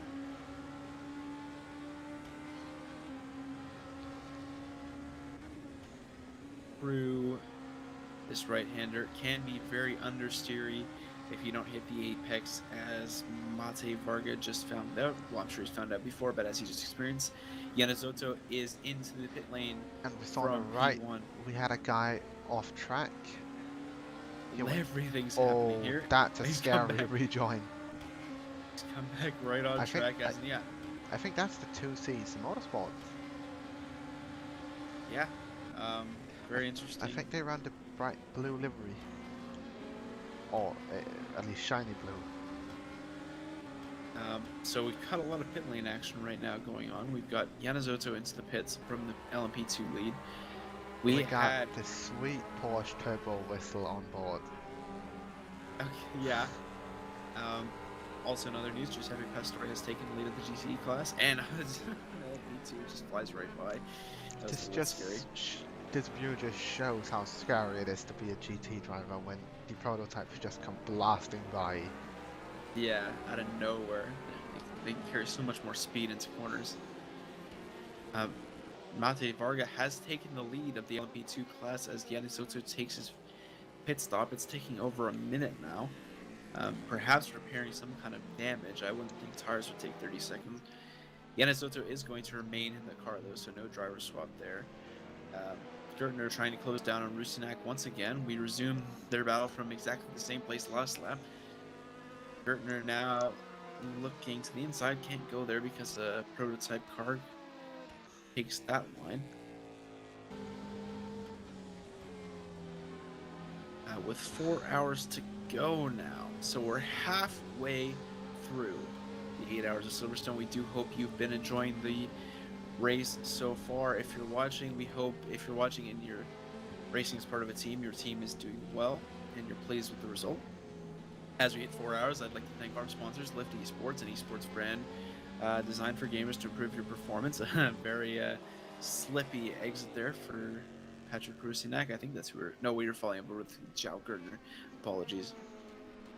And I'd also like to thank Sadler Computers, who are sponsoring this race. They provide our servers, and they provide quick, easy, and reliable servers with customization and great customer support. We thank them. I'm actually going to go on a break, if that's okay, Magnus, to get something to use the washroom, get a new drink, things like that, and I'll be back in maybe 5 or 10 minutes. It is completely okay, mate. All right, thanks. We'll see you guys. I'll be back in about 10 or so minutes for the final 4 hours of the ARL 8 Hours of Silverstone.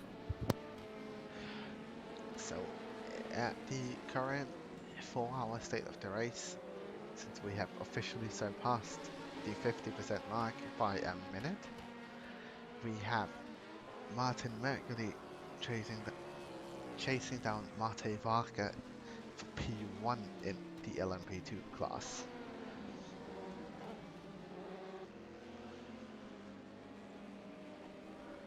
Though it seems like Martin Mercury has some weak points right around Sector 2 compared to Mate Varga, so this might be a tough chase to make.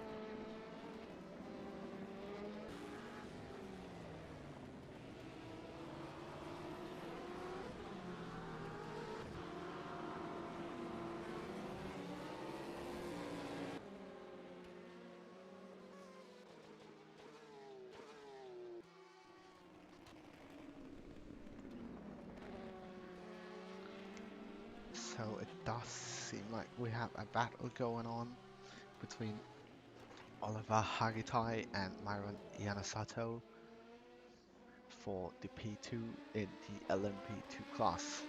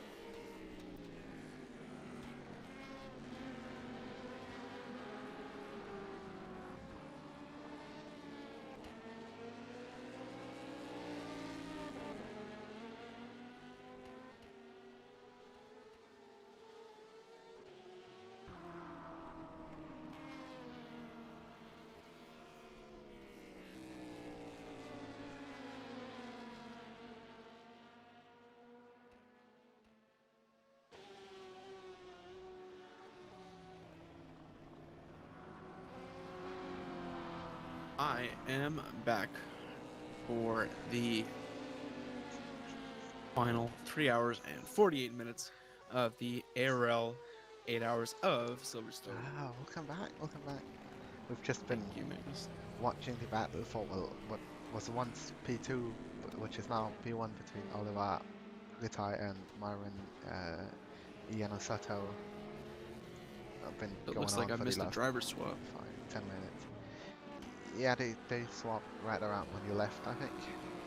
Okay. Who did Hargentai replace again?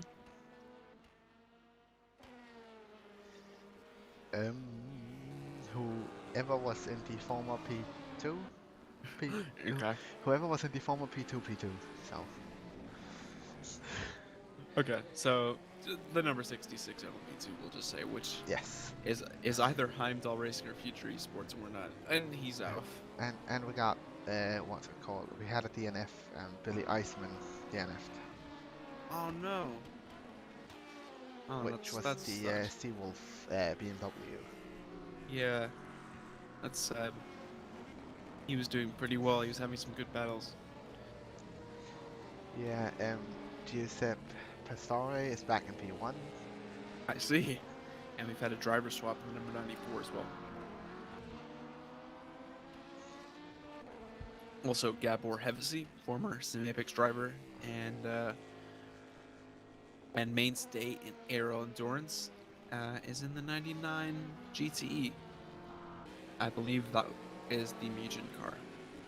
Yeah.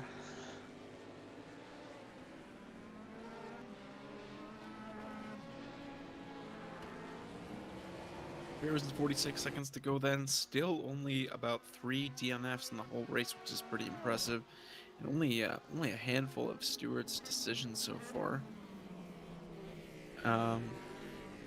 It's been one of the cleanest ARL races to date, honestly. And I think the drivers and the management can be quite proud of that. As Toy and Lure and Alex Heinen, the 2 triple-digit cars, We got 2 battles right next to each other. And here's Adam Schattler and Maciej Kacprik going for it Okay. down into... They are not right next to each other. There are 70 seconds between them, but that is Close battles enough. for 9 and 10, and not for 9, for 7 and 9. Well, it looks like Adam Schattler has a bit of the advantage right now because he's managed to keep Kacprik at bay, but one mistake could undo it all. And as I say that, actually, Kacprik is closing in. Brought it to under 3 seconds there just for a minute.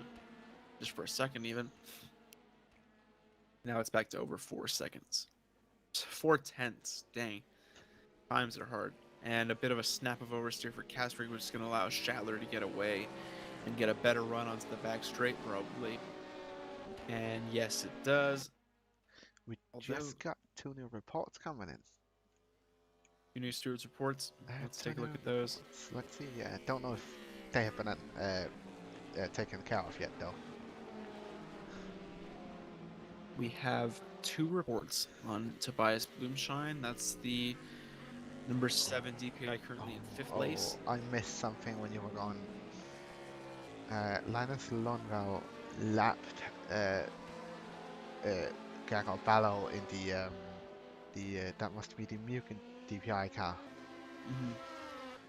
So 1 lap ahead in the hypercar category. It looks like they will be well, it looks like they're favorites to win, let's just say that today. It was close with the LMP2s early in the race, but so far fortunes have shifted, and it looks like the DPI will be superior on the day.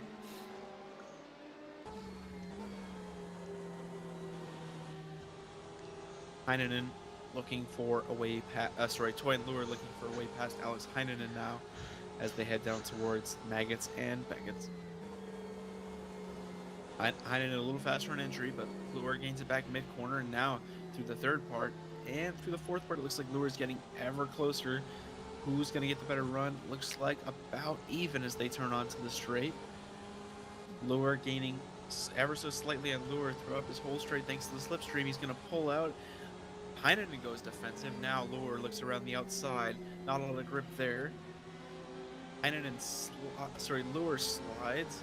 Heinonen slips back through on the inside. The other GT goes into the pit lane, and here comes a prototype car to get into the mix. And Heinonen goes very deep, almost hits the prototype car. Oh, that's Lure gonna looking for a cost way through. Heinonen a lot. Absolutely. Although he seems to have got a Maybe better not. run. Yeah. Oh, Simapex coming around. Hi, Simipix. See you later. Heinonen still leads through the first corner, and here comes a dive from Toy and Lure. Thinks better of it, but both drivers misjudged the braking zone. I'm guessing Heinonen was scared by Lure and tried to give space on the inside so as to not get hit. But Lure braked sufficiently anyways, and Heinonen did have a good run onto the straight. Lure is gaining a little bit. I think the car has a little bit more top-end speed than the 888. Lure following Heinonen through into this slow speed, very long right-hander. They're going to take a tight line through it. Lure just in behind. And the better run is probably going to go to Heinonen, although Lure's straight line speed is going to help him out a little bit down this straight. Still 2/10 separating them. Lure right in behind, but can't make a move going to this corner. He's right up his bumper. Look at that. They're inches apart. As Samet Halafi would say, put a cigarette paper between them. Alex Heinonen still through Maggots and Beckett's. Misses the apex just slightly there. Lure hits it. Now they both hit the apex on the right-hander, and they spin onto the straight. Lure has a much better run now this time, and he's bearing down on Alex Heinonen, less than a tenth separating them. Lure looks to the inside. Heinonen defensive again. Lure back to the outside, going through the racing line. Can he do it this time? Contact, it looked like, in the middle of the corner. Both cars okay. Heinonen has his nose in front, and in fact he has his full car in front. Now going down to the chicane. Heinonen goes defensive. Lure around the outside. Gets him, but he's tagged. He's tagged. He comes across Heinonen, and he's spun around. Reverses off the track, and that's the end of that battle, and it ends in tears on the part of Toy and Lure. Stuck his nose in front, but couldn't come away from it cleanly. Always a shame to see a good fight ended like that.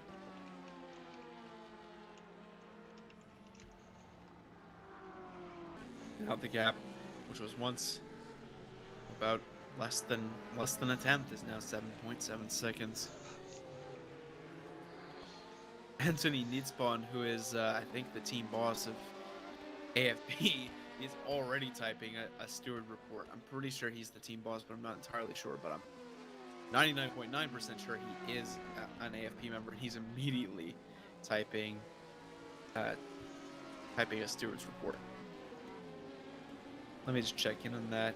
Yeah, he is the team manager for Abstinia Force Polonia now. Yeah, gotta get those reports in as quick as possible. Gonna make it a lot easier. Not having the steward spend half an hour on something that should take 5 minutes when you type it in instantly. Exactly. Car reported GT number 888 Heinonen, car defendant number 909 Lure. Corner last chicane, explanation side by side. Heinonen spins Lure for position, crack it. I don't know what crack it means, but that's what his comment was.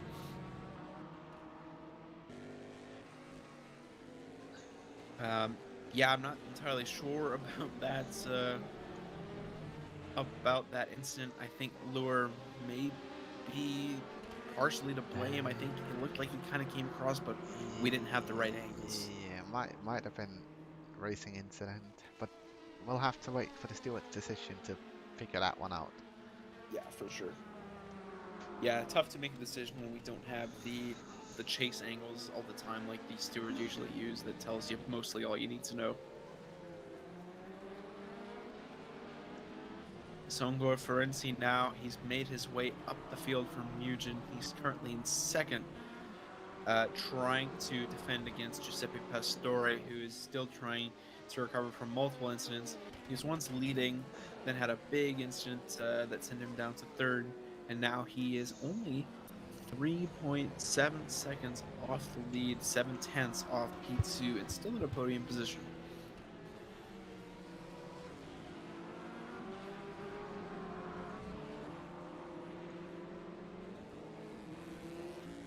love that angle. That's a pretty good angle, especially when there's a few cars going through that corner. Really cool angle. So 4 hours and 22 minutes gone in this race. Lundvall still leading the hypercar class and overall. Prototye, P1 in the LMP2 class, and I still think he's P2 overall, if I'm not mistaken. He is P2 overall. Yes, P2 overall. So it is on the overall podium right now. It is going to be Linus Lundvall in the hypercar, Oliver Harketay in the LMP2, and Myron Yanasato in the LMP2. There is quite a gap between the two DPI cars, well, other than a full lap, but it is still quite a lot to have two LMP2 cars separating them. Yeah, exactly. Anyways, we're gonna cut on now to Songo Ferenzi and Giuseppe Pastore's battle. Pastore trying to chase down Ferenzi, has a better run onto the main straight, but you don't want to be overtaking here, as we've seen already a few times in this race. Both hit the apex quite nicely and heading down into, I believe, the farm curve and the loop. A tighter line from Ferenzi as a tighter line from Pastore as Ferenzi had to make way for the LMP2. Ferenzi switch back from Pastore himself. They're side by side heading onto the main straight, and it looks like Pastore has taken the position. They're just side by side. It's so close, and there goes Pastore into second place. And it's currently worth noting that my video quality is 144p, so if I'm making mistakes with the positioning of the cars, I apologize. It looks like a mosaic. Want me to quickly restart? No, I'm sure it'll come back in a minute. Maybe I'll join and come back. 1 second. Much better. Now I can clearly see. A lot better. Yeah, it was literally like a mosaic before you could actually see the pixels.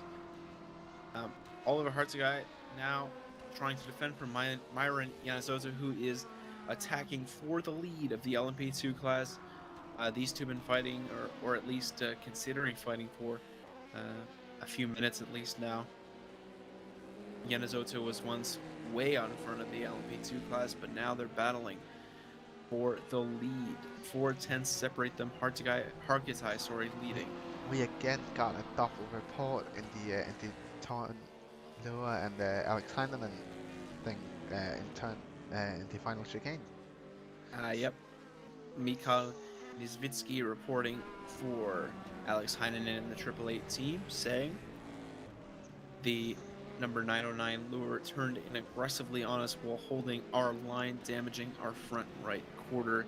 So conflicting reports, and I suspect that Santum or Tom, whoever's dealing with this, may deliver another no further action required ruling. And here we go. They're going side by side into turn 1. Oliver Hargitay keeps the position, goes a little too far on the inside there, but no harm done there. Yanazoto has to stick behind coming into the farm cars. He hits a Porsche. That's certainly going to result in damage to his left fender. Those Porsches are built like brick. Can't say that. No, I don't think it's going to be a report, since it seems like it was the 888 Porsche that got hit. Yeah. So I think that's going to have to slide under the radar because it's a team.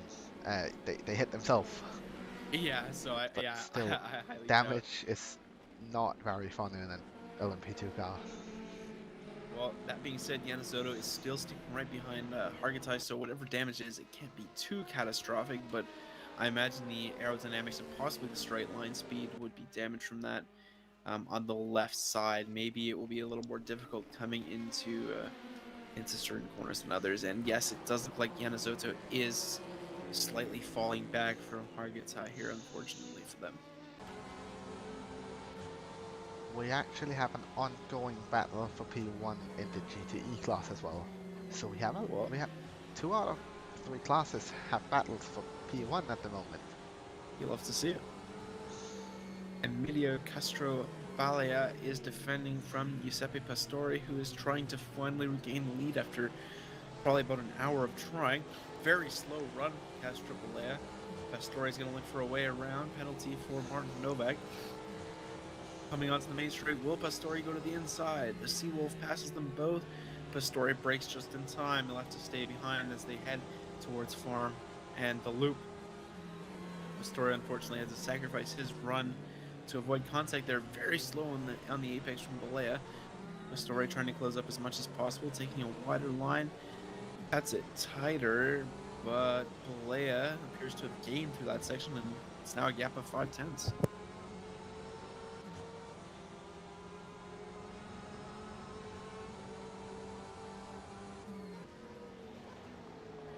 Now going into, honestly can't remember what this corner's name is. Pastore closes up on Castro Balea. Looking down the inside on the traction zone, very unorthodox method of overtaking, but they're side by side just about. Pastore's got his nose in there, and now they're going to be side by side coming into, I believe, Club. That's not Club, but regardless, Castro Balea is going to maintain the position, and Pastore falls a little bit behind. 5/10 gap now between the two. Here comes a prototype to interrupt their battle. Say, excuse me, beep beep.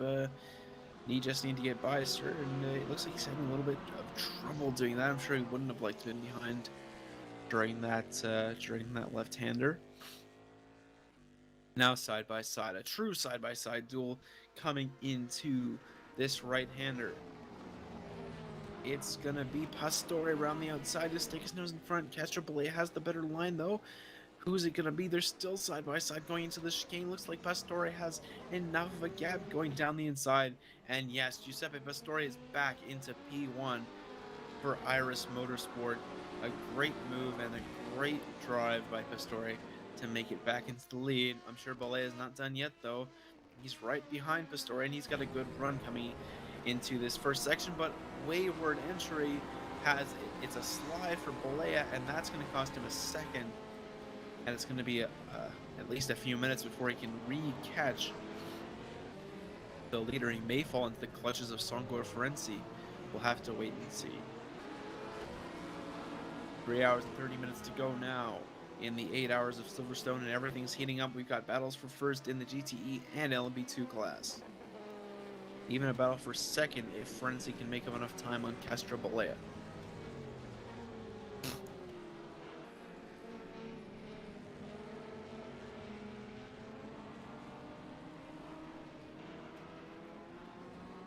Battle for P2 commences as Songor Ferenczi looks to capitalize on Balea's mistake earlier in the lap. It's only 2/10 separating them. Songor Ferenczi for Eugen Sim Racing looking down the inside now. As they come into the fast right-hander, Songor's going to back out wisely. Balea maintains the position. Both hit the exit of the corner nicely. Songor going to bide his time, of course, through Maggots and Beckett's, trying to take a different line. Looks like he missed the... Oh, he's letting a prototype car behind go through. Oh, that cost him quite a lot. Yeah, that's going to be very disappointing. Yep, and now it's going to affect Balea almost nothing as the prototype goes through in the straight. But look at that Corvette just pulling on the straight line. Yeah, still 6/10 gap though, so difficult to make up. And he hits the... I don't even know what those things are on the inside, but I know they unsettle the car. The sausage curb. I think it's just pieces of sausage curb. Okay, it just looks a little different because it's not orange. Yeah. The Korean sausage curves. Songor Ferenczi, though, has made up the time. He's lost just about 3/10 back now, gaining down the main straight, or basically the same position as we were a lap ago. Prototype doesn't compromise his run too much, but could compromise the run of Balea coming down into these tight right and left-handers, and it does. Balea's going to have to slow down extra. Here comes Ferenczi, looking down the inside. Could make the move. Now down the inside again into the left-hander. Ferenczi takes the tighter line and can't get past Balea, but he's ever closer. And Ferenczi going to gain down this straight, looking into the left-hander. Can he make the move? Nope. gonna sit back, and Ferenci's made a mistake. He's sliding on the exit, now coming into the tight left. Ferenci's gonna keep the position. Balea looking for the switchback, but he got bogged down mid-corner, and Balea's gonna have the better exit.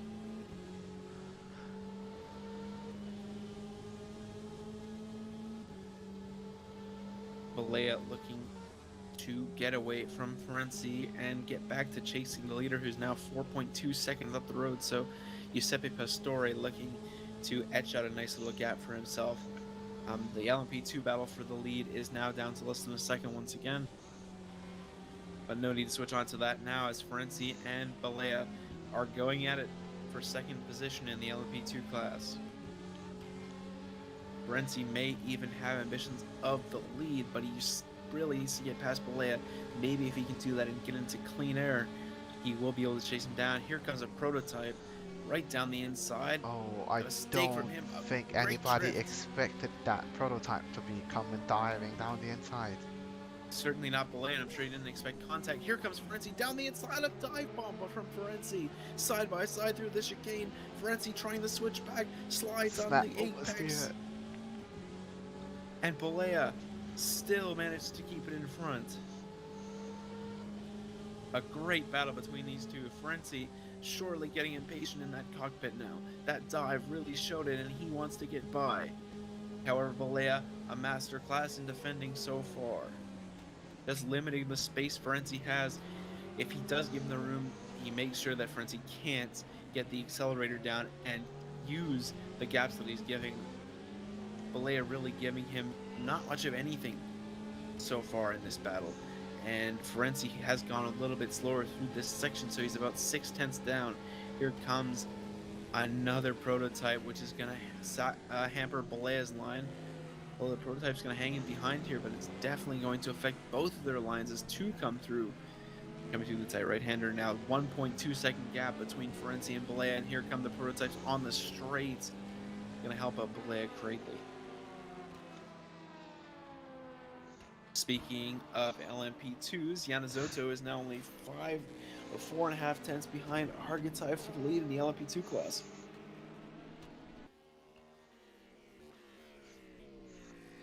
Yeah, it seems like those two battles have sorta settled down at the current moment. Yeah, Hargitai has been making up some ground, but It seems like the P2 battle is sticking around 4 or 5 tenths, whereas, well, obviously now the GT battle got pushed to 1.5 seconds because of lapping.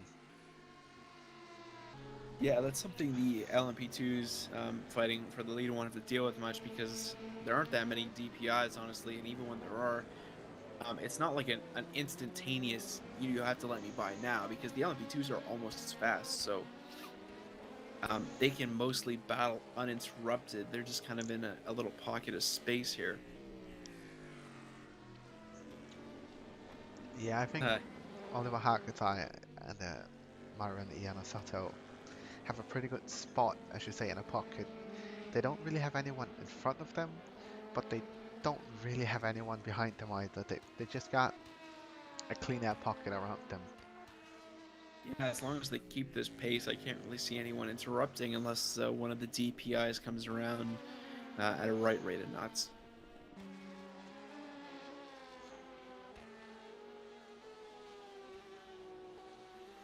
Just a reminder, we will actually have Tobias Blumschein, Blumschein, I don't know, joining us for the last about 2 hours of this race, if everything's still good to go. He's been driving in this race, actually, currently sitting 5th in the hypercar class, so we'll be able to get his thoughts and his insights into the race once he joins us. That'll happen in about an hour and 30 minutes, just about.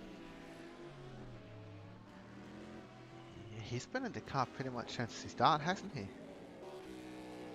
Yeah, I'm not sure if they've actually swapped yet. Yeah, I can't remember either, because if he has, he's starting to push it 4.5 hours. That is quite a lot, but the advantage is we get to talk to him once he's out, so we can get an insight on DPI strategy and all that good stuff for you guys to listen to. I'm guessing that's why he knew he would be able to talk to us in the final few hours of the race, because he knew he would just be doing a long stint right from the start, so he would be free, and there's pretty much no way he'd have to go back in the car unless his teammate has like an emergency or something. So Yeah, but still, if he drives, let's say 6 hours, he barely has any time left in the car. yeah, No, Song of Ferenzi had to pit right when they were getting close. I think that's yeah, Song Frenzy going into the pit lane now. Disappointing, but yeah, I guess on different pit strategies the whole time, weren't they? So it wasn't really much of a battle to begin with. Yeah. But it's a bit of an odd time. 3 hours and 22 minutes left. Yeah, That's you a bit have of to an pit. odd time to pit. Like, that's Might gonna have to pit 2 more times. possibly have to with be that. a splash and dash in the end. Yeah. We saw, I think Martin Marguli go wide there, as the LMP2s bunch up for P1, 2, and 3. It could be a three-way battle for the podium places here as we get to the latter stages of the 8 hours of Silverstone. And Hargitay does have about a 1.2 second gap, but Yanazotto is falling into the clutches of Merguli, who is closing him down. He's only about 5/10 away now, and Yanazotto is actually going to dive into the pit lane here. Yanazotto pits from the lead, so Hargitay is going to inherit it, and Merguli is going to have a chance to vie for it.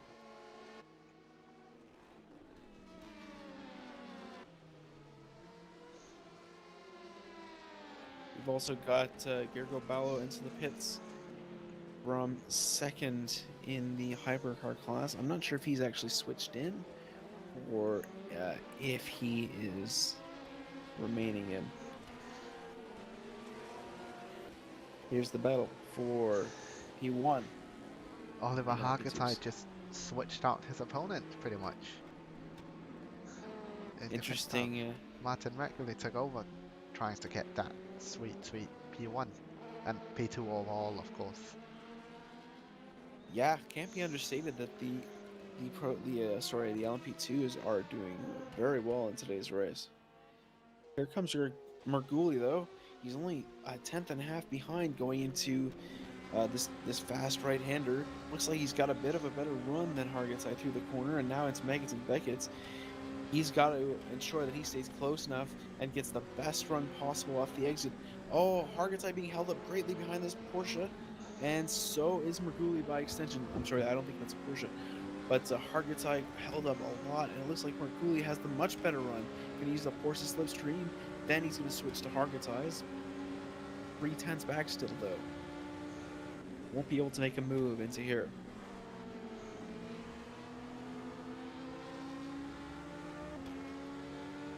We have an announcement to make regarding that incident earlier between the 888 car and the 909 that was highly controversial as they were battling. Tom chasing rules, no further action is required, so nobody will get a penalty on that.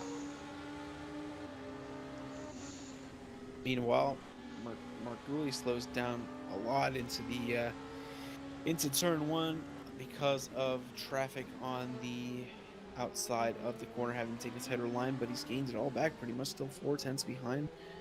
Hargitay going through this left-hander. Who's going to get the better run? It is going to be Hargitay just slightly. I think Merguli's got the better straight line speed. Yep, here it comes. The relative is falling, but so this is one of the shorter straights. Not one of the shortest straights, but the second longest straight on the circuit. And the gap is down to 2/10 now. A GTE is blocking them both on the inside of the corner. And it's a Hargitay moves to the inside. It's contact. Contact by Hargitay and Merguli as Hargitay moves to the inside to get away from the Porsche. Merguli wasn't expecting it. Just went right into the back of him. And now the battle's well and truly on. 1/10 gap. Both take not ideal line through that corner. Get it all sorts of wrong. Hitting the curb. And now through Magnus and Beckett, looks like Hargitay took the better line through turn 1, but not the better line through Magnus and Beckett as the gap falls again. The right-hander, Merguli loses the back end, but wasn't too catastrophic. Actually, might have helped him rotate the car, and the gap is only 3/10 and falling. Merguli could still be looking at an overtake of Hargitay for the LMP2 lead. Coming into this right-hander, Merguli gets ever closer and he gets the better run out of the corner. Here he comes. Could this be a move into the chicane? No, it can't And because it's the pit stop strategy. Prototye has decided to pull into the pit lane, getting me all worked up for nothing. Thanks, Oliver.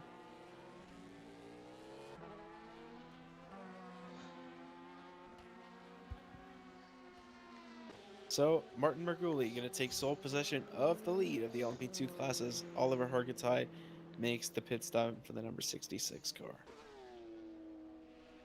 We're going to ride on board now with Lucas Klazar. I think another 777 car. Two cars have decided to pick the 777. I wonder if they're sponsored by like a casino or something.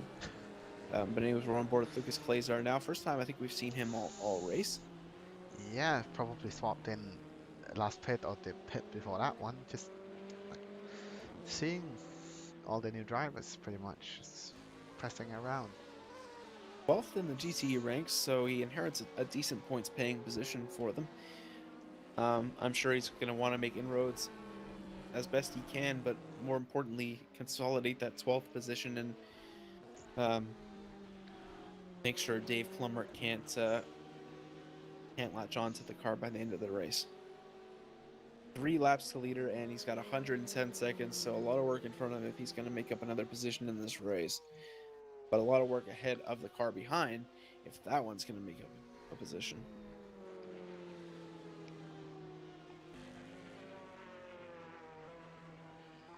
Penalty for Jamal Gandauer. I think that's his second penalty of the day. However, I think the other one was a steward imposed penalty, and this one was just probably due to corner cutting. Class leaders Lundvall, Marguli, and Pastore at the moment. Seems like here in the second half of the race, we've had a lot more penalties in the hour compared to the first 4 hours. Yeah. Seems like that people are making more mistakes. People are getting tired. Obviously, some people live in a country like you do, far away, which causes the time zone difference. Could be a little bit of frustration too, like Definitely. you're stuck behind someone and you just want to get by, right? Or maybe you're an LP2 and your race isn't going how you want, so you just want to slice through the GTEs, but and so it leads to errors.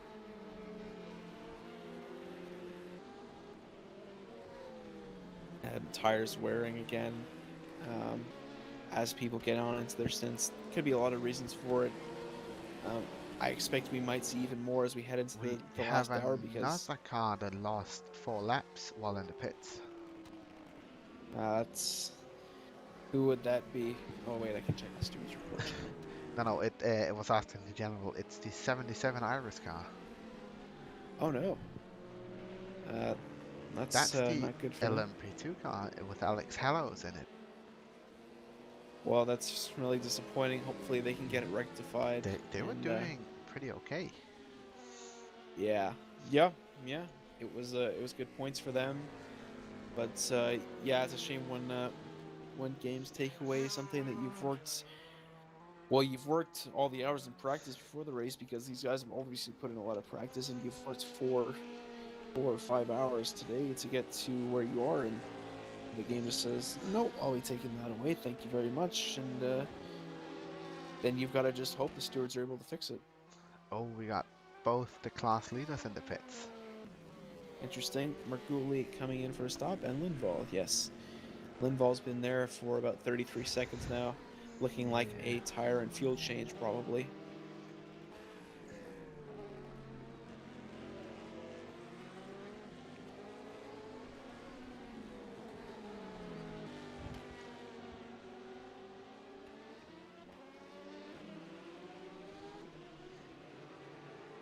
Carlos Martinez. A very, very long stop for the Seawolf car. Yeah, 1 minute. Interesting. But and they put Jan Katau in. That is probably the time it takes for them to do a full stop. Yeah, at that point, I'm thinking that it's probably not a minute for damage. I'm thinking it's a minute just for tires and fuel.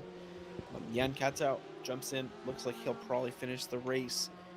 for Seawolf number 46. All he's got to do basically is bring it home in one piece, and they'll be winners once again. Penalty for Leandro da Silva. Like we're getting into even deeper corner cutting territory. I think a lot of teams, I think probably more than half the teams are good for at least one penalty per race. I mean, it's just hard to stay consistent and not break the track limits. Not break the track limits more than 8 times in a race. I'm a guy who spins all the time, but even for good drivers, I'm sure it's difficult to maintain on the track forever.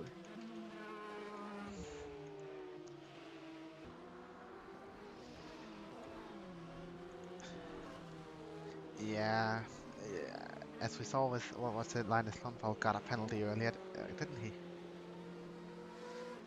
Yeah, he got a drive through. Yeah, as we corner see, cutting. even the best make mistakes. I think it's just human nature for when you have been in the car for a long time. For sure. And obviously, if some of these drivers on track are less experienced, they are going to have more mistakes happen, so it's more frequent they'll get it over Yeah. with. So if somebody makes 7 cuts and gets warnings as an inexperienced driver, then the experienced guy gets 2 warnings, that's the penalty. Exactly. So a lot of things can happen for the different teams, which causes different penalties. Look, I'm not giving criticism to anybody. If I was in one of those cars, I would have DNF'd 3 hours ago. So yeah, I get you, man. I would have been in the same boat. Also, I would have made somebody else DNF by spinning into them. maybe we should enter for the next race. Commentator racing team. Could be hilarious. Just streaming our POV the entire race. Commentate from the car. We can only see our own car for most of the race. So. Well, the order remains somewhat unchanged. Jan Katau, of course, came out in front of the hypercar class. Yanazoto is back in P1 in the LMP2s. Maguli in second, and Harrington in third. Pascal Eggert has been quietly holding on to fourth. He's only 15 seconds behind Hargitay, so he could be ready to capitalize on an error if possible. That's certainly striking distance for a spin or a pit stop with extra damage time added on. Giuseppe Pastore, the car that refuses to die, is back into the lead. Just saw that Myron Yanasato got a drive-through penalty. Oh boy. So another leader. It's been a naughty boy.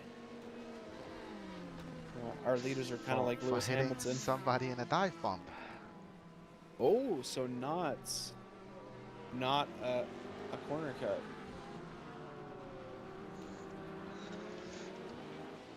Myron tries to pass the lapped car from very far and makes contact. The 160 didn't close the gap, says Stuart Tom Chasing. So that's a drive-through penalty for Yanazoto. And that is going to take away a lot of the gap that he's built to P10. Sorry, to P2. My mistake.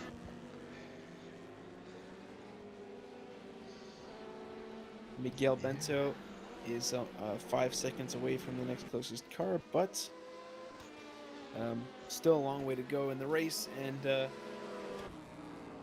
lot of time to be made up if he's fast enough.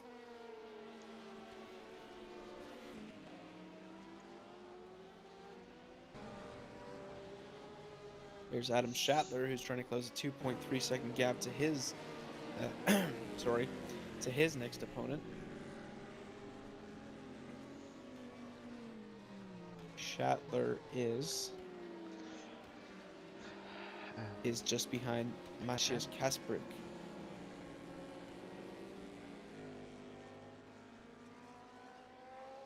Two seconds now. I think he's closed up about 3/10 while I was checking who he was chasing down. So could be seeing a battle between them somewhat promptly. Yeah. just it would be amazing, obviously. For sure. So, we're about 3 hours from the end now. I'll take this opportunity to thank our sponsors one more time. Thank you to Lift Esports, an esports athlete development brand focused on helping and developing talent. Should have some new stuff coming to their website soon. Sadler Computers, our server host and sponsor at ARL Endurance. We thank them for their sponsorship, and we encourage everyone who might need a server for hosting races to go to them, as they have fast, reliable servers with great customer service and a lot of customization options. Those are sponsors for the ARL 8 hours of Silverstone, with 3 hours, 7 minutes, and 30 seconds still to race, and a penalty for Tobias Blumschein. So perhaps not the end of the stint that he was hoping for. I'll have to see if that was imposed by the stewards, or if that was a drive-through. Sorry, if that was a corner cutting penalty, and it looks like it was a corner cutting penalty. I don't see any decision regarding the number 7. So looks like Blumschein just cut a few more corners than he's supposed to. Makes sense, especially if he has been in the car pretty much from the start of the race. It is gonna be tough to sit for 5 hours and just drive and drive.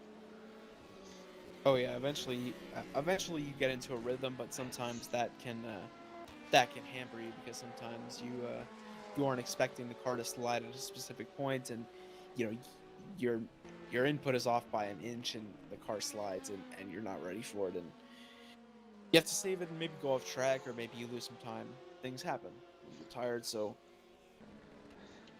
a nice plume of smoke kicked up on the grass by a few of the cars there. A little show for the cameras. I like it.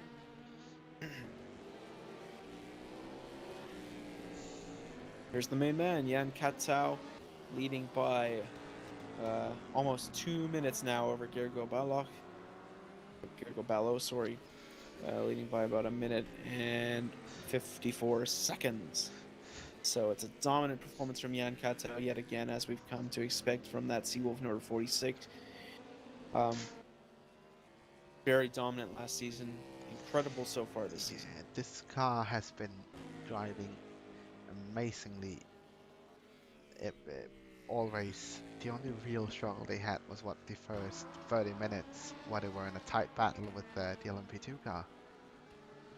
Yeah, I think once this car gets its own pocket of air and gets space to drive, I don't think there's any car that can match it in the field, at least not today.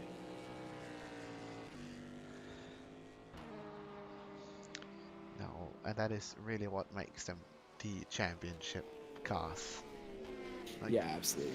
One last season, obviously it's sort of hard to say now, since it is race 1 out of 5. We might get somebody equal their pace. Yeah. So there is a lot that can happen, but obviously getting double points race 1 is really, really good. Especially if somebody only joins for for the remaining 4 races. Yeah, 60 points is a great base to start another championship rally on. And that goes for the other cars too, including the number 38 and the Pastor Bears. A battle about to happen, or sort of just started happening, between Maciej Kasperczyk and Adam Schattler. Yep, Schattler's closing up quite considerably now. He's closed up about 2/10 since the time we've been talking about him, and he's right behind Maciej Kasperczyk. Coming through Maggots and Beckett's now. Looks like Maciej's got a bit of a better run. Here comes a prototype up the inside. Schattler not wanting to give up track position because he wants to go over. He wants to attack Maciej Kasperczyk, and now that's going to benefit Kasperczyk quite a bit as the DPI passes on the straight. It does not affect Kasperczyk in any way. In fact, it may have helped with a little bit of slipstream. Schattler, though, still closing up through the corners. He's back down to 4/10s, closed about 1/10.5 through this little complex. Now into the chicane. Schattler brakes later. Can Kasperczyk get a better run out? Looks like no, he can't. Actually, yes, he can. And no, he can't. The Delta is really messing with it. Oh, he's got by. Shatler's through. Oh, there's lag from Maciej Kasperik, and it's allowed Adam Shatler to get by. I was wondering what happened to the Kasperik car, and yeah, unfortunately, for Maciej Kasperik, he lags out. Really not a fun way to lose a position, but again, not a thing you can really do much about. No, absolutely. It's just unfortunate. It's a shame these things have to happen, but online racing, that's just how it is. Yeah, Here comes Gabor Hevesi now, trying to capitalize. Trying to chase down Andrzej Mareczek for P5 in the GTE class. 5/10 back now is Gabor Hevesi in that Mugen Sim racing car. Very mean looking Corvette there. Drive through for number 66. Hargitay serving that right now. Drive through due to avoidable contact with the number 108 car. That is Tom chasing. that is really not fun because the 108 is a GT car, so that is just touching almost, and pretty much any touching from a faster car to a slower car is gonna result in a penalty of any type, which is really not good. Yeah, that's what a lot of endurance racing is about, making sure you stay clean with the lap traffic and not only getting through as fast as possible, but as safe as possible. You want to be avoiding contact at all costs, but it's a very, very long race, especially this 8-hour one, and there's a lot of cars, so sometimes it's pretty much impossible to avoid.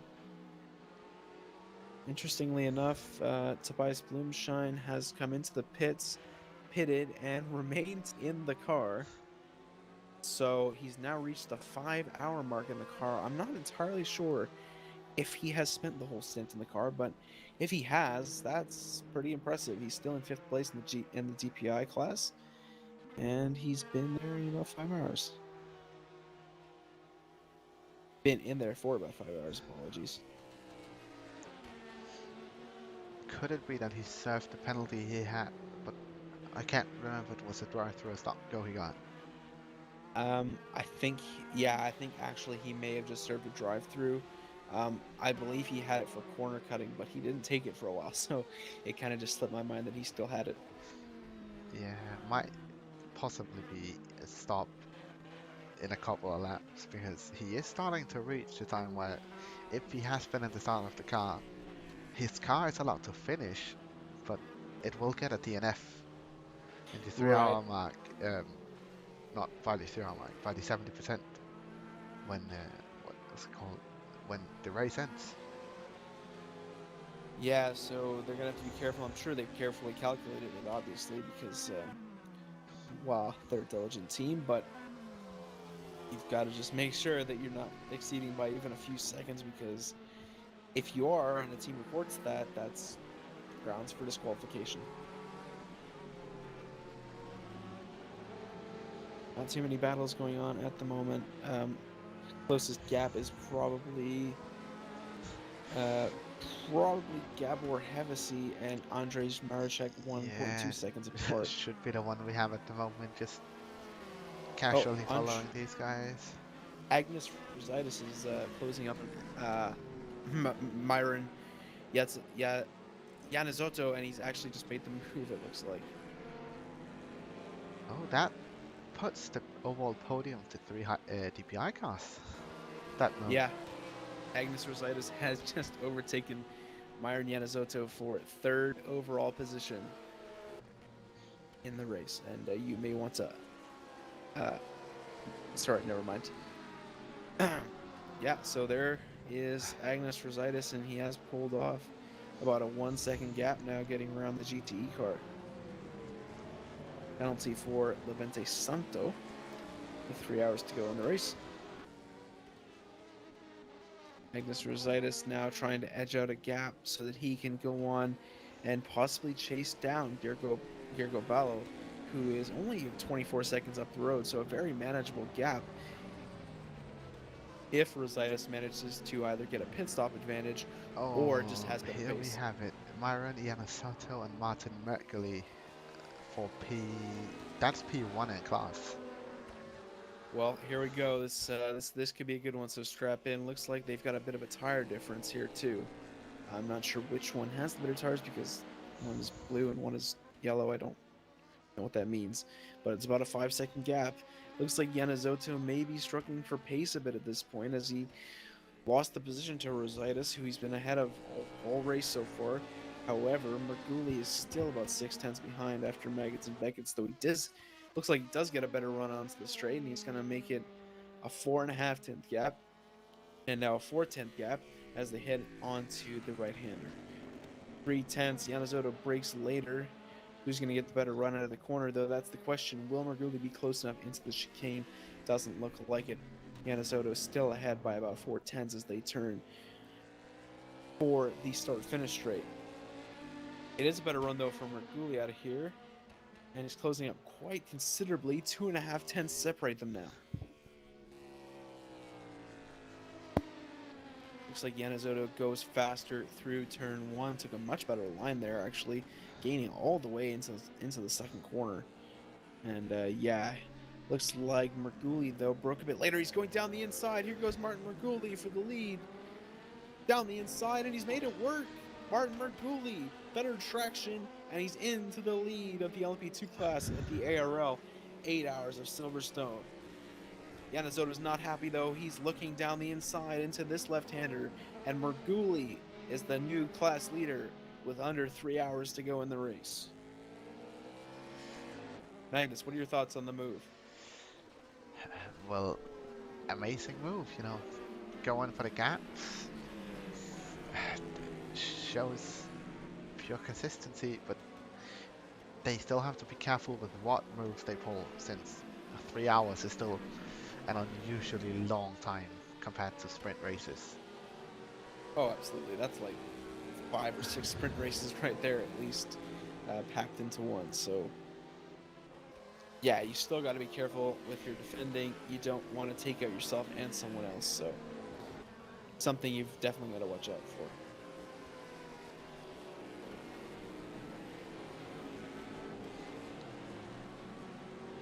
We have Felix into the pits. I think he's replaced by Castro Balea there. Marco Felix was not replaced by Castro Balea. He fell below Castro Balea. Felix racing in the number 4 GTE, and he will be actually replaced. Philip Gordinho takes over in 27th overall position, which I believe is 6th in class. So Philippe Gordinho is going to try to get the number 4 car home in a great points paying position. There he is there, taking his first few steps onto the track in about 5 hours, assuming he practiced right before the race. Yeah, still, now we're starting to slowly reach the time where it's going to be like close to when Tobias Blumschein has to get out of the car if he started. Yeah, I'm thinking soon. Soon he'll probably be done. I'm not exactly sure what the 70% time would be. In fact, I can probably calculate that right now. That would be 333 minutes. Wow, which is that's quick 5 math. hours and 36 minutes. So he's got a good 20 minutes left until he's DNF'd. So the 2 hour 24 minute mark is when, if I'm doing the math right, the 2 hour 24 minute mark is when you have to get out of the car. So is this gonna be one where they switch like for 2.5 hours? Because if so, that is cutting it really close. Could be. I'm assuming at this point that Tobias Blumschein will be attempting to just stretch his sticks as long as possible. But you have to be careful, because if you, for some reason, miscalculate and go for another lap when you're not supposed to, and you realize too late, that's a DNF right there. If you think, oh, I can go for another, however long a lap is, 1 minute and 48 seconds, and you're a few seconds off, someone can report that and be Yeah, and disqualified. anything like a spin adding 2, 3, 4 seconds, it's gonna add 2, True. 3, 4 seconds True, above yeah. the time you have, which is, well, that's out, sadly. Not meaning you get DNF'd immediately, but you will probably get DNF'd post-race. I assume they will leave some kind of a buffer of maybe 5 or 6 minutes to make sure nothing like that happens. But yeah, we'll have to wait and see. I think if we are in the case of Tobias Blumschein not specifically battling for position, well, he is only 13 seconds behind somebody, but if he had somebody right off his ass and kept driving till the end of the race, that would probably be a DNF. But if he extends it 5 minutes or so in his current state and doesn't gain a position, I don't think the stewards are going to penalize him for it. Probably not. Yeah, they are pretty reasonable stewards, I think. But you know, they do want to enforce the rulebook. So if they see it's being broken, I'm not sure exactly what the decision will be. I think people have gone over it before and they haven't been disqualified. But in fact, I don't know if anyone has ever been disqualified for going overtime. I don't think we have had anybody go overtime. We had the Seawolf last season go very close to that 70%, but I don't recall seeing anybody specifically go close. But obviously, there are drivers you're watching more out for than others. Like, it's easier to keep an eye out for the Seawolf DPI car because it's going to be the leading car. So it's easier if we know what they do as commentators compared to some random GTE car. I'd just like to point out at this point that the fastest lap of the race was actually set by an LMP2. Myron Yanazotto set a 145.758. I actually think that lap was set in the early stages of the race by Magnus. Ah, yes, that would make sense. Although I actually made a mistake because that is the fastest time for this stint.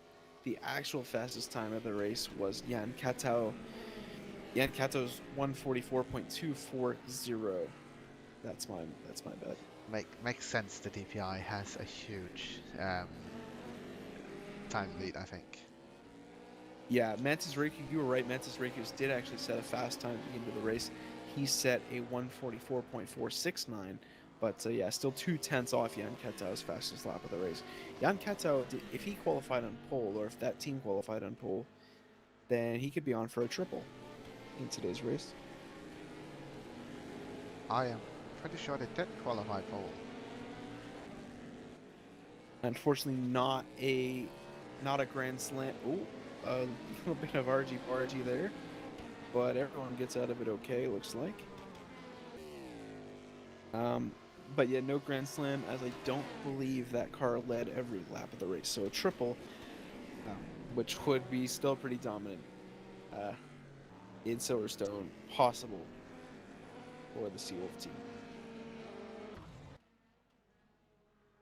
Here's Giuseppe Pastore now back on the throne.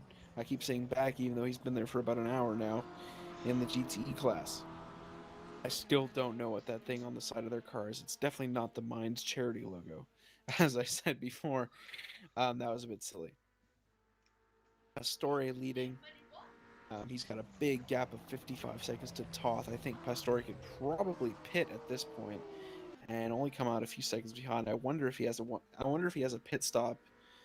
I wonder if he's a pit stop behind Toth, because if not, he's carved out a massive gap in just about an hour or an hour and a half. Yeah, that Iris GT car has just been so dominant this race. Yeah. After that comeback they made from their early incident, really just it just shows that keep your head down, drive. that's all you have to do in a race like this. But Yep. Yeah. we still have around 2 hours and 40 minutes left. 2 hours and 48 minutes left. So there is still a lot of time for these guys to make a mistake that's going to cost them the win. Oh, So, yeah, so absolutely. the race is for P1 in pretty much no classes finished yet. Not even in the final 2 minutes, like as we saw back in Le Mans when the Toyota died on the final lap. Yep. The race is never finished until you cross the line for the final time. Absolutely. Truer words were never spoken. But barring any kind of incident like that, I would say Jan Kato probably has the win locked up in the DPI class. There's some commentator's curse for you. Giuseppe Pastore, assuming he is not a pit stop behind, seems to have the win of the GTE class locked up. Again, just don't want to put the commentator's curse on you. The LMP2 class is a little more open because Mergulli only has a 16-second lead over Yanazotto, who only has an 18-second lead over Hargitai, who only has a 5-second lead over Egger. So potentially all spots in the top 4 still to play for, depending on pace at the end of the race and possible incidents. Yeah, if they put the fastest drivers in at the end of the race, I think it's going to be a huge battle for P1 and LMP2 class. Yeah, it'll be exciting. Mergulli has been pretty good so far in his stint, I would say. Some pretty quality driving from every driver in that top 4, honestly. If you put them all on a 0-second gap right now and put them in a 5-lap race, I honestly don't know who would win. They're all pretty evenly matched. I think Mergulli just happened to have maybe a better strategy and maybe better tire wear, and there goes Serdar Takichi into the gravel in a bit of a slide. Not too bad though, he's out and running again. No damage, I'm sure, to the kart. Maybe just a few flat spots. Yeah, stayed out of the way, didn't get too early on track. Gotta say, pretty clean spin. Yeah, if you're gonna mess up, that's the way to do it. Except from earlier in the race when we saw one dude spin on the straight and a complete 360 and keep going. Yeah.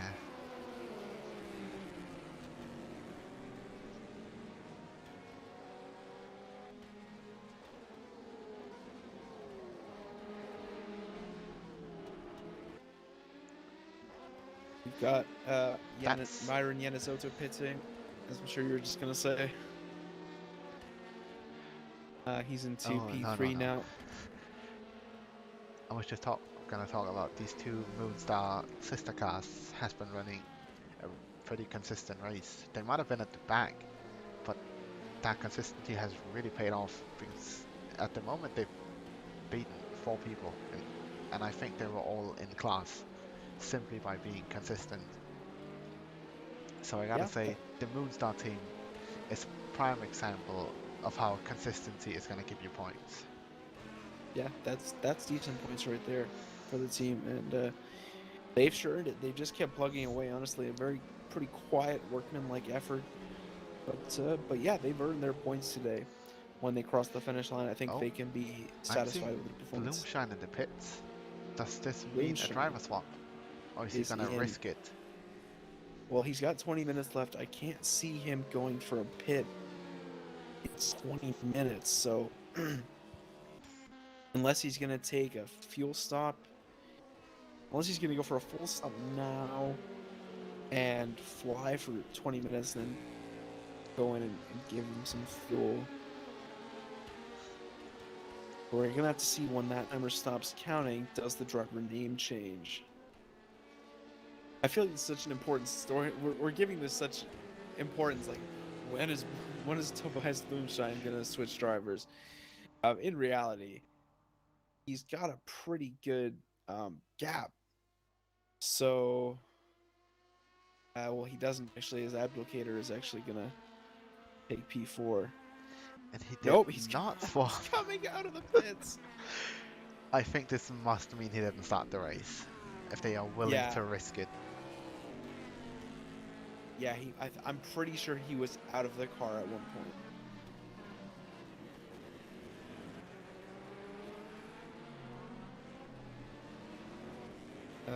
Someone said Nico drove the first 3 hours. I don't know if that's regarding Tobias Blumschein. Who is his teammate? I find the teams list. So many channels in this Discord server.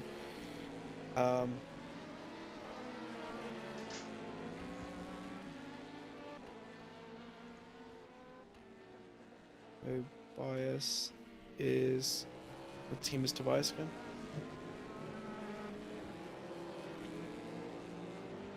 Oh right, he's in DPI. Number 7, Team Iris.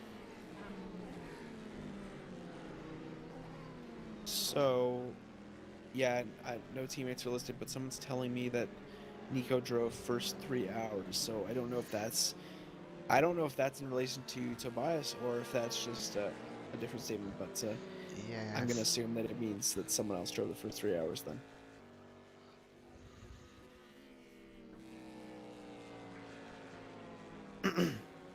Thank you for the message, Plex147. Here's Lucas Henke. Had a quiet race. He was up near the top earlier. Now he's just got his head down and he's continuing to work and get to the finish. Henke is 7th in class. I think. Yep. 7th in the DPI class. yeah, just doing your own race. If you finish, you're gonna get points. So I think Yeah. that's the goal for, especially the people not fighting for the lead. The goal for now is just to finish. He's quite a ways behind Jonas Kaufman, who is 6th in his class. So it looks like his race from this point will probably just be consolidating P7 and bring home, well, what would it be? Bring home 36 points.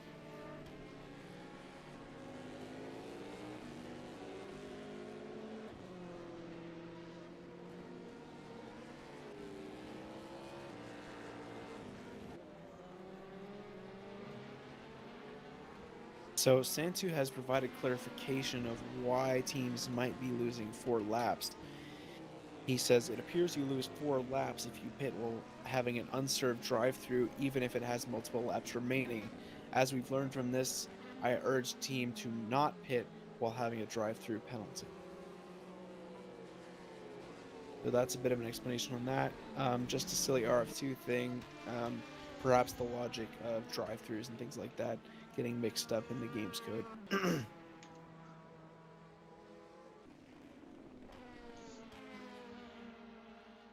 On board with Philippe Gordino here. He's been driving for about an hour and a half, maybe 2 hours. Got in the car. He's been pretty consistent in that number 4 car. Just plugging along, trying to catch Castro Balea as best he can. I think he's actually made up some time since he's got in the car. He's only about 14 seconds back now. Castro Balea himself is in 4th, 21 seconds behind Gabor Hevesi, who's in 3rd. So 4th place still definitely to play for Gardenia. So we were talking about fast drivers coming back, and we have Mantis Rikus back in the car. Oh, interesting. Mantis Rikus back in. Wow. So he's got down to 4th. I don't know if the pit strategy has any effect on that. It must if he's 32 seconds behind. So he's definitely got some work to do, because I think even with the other drivers pitting, he'll still be about level with Merguli on timing. So Rikus definitely has to get his head down and put in some good laps if he wants to win this LMP2 class.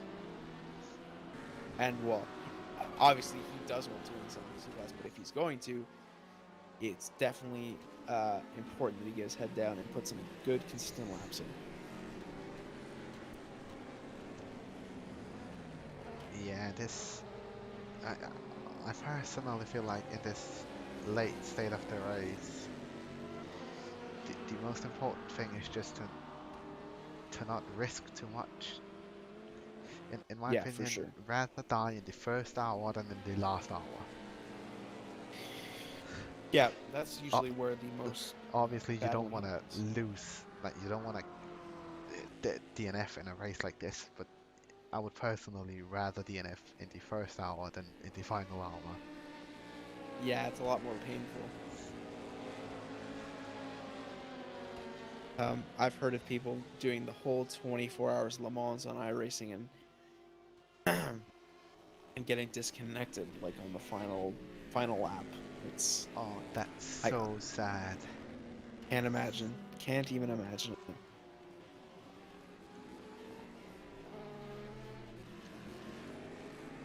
Matters Rikus is in the pits.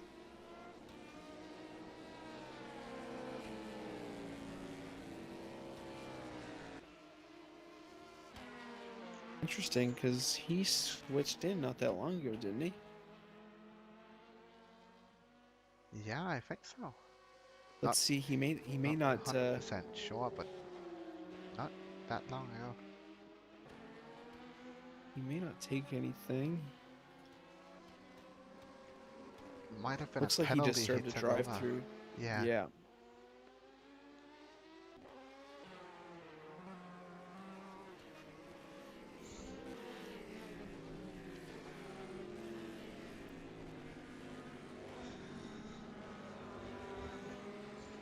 Here's Roman Rattel. Riding on board with him. That's definitely a Sim Apex livery. So Roman Rattel flying the flag for Sim Apex, number 65. One of their consistent LMP2 entries in the past few years. Yeah, Simapex ran the mid 60 numbers last season. They like 5, 6, 7, 8, and 9. Yep, that's those are our numbers. We like the 60s. Yeah, you pretty much fielded the entire LMP2 class last season, didn't you? Well, quite a few. And you still managed to lose it to Seawolf. Wow. I, See how it I'm is. sorry. You won the GTE class. Yes. We're still happy with that. The 65, I think, was. We had 64, which was a DPI, I think. I think we had 65 and 67, or maybe 6. Yeah, I think 65, 66 were LMP2s, and 67 and 68 were GTEs. I think unless the championship winning team was number 66, I can't exactly remember. Basically, we have a lot of 60s. Pascal Eggert went into the pits about 40 seconds ago, and he's still in there, probably getting full service in his pit stop. Matis Rekus is now into P2, 103 seconds back of the lead, so even when Marguli stops, Rekus probably won't be in the lead.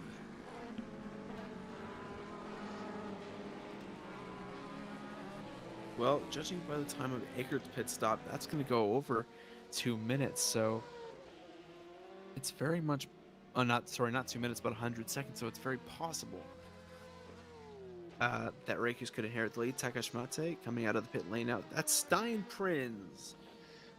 Stein Prinz coming out of the pit lane for his first appearance in Aero Endurance this season, not actually driving for the Sim Apex team. No, he's taking over for Pascal Eggert in the 137 car. I just want to inform you that if Tobias Blumschein started in the car, he has 10 minutes left. Well, we're gonna see soon. I actually went onto his stream and asked how much time he has left, but he didn't answer me, so guess we won't know until he gets out. Stein Prinz not racing for Sim Apex despite being a team boss there. He's driving for the number 137 Avon Motorsport car. I'm still not going to attempt to pronounce that first word. He's got 24 seconds to make the podium somehow in the LP2 class. I mean, he's got 24 seconds to make up somehow via pit stops, some kind of strategy, or just pure pace. And I know Stein is a very fast driver, and I think if he sets his mind to it, he could make the podium in this race. Marguli pits from the lead of the LMP2 class, and it'll be very interesting to see how close Rekus gets and if he can actually pass him for the lead. We are currently on board with Tobias Blumschein chasing down. Who is that? That's Applicator for P4 in class. Still the best name on the grid, Abdulkader, holding P4. He's had a very good race, a very good debut for Errol. I think it's been. I'm pretty sure I haven't seen him race with us before, but Blumschein is really closing him in now. Abdulkader had a lot of trouble with that GTE, and now Blumschein's right on the back of him, and he hits the Porsche, and the Porsche rolls. The Porsche is rolled over. He lands on his wheels, comes That back onto Porsche the track. got sent to another dimension. That was Wow, the imagine Moonstar being Porsche. a driver in there. Sorry? I think that was the 99 Moonstar. Oh, man. Must be They've sad. been having a consistent race, and then they just get flipped over. Wow. That's an incident and a half. That has to be a heavy report, like a big penalty for just crashing people into another dimension. Yeah, I'm not exactly sure how much Blumschein did there. I think he hit the Porsche and forced him onto the inside. We didn't see the full incident, of course, but I think what caused the Porsche's flip was going over the curb on the inside there. And I don't think that Blumschein caused that. I can't say for sure, though. Anyways, he's going to plug on and try to catch Haitham Abdulkader. 4P4. He's only 5/10 back now as Abdulkader has struggled over the past 2 laps. Into Maggots and Beckett's now. Blumschein fielding a compromised line, but he's getting a better run through the second part. And coming onto the back straight now. Blumschein will want the better run. Maybe slightly, but it's definitely not going to be enough to have a move or to even get close enough to think about one. It's going to be about 6/10 by the end of this straight. Blumschein with a small lockup on the way in, both taking a tight line. Both hit the exit quite nicely, and it's about 5/10 separating them as we head into the final chicane. Abdulkader with about a 5/10 gap to Blumschein. And Abdulkader with a much better run through that corner. He's opened up about a 7/10 gap, so very nice driving from Abdulkader to continue his battle for 4th. Also, I'd like to point out that Yannick Muller is back in the number 8 car. We saw him earlier in the race. It was taken over for quite a long time, but he's back now.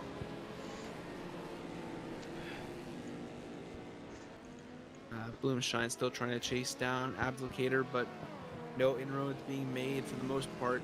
It's still a 6/10 gap. Yeah, I think LMP2 is gonna be the battle for P1, whereas DPI is gonna be the battle for P2 mostly. Yeah, Muller, if he's got the pace, could make up 31 seconds, I think, in 2.5 hours.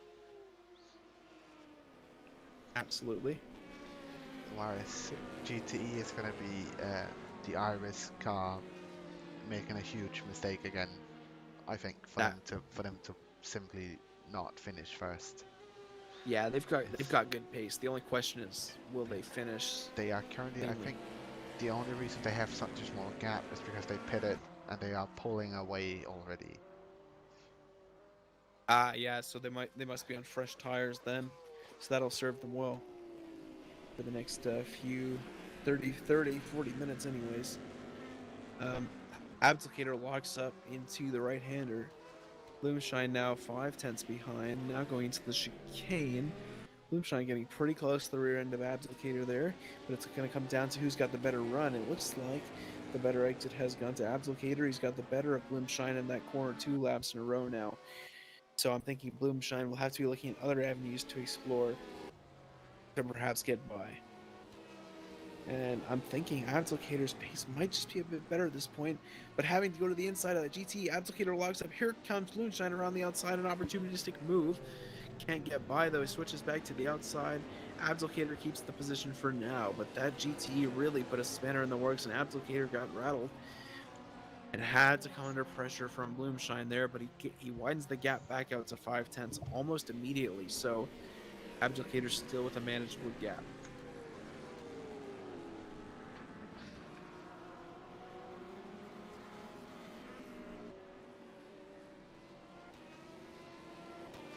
now he's widening out to almost 7/10. So Abdulkader with some pretty consistent pace, except for when troubled by GTEs.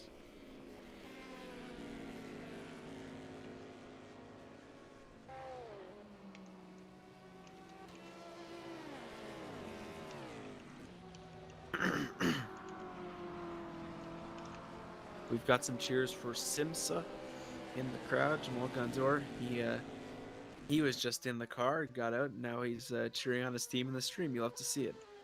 Thanks to the 39 people who are watching. I think you're probably all drivers or relatives of drivers, but if you're watching just for entertainment, thanks a lot. Hope you can watch as maybe Blumschein and Abdulkader battle it out right before Blumschein gets out of the car. Which we assume will happen soon, whether or not he actually did start the race, because he did promise to come and commentate the last 2 hours with us. Nah, just kidding. Obviously, we're not just going to pull him out of the race if he's 30 minutes late. Yeah, here he goes. He's gone past. He's gone past Abdulkader for P4. Pretty clean uptake. And a Yeah. huge lockup though. Yeah, his line was a bit compromised going to there. Here comes Muller taking a peek down the inside. Not close enough. It doesn't break late enough to actually utilize it though. And a smart move to definitely back out of there. Now Blumschein is going to try to widen out the gap on the straight. I'm pretty sure he's got the straight line advantage over Abdulkader as Abdulkader tries to get his position back. And there's a GT off, saw a plume of smoke, and then GT going slowly on the outside of the corner.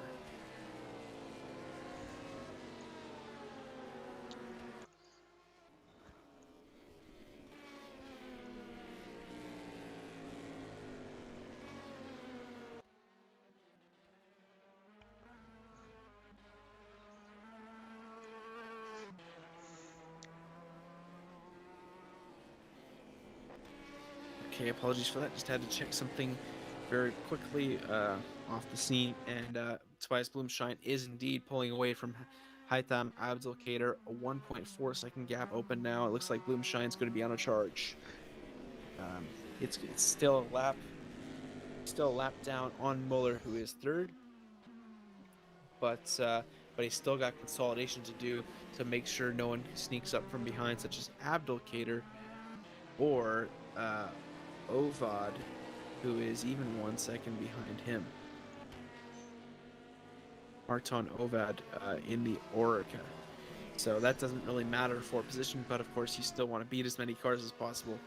And a top 10 finish, I'm sure, would make Blumschein's day even better.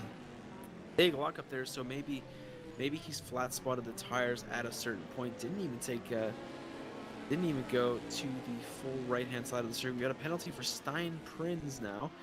He hasn't been in the car long enough, I don't think, to accrue a penalty, although they could have been left over from the last driver. Nope, he has been given a drive-through penalty by the stewards for avoidable contact on the number 137 GTE. On the number 89 car. So Stein Prinz getting a drive-through penalty less than 20 minutes removed from actually getting into the car.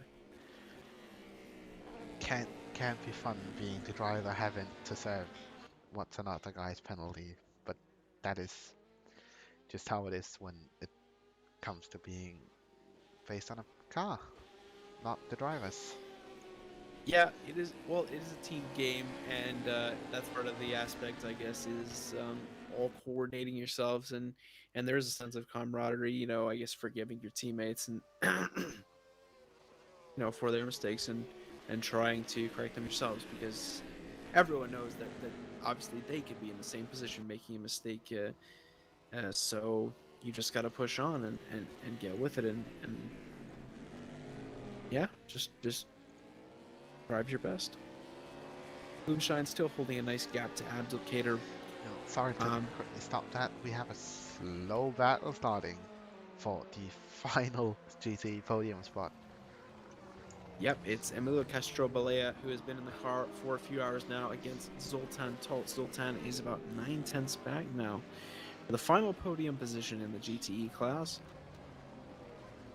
We also have Martin Ovad closing in on high time abdicator, but this battle is for a podium position, and it looks like Toth is closing in ever so slightly per corner as they come through Luffield now and onto the exit. Toth is only 3/10 behind now, and he's closing in down this straight. Won't be enough to make a move through here, though. He'll have to wait until Stowe, I think. Coming into the first couple of corners now. Sorry, I thought we were in a different place in the track. Balea maintains a 3/10 gap over Toth, but it's a better exit for Toth, who's going to look to get by Balea on this straight. Toth in the slipstream, going to stick there as long as possible. Balea going defensive. Here goes Toth to the outside. Breaks later, but Balea's got the inside line. Toth slotting in behind and looking to the switchback. He's going to the left side. Now he's going to look for another switchback to the center of the track. Getting a better exit as he gets the line tight. Balea just taking up enough room to deter Toth. 1.5 separate the two of them, and Balea still has P3 in class. Toth just in behind. This isn't an overtaking spot, but Toth has to look down the inside. He's going to break. That compromises his line. He's going to get the better exit, probably Balea, and yes, he does. Balea has the better exit going into Magnus and Beckett's. Take a breath now. Have to say, throughout this race, Balea has had amazing defensive driving. Not being careful, but taking up just enough space pretty much everywhere for an overtake not to happen. It has just been perfect or near perfect defensive driving. I say as he's about to get overtaken. No, but no question, he has done some very good defensive driving. However, in that case, well, he's going to come back. Let's see his attacking driving. Maybe he can put on a showcase of a different kind here. Good move by Toth to cover the inside there. Very smart. That's going to allow him to keep his position here, and a slide from Balea as he gets a little bit too enthusiastic on the throttle.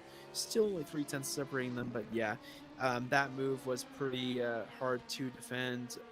Toth just had too much overspeed, and yeah, he was always going to get by there unless you covered the inside, and that's a dangerous move at that point. And it looks like Toth is pulling away a little bit. He's going to be 8/10 now, a second up the road, just a few corners after the overtake. So it looks like Toth did have the pace. Credit to Balea for putting on a defensive show for as long as he did, but Toth is now pulling away. Stein Prinz is serving his drive-through penalty now from fourth. That's going to give Novak in the 23 car a little chance to get closer. I've been tagged in the stewards chat. Never mind.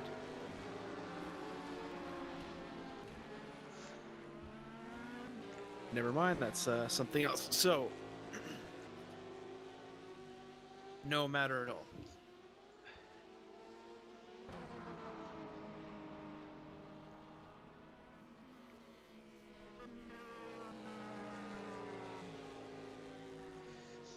Just while there is a lull in the action, I'm going to take a break right after mentioning our sponsors once again.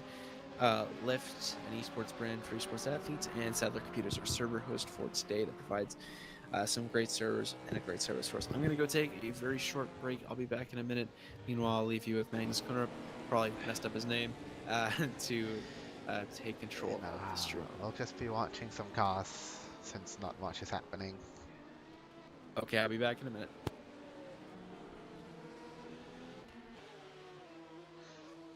Or we're gonna start spectating the LMP2 battle for 8th against Andy Tomlinson and Joachim Lowissen, going side by side.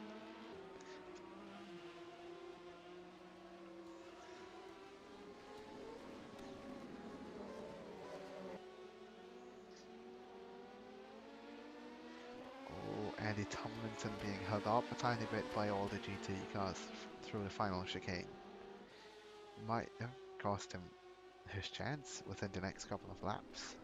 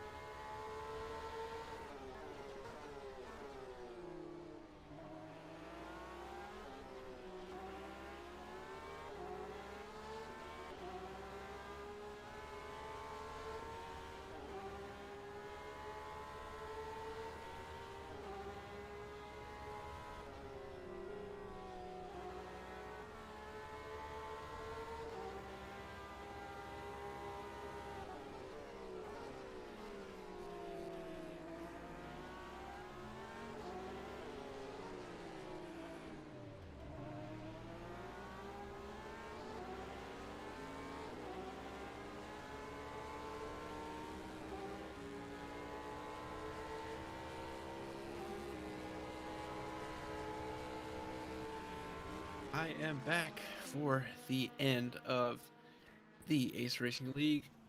Ace Racing League Endurance, 8 hours of Silverstone. We got 2 minutes and 11 seconds on the clock remaining in the race. So, a lot of stuff has happened while you were gone. Looking at the order, it doesn't look too much different except for Gabor Hevesi for some reason being in second place. We got Tobias Blumschein out of the car. Okay, who took over his place, Dylan? Tom Dillon. Yeah, he was definitely in the car earlier. I remember now. Yeah, but he wasn't in for very long, was he? Like an hour or so. Nothing more really. Yeah, I guess enough to give Blumschein a window to an extra window. Yeah. Why is Gabor Hevesi in second?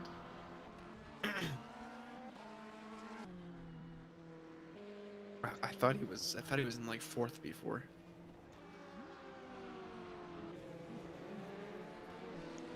Pit stop possibly. I was following the battle between what are they called? Andres Marichak and Emilia Castro Bellia. Okay. Looks like we've got a penalty for for Zoltan and Toth, which would be huge. And it looks like that is a drive-through for corner cutting, as I don't see a steward's announcement. Gergo Ballo into the pits for a scheduled pit stop, and that's going to give Yannick Muller the second position.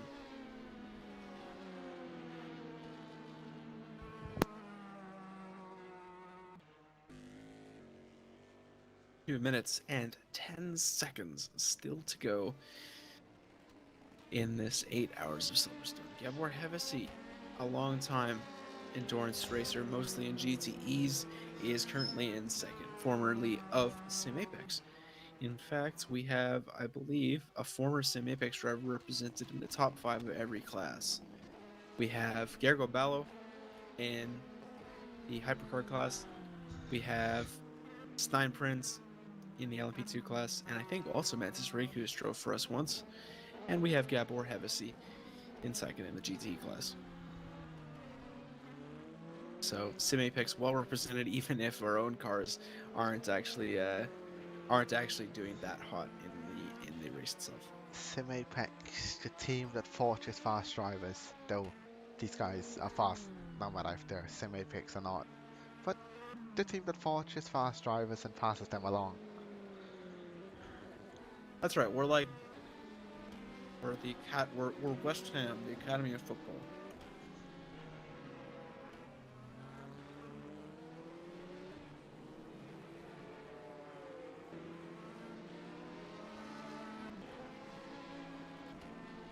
I'd just like to take this opportunity to say go Bills. None of you will know what that means, or if you do, go Bills. Go Bills? Is that some football shit? That's correct. That's an American football team. Yeah. Ah, those Bills. Thought it was that. Yeah, I'm more of a fan of Seahawks myself, but sure, Oh, okay. Bills. Well, we got the Marshawn Lynch connection. Fair enough. Best Seahawks. I can respect that. I can respect that. But I'm not really somebody that hates on any teams, to be honest. Okay. I like players more than I like teams, and Seahawks just had most of the players I liked. Well, not really anymore, but they used to have them. Legion of Boom, Richard Sherman, and then Marshawn Lynch on offense, Russell Wilson. They were a really good team a few years ago. Yeah, now they lost a bit. People like Patrick Mahomes nowadays are really amazing. Josh Allen. Yeah, what's his name? I can't remember. New England Patriots quarterback. Ugh, Tom Brady.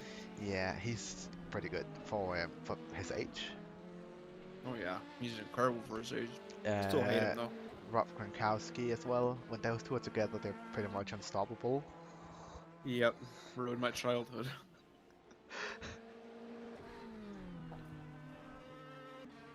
Looks like we've got Novak into the pits with the 23 car. Back on topic now a little bit. I'm sure that very few people in the chat care about football. Yeah, we got the 23 car. He is actually making a pit stop. That's Martin Novak of Heimdall Racing. In fifth, that is a That is a very interesting angled pit entry. stop. But I guess it can be hard if you just don't. Honestly, I'm wrong when I said can be hard. That should be relatively straight when you come into the pits. Whereas the pit Yeah, limiter line is quite far back. And still, stopping from 100 shouldn't be the biggest issue. I guess he just wants to make sure that he's out of the way. Like I think in the rulebook you're not actually supposed to go into the pit area unless you're pitting, so you can't like just go into the little line on the right there. And I guess it doesn't really matter if it's a video game because your pit engineers won't care. Yeah, as you said, pretty sure you can't go on the tarmac where the pit boxes are. Mm-hmm. You have to drive like he is at the moment, going out to the fast lane, Yeah, exactly. or at least on the blue part as a bare minimum, I would say, to stay safe. Yeah, because rFactor 2 doesn't have it has pit lane collision, so you can actually mess someone up in the pit lane. Someone could repair their car for 2 minutes and then you can just collect them. It is not very fun having to be the guy that has to parallel park between two people to pit. Yeah, I would think people would struggle to fit in there, just go straight. Or being the guy in the middle having to go out first. True, that would be even worse, honestly.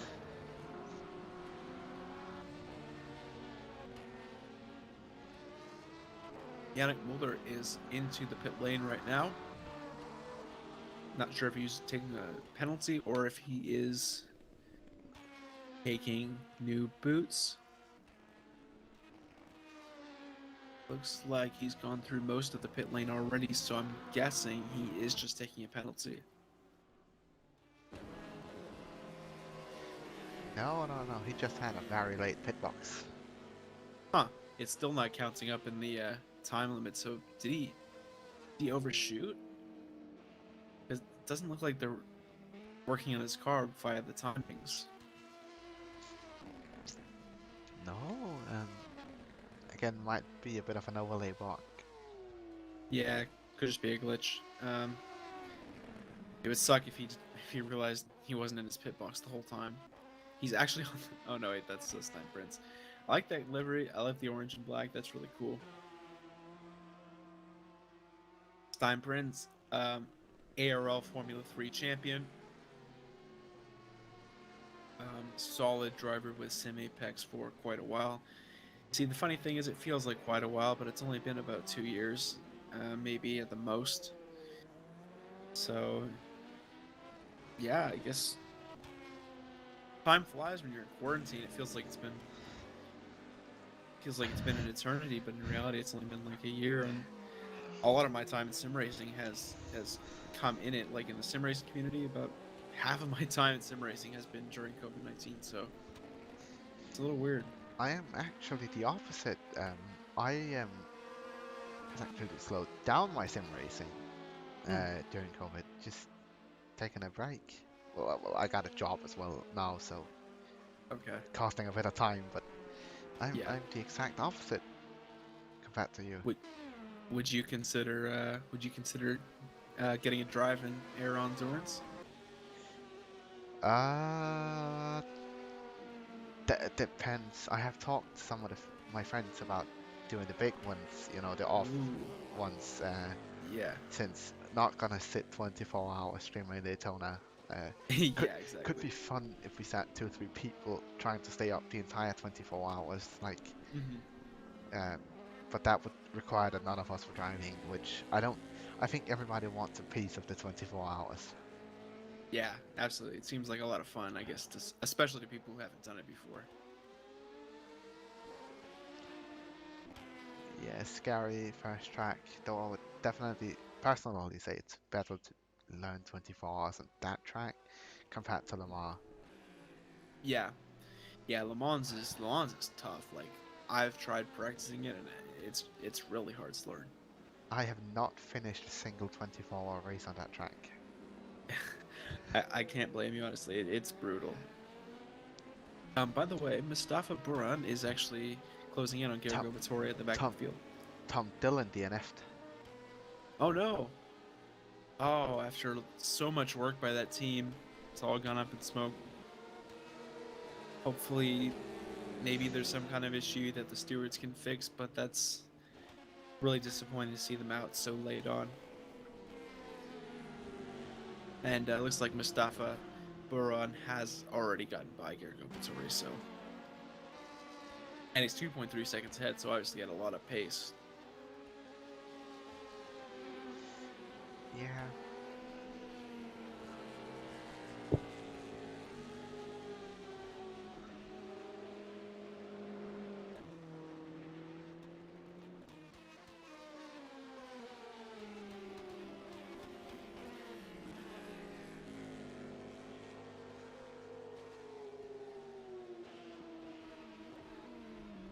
We've got a steward's announcement. We've got a warning to car number 99 for not letting pass a lapping car, but he didn't block him either, so no direct penalty, but drive through next time, says steward Tom Chasing.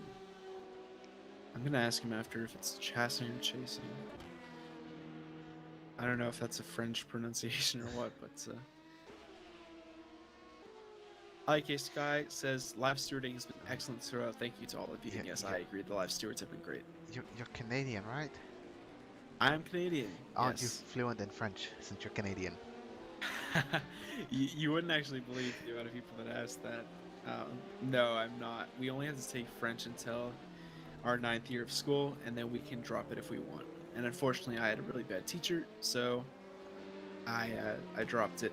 I can speak broken French. I can kind of piece together what French writing says, but no, I can't really speak it. You're Danish, right? Yes, I am pretty Danish. Been ever since I was born. Tell us something in Danish if you can speak it. Well, strongly depends on what people wanted. Like, I can commentate the entire 24 hours of Daytona in Danish if that's what people wanted. Okay, well, I'm gonna have to get a petition for that. Would be sort of sad to sit with like 2 or 3 other people, not understanding a fuck about what I said. Or like people watching not understanding what you're saying either. That's probably even worse.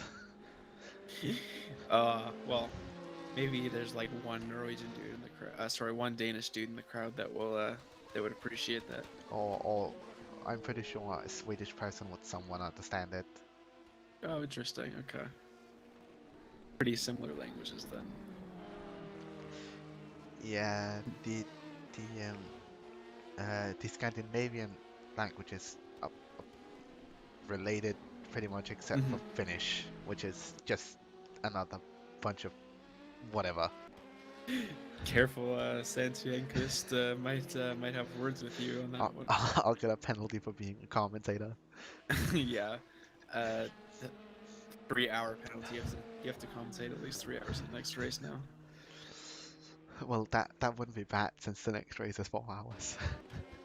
Oh yeah. Shoot. Well, I can't think of a penalty, but I'm sure he'll think of one. He's a good steward. I only get a commentator extra for like 10 minutes. Yeah, exactly.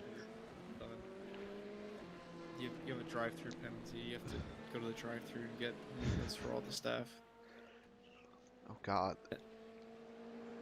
Then delivered to Canada, France, Romania, and Finland. And who else? America, the Netherlands, Britain. England. Yeah. Don't know where half the commentator team is from, so just somewhere in the world. Okay, Jim Bob is definitely English. Ross is English. Tobias, don't know, would probably guess German. And Connor's technically Canadian, but he lives in America.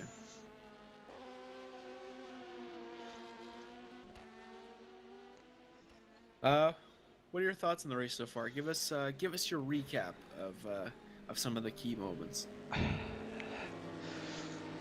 To start off, just thoughts.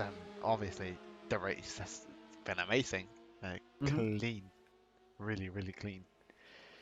That is probably the biggest word I would say. At least for the first 4 hours, that has been clean. Yeah. Clean and consistent, which it has been throughout the entire race. But what I would say for moments, we had the battle for overall P1 between Mantas Rikus and Jan Kitao for a good while. Those were fun. A big moment was probably when Mugen lost the GTE lead, and Iris took over until they lost it and took it over again. Oh, absolutely. Yeah, with the multiple crash drivers. By the way, Sean Jones is coming up to Andy Tomlinson.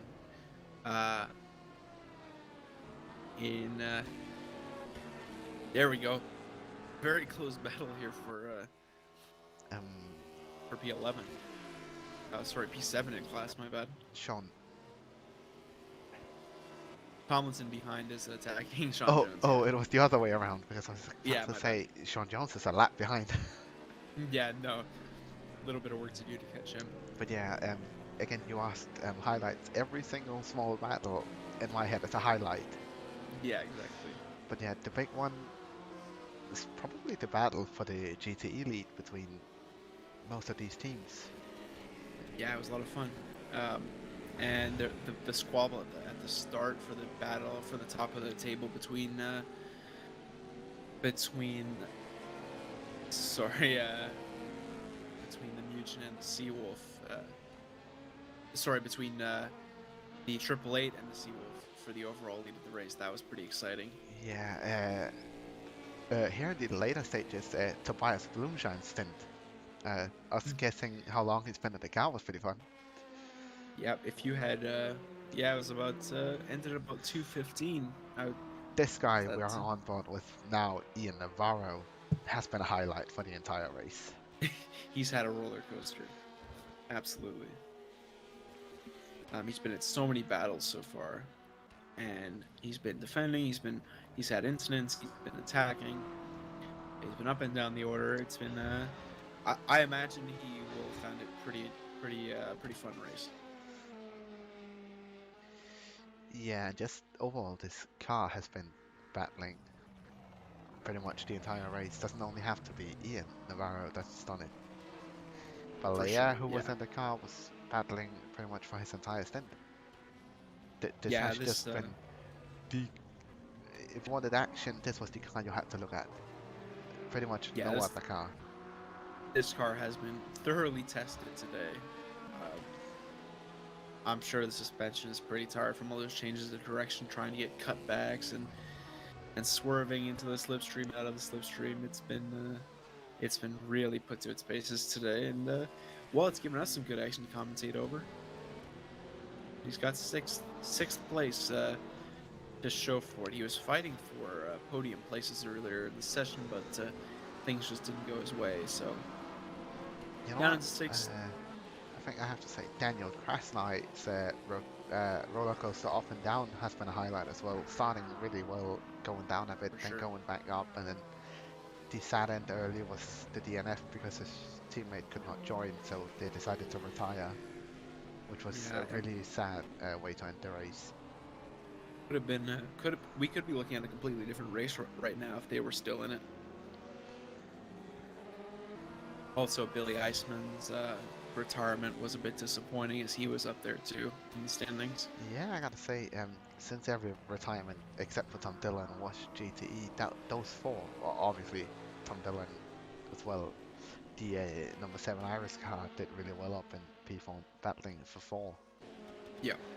But the 4 GTE cars we lost has really, I want to say, really hurt the GT competition because they were cars mixed in.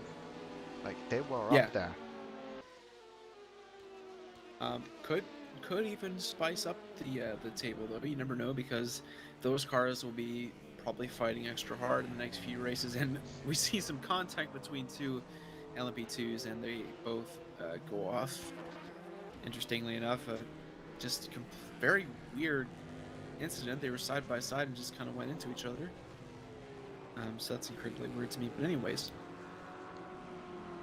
as I was saying, they'll probably be driving harder. They'll be a little more driven, even more for the next few races. And we should see some pretty heated GT battles, I think. I'm excited for the next couple. Yeah, but I gotta ask, do you think the 777 Iris car is going to be this dominant throughout the entire season? Or do you think it is because they are just the masters of Silverstone? I don't think they'll be this dominant for the whole season. I think they'll be up there competing for podiums every race. But I don't think they'll always be a minute or so better than the rest of the field. I think some things definitely. I think some retirements definitely went their way. A lot didn't go their way in this race. They Yeah, the early stages, they really they look sort of underperforming for how they are performing compared to how they are now. Yeah, they definitely stepped up the game in the second half of the race. They kind of had to, based on the incidents that they had. But credit to them, they were under pressure to do even better than they were doing, and they stepped it up. So I think this is a team that's definitely going to fight for the championship, at least in the GT category. But no, I think we probably will see some closer races in the next four. What about you? Yeah, of course it is hard to say based on one race, but with how the Iris car has been performing, I definitely think they're going to be, as you said, compete for the top spots every race. But the Ian Navarro's car as well might not be battling for P2 at the moment, but I do think that they will be up there. And then we obviously have teams like, what are they called, Seawolf coming in. Mm-hmm. And I just spotted we have Ernest Lappens in the AFP car. Yeah, he made a surprise appearance. I wasn't expecting him today. Welcome to the race, Ernest. If you're watching the stream later. Already banging in what seems like to be this car's fastest lap, at least during this stint. Let's see. I think This car. most of us in the community know that Ernest is a fast young guy. For sure. So if they keep fielding him in the upcoming races, I think the 909 AFP BMW is going to be quite far up there. It'll be interesting to see how they utilize him in the future, because I think if he puts in some really good laps during the stint here, I think he's making a case for them to give him perhaps an expanded role, a little more time in the car in the future. Of course, it may not have been the team's decision. He might have needed to go out for the first few hours of the race. We don't know that, of course. But assuming that the team just said, okay, you're going to go for an hour and a half at the end of the race, this could be somewhat of an audition. I want to say not quite like that, but it could just be himself making a case to get an expanded role in the future. He's of course he's 62 seconds behind the next car, so unlikely that he'll be able to catch it. But yeah. By the way, you go. Yeah, Ian Navarro and David Kalixai are closing in, but go ahead.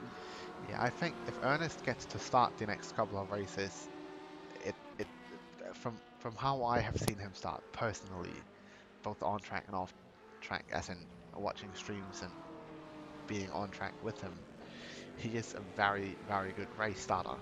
Like, it's in my head, it's sort of like looking at Jan Kitao, just a bit of an age difference from what I understand about the ages of those two. He is just good to start races. Like, he's fast early, he's consistent, Like he he just makes the laps count in the early stages, really helping out the second half of the team. So it could be a consideration for AFP in the future to maybe let Ernest take some race starts. Although that would also be dependent on qualifying, because of course the driver that qualifies for a team has to start the race. So Yeah. But I think as long as they feel Ernest a lot, or at least more than what they are doing this race, as you said, real life things can prevent him from being here a lot.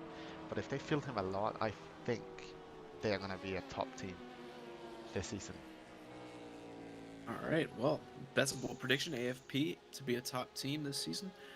Not a bold prediction in general, but they're obviously not off to the best start, as Ernest is fighting for seventh. So I know AFB has a lot of talent in their roster, but they are kind of on the back foot, and now they'll have to do very well in order to compete for the championship. I think they're capable, but all I'm saying is that this race was not the ideal start for a team that I'm sure had high hopes for this competition. However, I do certainly back them to make a good attempt at the championship. If we look now at David Kaluxai and his most recent laps, he's pumping in around mid 2-minute laps, whereas Ian Navarro, who's now about a second behind him, just churned in a 201.0, which was about 7/10 slower than Kaluxai on that lap. So Navarro is going to need to find a little bit more pace if he's going to catch Kaluxai and pick up a place near the end of this contest. However, 2 laps ago, Navarro was into the 159, so if he can string those laps together, he'll certainly be contesting with Kaluxai for P4. And then, who knows, could go after, what is that name? Could go after Husovsky. Apologies, I just couldn't read it because of the low quality of the stream. That is another new driver in this season, I think. Another guy we're seeing on track for the first time. I believe so too. I haven't seen him before, I don't think. So we're gonna see what he can do, because they're putting him in. They're trusting with an 8-second gap to protect the final podium position in the GTE class. So far, he seems to be doing an okay job at holding it at bay at around 7.9, 8.1 seconds. So pretty consistent for the few laps he's done so far.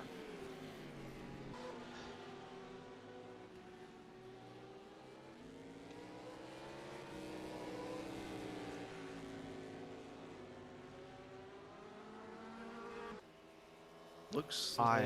I think you had a look at the wrong timing, because David Kalusai is 5 seconds behind Mariusz Husovsky. The 9-second gap is the P2. Right, my apologies. He was trusted to hold a 5-second gap behind. Looks like the gap is slowly coming down this lap, but could just be Kaluxai not getting a few corners perfectly. He's also in contention for P2 if he could pick up the pace and go after Barnsdale there, who's holding his own in P2 at the moment. But as it looks right now, though, P1 is pretty much secured in everything but LMP2. But obviously, almost 2 hours is still a lot of time left. But that 777 Iris car has really been doing great, as we keep saying. Oh yeah. It's almost been unstoppable. It's been really great to watch them race. One thing I want to point out right now is David Kalusai's consistency. His last 4 laps, 2-minute .55, 2-minute .54, 2-minute .48, and 2-minute .69. Every lap is within 2/10 of each other for the past 4 laps, so he's really gotten into his groove. losing a little bit of time, I think, due to the tires because he was in the 159s a few laps ago. So as the tires were older, he may lose his ability to challenge Maros Rosovsky for fourth position, or sorry, for third position. But Rosovsky was on a 202.1 on the last lap, so he's going to need to improve certainly. Kalixai was faster in the first sector by about 2/10, but Rosovsky gained it back in the second sector on this lap. And there we go, a 2-minute .371 for Rosovsky and a 2-minute .367 for Kalixai. So Rosovsky holding Kalixai at bay for now. Kalixai needs to extract a little more pace if he's going to chase him down, but he's already on 12 lap old tires, whereas Rosovsky's only done 3. Fenerci, on the other hand, has extended his gap by 2.5 tenths over Rosovsky on the past lap. So it might be tough for Rosovsky to chase down Ferenci unless he gets a little bit more time once he gets into his groove. Sorry, Songor. I've been calling him Connor. Apologies, Songor.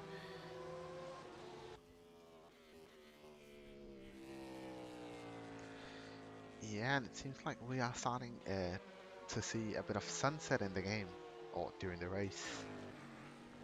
Just a tiny bit. Don't think it's gonna turn dark. Maybe a bit dark.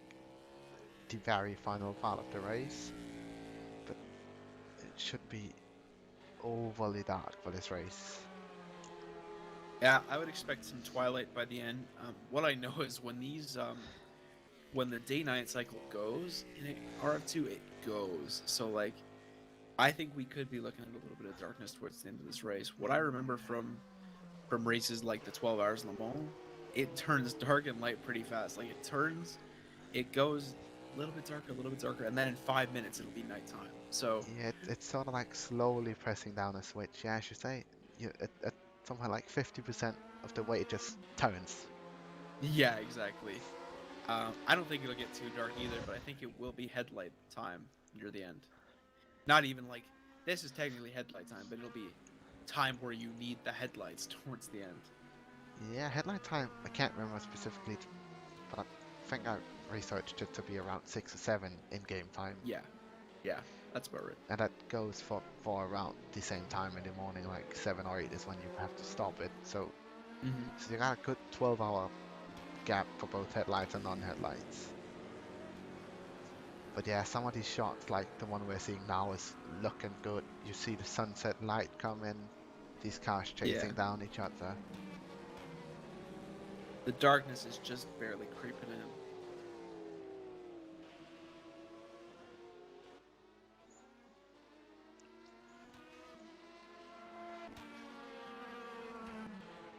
Not too much going on in the order at the moment.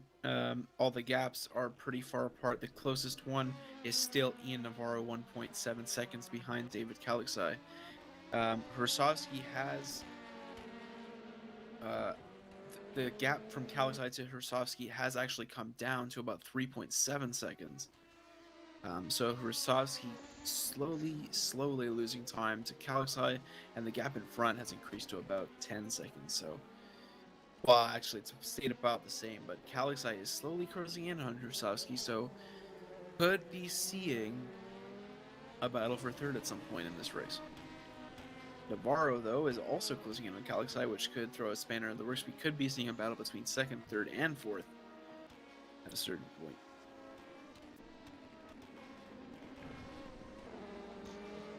Yeah, might be. I gotta say, we gotta watch out for this guy, Roland Shoes. Sorry for butchering your name.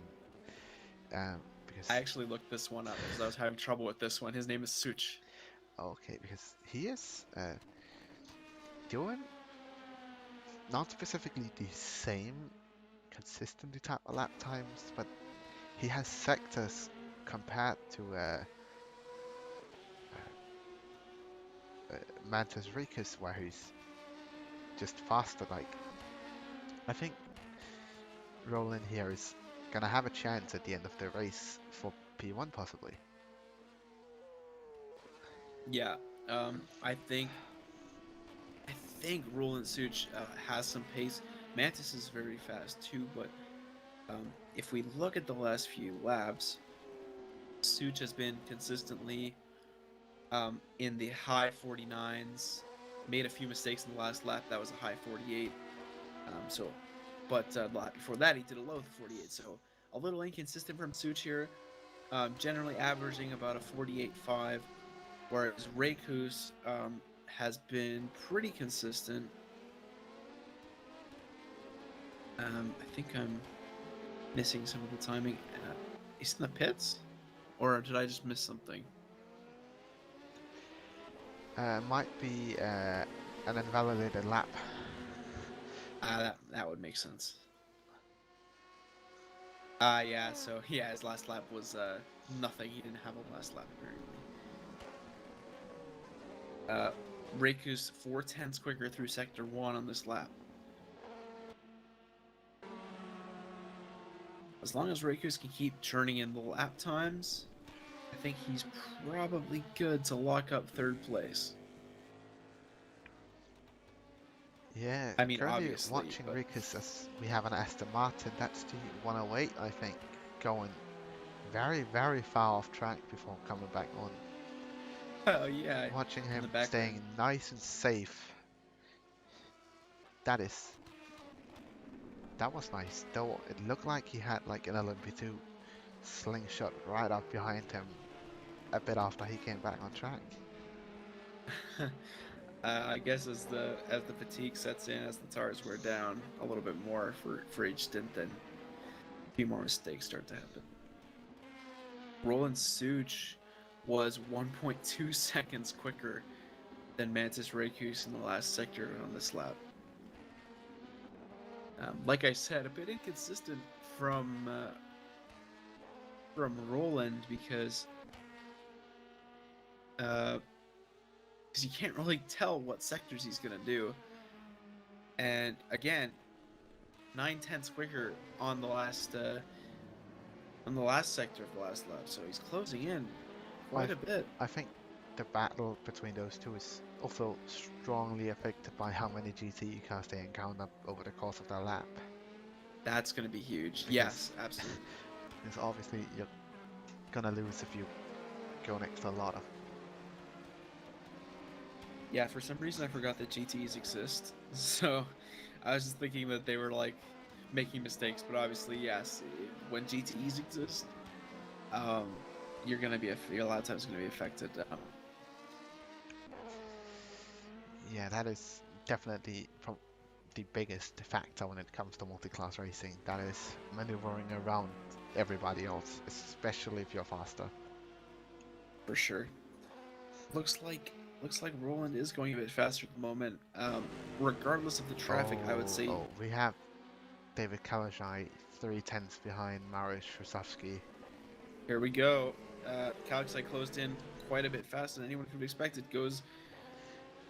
Lost a lot of it to that DPI trying to lap him. Yeah. He went down the inside there, couldn't make it stick. Now he's 6/10 down, but we know Kalixai has the pace, so it's only a matter of time, I think, until he gets back on the rear of Mariusz Rusowski. I can see from our fun little streamer chat that we have Ross coming on soon, as well as Tobias coming on in a good 15-20 minutes. So Oh, it brilliant. should be a fun little party here at the end of the race. Oh, that's great. Love to hear that. All right, cool. So we're gonna have a few more commentators. We've got the dulcety tones of Ross McIntyre, and I actually don't know what Tobias Blumschein sounds like, but nonetheless, here it goes. David Kalixai down the inside of Mariusz Rusowski. Rusowski sticks it in there, but he has to slot in behind Kalixai. That's a very clean move from David Kalixai, and he's taken 3rd place with ease. Nice move down the inside. Braked later, had the better grip, better acceleration. That's how you do it. 3/10 up now is Kalixai, and it looks like that's the move done unless any kind of mistake happens coming through the next couple of corners. So Mariusz Rusowski takes over the car, and David Kalixai closes him down and takes P3.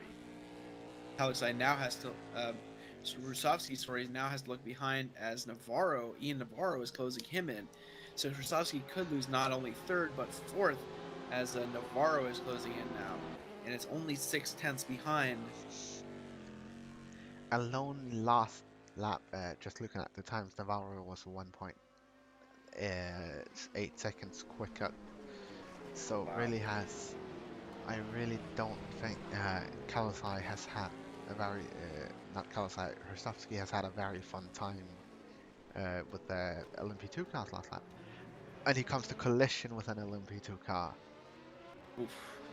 Oh, that's Not gonna what you like cost to him see. a lot. Yep. Krasovsky's still keeping the lead, but wow, here comes the run from Ian Navarro, and he's closing it so much. Looks like they're going to go side by side into turn one, and yes, they are. Not a lot of room there, but they managed to make it through, and Krasovsky keeps his nose in front as they head down to the arena section. 2/10 back is Navarro. They both take the inside curve, interestingly enough. Both don't go to the curb all the way on the outside, taking a tighter racing line, and Krasovsky gets the better run through the corner, but Navarro's better on the way out. Now that's going to help all the way down this straight. Navarro closing in a couple of hundreds every few feet, and he's 2/10 behind. Looks like he's going to take a wider line. Tires maybe betraying him at this point, although it looks like Krasovsky's struggling to get the turn in right as they spin out of Luffield and back onto the straight.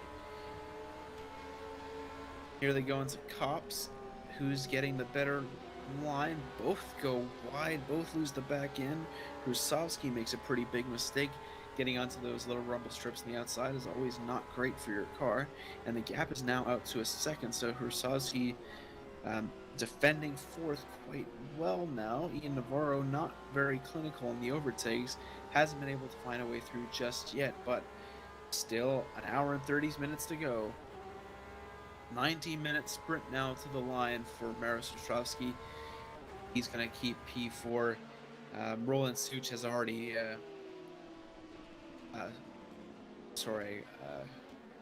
got that completely wrong. David Kalixai is already 3 seconds up the road, so he's just edging out little gaps, a little gap away from Maros Krasovsky. And once Ian Navarro gets fully involved in this battle, it's going to allow Kalixai to get away quite quickly. However, Krasovsky's done a pretty good job managing the pace at this point. Navarro's getting caught up in a little bit of lap traffic, so even more of a gap for Krasovsky. Here comes a LMP2 down the inside. Krasovsky's going to sacrifice his line, but Navarro is getting even further behind. I think he's going to get caught up in a lot of traffic right now. Yes, we talked about a lot during this race. The lapping definitely affects the faster cars, as in the prototypes. But you have to remember it equally affects the GT cars, if not, honestly, maybe even a bit more, because they suffer the power, the downforce, the lightweight. They are just, well, not worse, but they're not as fast at any point of the track. Yeah. Maybe the only They're time more reliant on getting the right line. the only time they're probably on the same pace is through the very slow corners, so the final chicane possibly is where they have a chance. Of course they're not going to battle, but every time they get lapped, especially through, well, every fast corner, which is almost every Silverstone corner, they just lose 5/10 to a second pretty much. Yannick Muller is into the pit lane. He's spent 19.9 seconds in there, so very likely just a fuel stop. He's going to come out after spending 41.5 seconds on pit road, and he'll still come out in third place as he has a one-lap gap over the 961 car who's in fourth. Ian Navarro slowly chipping away at that gap created by Maros Krasovsky. Krasovsky with a bad run through this section, and Navarro's only 3/10 behind, headed into Vale. Krasovsky now looking to get away. The run is okay, but Navarro's is slightly better. Should allow him to close down a little bit as they head towards the arena section at Abbey. Oh, a bad line from Krasovsky. Navarro's on the inside. There's There's a loose GTE on the inside of the track. Rusovsky still leads. Navarro looks down the inside. Rusovsky misses the apex, probably to give Navarro some room. And Navarro's going to take a wider line, cut back inside better. A little snap from Rusovsky, and they're coming down into the back straight from the arena section. Look at the relative tumble. Navarro in the slipstream, closing in on Rusovsky, switches to the left, down the inside. This is how he's overtaken a few times already in this race. Navarro down the inside, Rusovsky holding his line. Navarro forces him wide, and that's the move done for Ian Navarro. He's up into 4th place in the 8 Hours of Silverstone.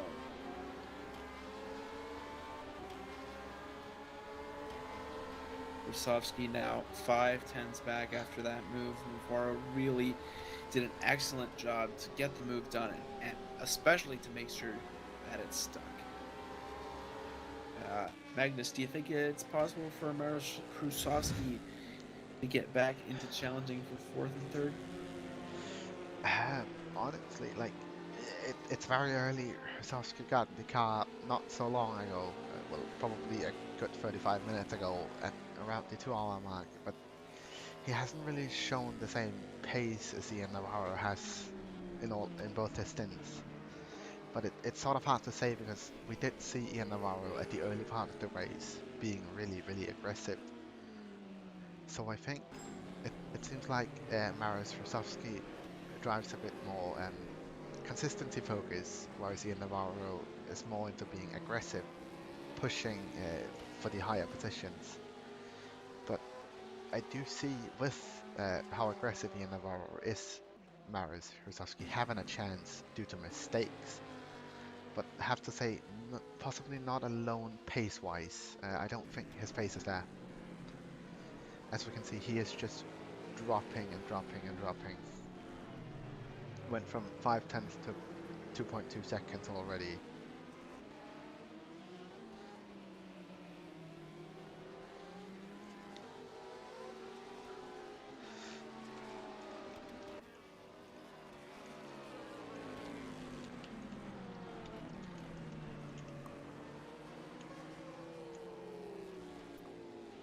User was moved to your channel. And with us we got our 3rd commentator, Mr. Tobias Blumschein, who just muted his microphone.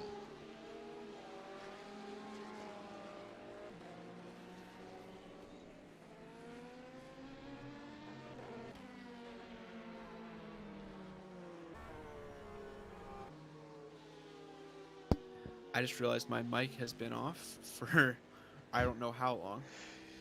Yeah, you turned awfully silent in the middle of me explaining my thing. You just went. Hello, you just sorry. Oh. I was. Hi.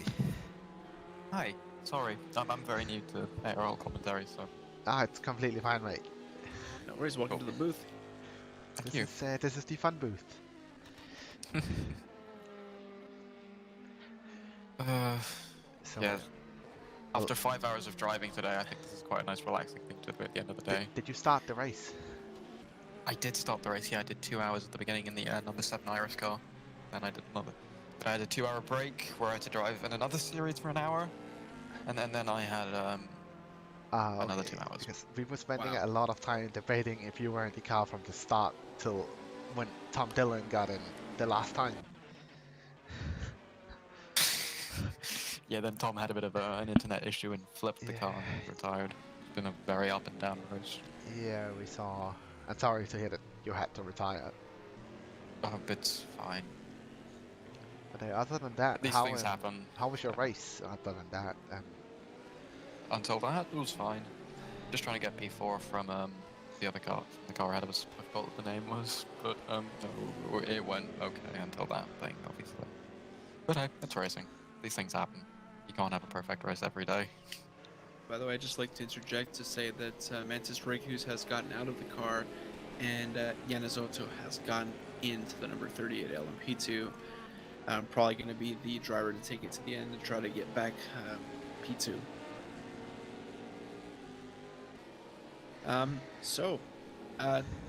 What have you guys made of the race so far? I already asked Magnus, but he can add something. And what do you guys think?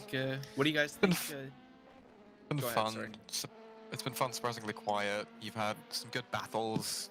especially at the beginning. I really enjoyed it then because I was half the time I was just battling Yeah. with my fellow competitors who were really nice, who quite calmed me. Obviously, I had a few of my own incidents which I could have avoided, but these things happen. I apologize for a lot of them, but there was frustrations, moments of happiness, a bit of joking around, but we're all Well, in good health. That's These things endurance happen. racing in a nutshell. There was It frustration, really there was is. fun, there was jokes. Yeah. I have to ask you, now this might be half interview, half you joining as commentator, but you do have a fellow team car actually in P1 at the moment. Yes, we do. We've got the 777 BMW. How is your team and the boss feeling about that? Possibly taking well. the win in the first round. I haven't talked to Jeff yet. He's been surprisingly quiet today. I don't think he's watching right now. But I mean, obviously we've also had to practice for other leagues, and yeah, the team's been very in good health. Obviously we had that small accident at the start of the race, like a few laps going into that, where Nicola, I think, had a bit of an issue as someone spins going into the long corner, where Nicola had a bit of an incident going into a cop's corner, where I think there was a bit of a run on top and he got blamed for it. We got caught up in that, got spun 7 seconds. That was a bit annoying, but no, they've been perfect. Nicola and Giuseppe, the brothers, brilliant job. Really impressed. And then obviously we've got the LMP2, the number 77, which has also been doing very, very well. We're very happy with the team. My first race for Iris, so yeah, I'm really happy with how it went. Well, congrats on a good race for at least Yeah. at least I'm some happy. members of the team. Sorry. I mean, I think I enjoyed it. That's the most important part about it right now. Just For sure. enjoying it. Oh, absolutely. Yeah, it doesn't matter if you're first or last as long as you have fun. Yeah, definitely. That's a big part of it. It's enjoyable. But yeah. It should also be getting a bit darker soon. I need to quickly rejoin the server because driver names and stuff isn't appearing right now. We've got Ross McIntyre in the Discord call, but we kind of need him in the TeamSpeak chat. Ross, if you want to go on TeamSpeak. For God's sake. Of course, Ross is in 50% of the stuff. Okay. Wow.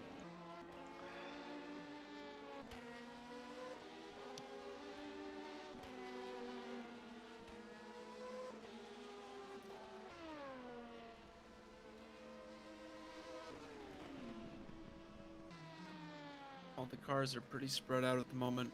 The closest gap is still actually Maro Strasovsky. Okay, just waiting for Ross to undeafen and unmute. And then he went back to deafen. Might be a bit busy right now. He was just talking to some sim racing friends I've got. Just talking about how the race went.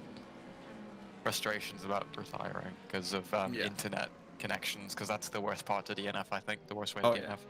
Oh yeah, for sure. If you have an accident, I mean, it's probably the equivalent of. Oh, welcome to the team, Ross. Oh, well, not to the team since you're already part of the team, but welcome to the booth again. Nice to have you back after last season.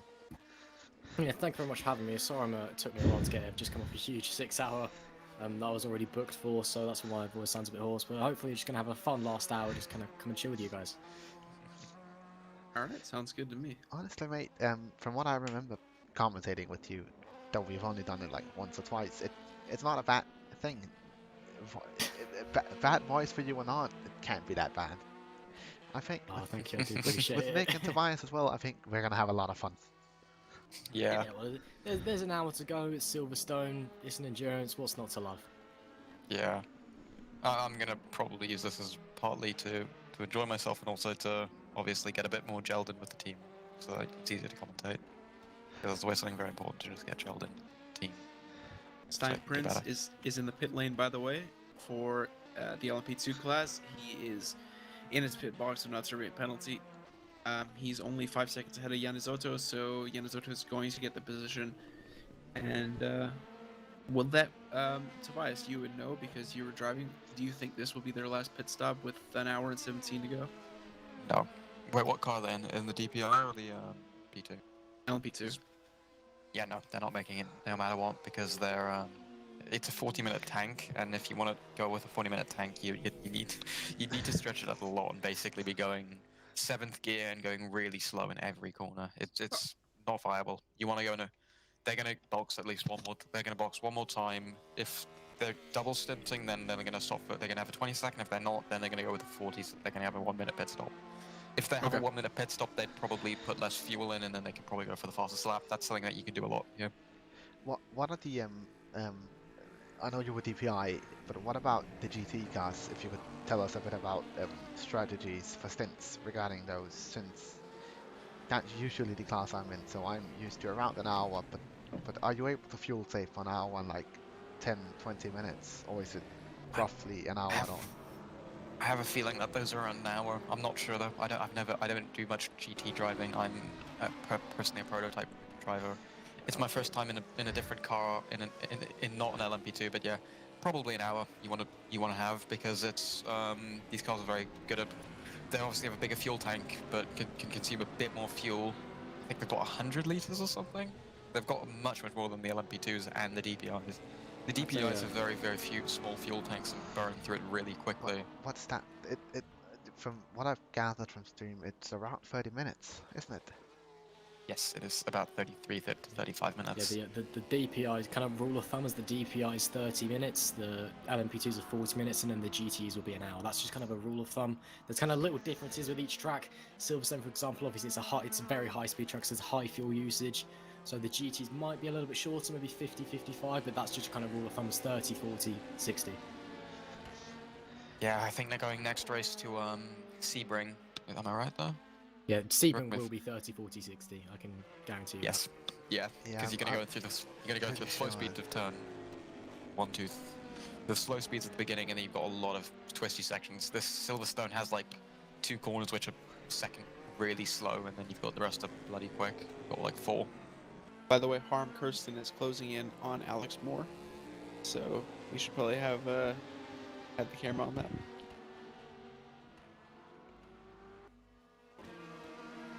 There we go. He's only 7/10 behind now for P8.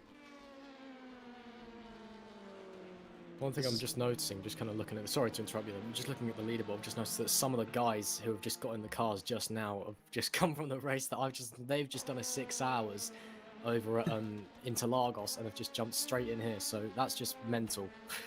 Yeah, I did that. I did a one stint there, and hit my teammate on the other car, and did 1 stint, and then I had to do another 2 hours here. Sounds fun. Lots of racing. Yeah, that's probably the most racing I've done in a day. Which it's been fun though. I've enjoyed it. My first stint was probably my favorite here, because it was just so fun. It was so close proximity racing. Yes, we had some incidents, but it's just brilliant because you're always close to. Yeah, it was a lot of fun for us too. Sorry, go ahead, Magnus. Yeah, I have to ask Tobias. You were obviously on track with Jan Katau, who is currently in the leading DPI car. How was it to race him on track? Now that car has been leading almost the entire race. I was a bit further behind. I was like around P10 all race. I never drove against him. I had a bit of a kerfuffle with him lapping, but no, he's been fine. He's quite clean at lapping you. He's generally quite calm. But yeah, no, I barely raced him. I can't say anything about it, I'm afraid. It's one of these things that it's just I'd love to have raced him this race, obviously, because that would have meant I've been fighting for the win, but hey, you win some, you lose some. I had a few problems connecting to the server beforehand, but yes, I didn't have much practice, but yeah, I was battling more for P4, P5 in class, but yeah, that's really all I can say, sadly. Not bad. P4, P5, that's still on leaderboard stream. It's not a bad position to fight for. No, not at all. I was happy. Roland Such in the pit lane. Just let the viewers know. Probably his second last pit stop of the day. Depending on how much fuel he's going to take. You can see Yanazoto's relative to him come down 20 seconds now, 15 seconds, and it's going to be probably somewhat close. I know we've talked about people pretty much parking inside the garage when they were pitting. Roland Shoes has really parked straight. That Yeah, was did an a good job. awfully straight parking. He did. There goes Yanazoto. Yanazoto taking the lead, but He only came by out about a second. just behind. That was very, very tight on the exit of the pits. This should be interesting to see what Zooks can do on these fresh rubber. And it's only a second gap, so this could be indicative of what we're looking at towards the end of the race, depending on strategy of the two teams. Yeah, I mean, obviously Zooks has just come in. He's going to have to make one more stop before the end, judging by the time that's left. Obviously, I can't pronounce it. Sorry, I've just turned off here. I'm knackered, sorry. Yanazoto's, I obviously presume he's got a pit as well, and Zooks is actually trying to get a run on him here, down into Kopp's corner on the inside. If he can get the move done before Kopp's, that'd be great, but he might have to... I have to quickly interrupt you, sorry. Seems like Shoes has gotten a report against him. Oh dear. Very interesting. Well, that's not what Zooks wants to hear, I'm sure, but he's still just chasing down Yanazoto here. Oh, and he's actually just nudged him wide, coming through Magnus. Going to try and go around the outside through Chapel. Going to hang it onto the grass. Oh, and he's going to have to hit the brakes behind a GTE, but then so is Yanazoto. I'm not sure who's going to be off better here. Yeah, Zooks has a penalty. Zooks has just got a penalty, I think, for cut tracks there. Oh no, and he's going to get another one possibly for the report. Could be disaster for Roland Such here. Yeah, and he's coming straight into the pit, so I assume he's got a drive-through penalty there. Yeah, that's a disaster for Roland Zooks. So this is going to be a pretty big time loss for the drive-through, and he possibly has another one coming his way. Oh, we've got a big accident and stop-finish straight. Sorry to interrupt there. Oh, yeah, Chris, see if over that the happens. wall. Just see over the wall there. Who? The 77 Iris and the 888 car. So the leading car. Oh my god, yeah. Yeah, Yanazoto has a lot of damage there. Just one report, also important to the fight for first. There is no further action in the incident regarding Roland Such. Alright, so Roland Zooks, no further action on that one, but he did have the drive-through. He's only 2 seconds behind after that incident with Yanazoto, though. I'm just going to look through the rest of the field. I mean, Catal's a lap ahead of everybody else in the DPI class, and then Pastore's got a solid minute over anybody in the GT, so this is kind of the only real battle we're experiencing at the moment. What strategy is Yanazoto on? Because I've just got here, I have no idea. He pitted since you've been here, so he's probably got one stop left, maybe two. Okay, so these guys are going to fight straight to the end then by the looks of things. And actually, according to this, oh yeah, I think Yanazoto's just... what? He's apparently given up the Zooks- lead to Zooks. Yeah, he's got huge damage. Yeah, front Yanazoto's right, massively left. slowed. Yeah, you can look back there, he's massively slowed. I will be, Got a pit here, I think. yeah, he will be into the pits. That's Zooks inheriting the lead. In fact, he's going so slow, I wouldn't be surprised there's perhaps a code 80 springing up here in a minute, because he is really limping. You can see that he's crabbing down the straights a bit as well. That's really not what Yanazoto wanted to happen, I think. Yeah, could see him try and double stint a set of mediums to the end, maybe. Just try and go long on the tyres, don't waste time in the pit stops. He Oh, was and that's... running relatively fast speeds, like still around 200 kilometers an hour. So yeah, he's limping, but his car wasn't. I don't think it was code 80 worthy at any point. But they haven't. But could have been the first code 80 of the race though, with a little over an hour left. Would have been no a code 80s. long-lasting race. Well, no code 80s for 7 hours is impressive, must be said. Yeah, absolutely. Yeah, Clean. it's been very good racing all race, to be honest. There's been a few minor incidents, but that's it, really. Here it is. How many positions is Yanazoto gonna lose? No idea. At least one. Currently down in P5. He's lost about 3. Oh. I'm looking at the wrong things. My bad. Can Oliver Hagatai, who's just coming out of Maggots and Beckett's, actually take him? I have a feeling it could be Hargatal and Botop Kenya's gonna take him. Nope. Yanazoto did a out P6. 24-second stop. He hasn't fueled up and he hasn't put tires on.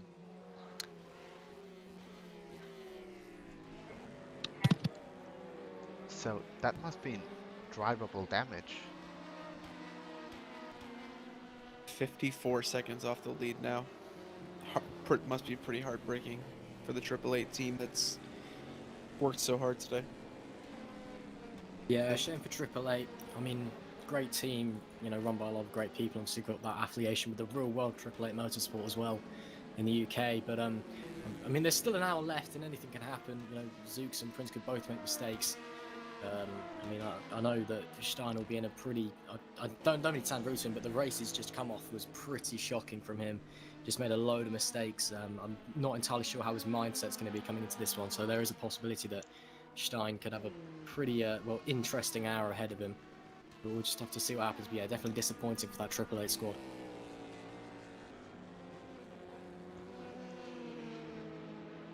I can just kind of hear Stein's voice because I've been in calls with him when things like this happen. When he heard that Yanazoto was in the pits and off, I can just I can hear the sentiment that he would be like.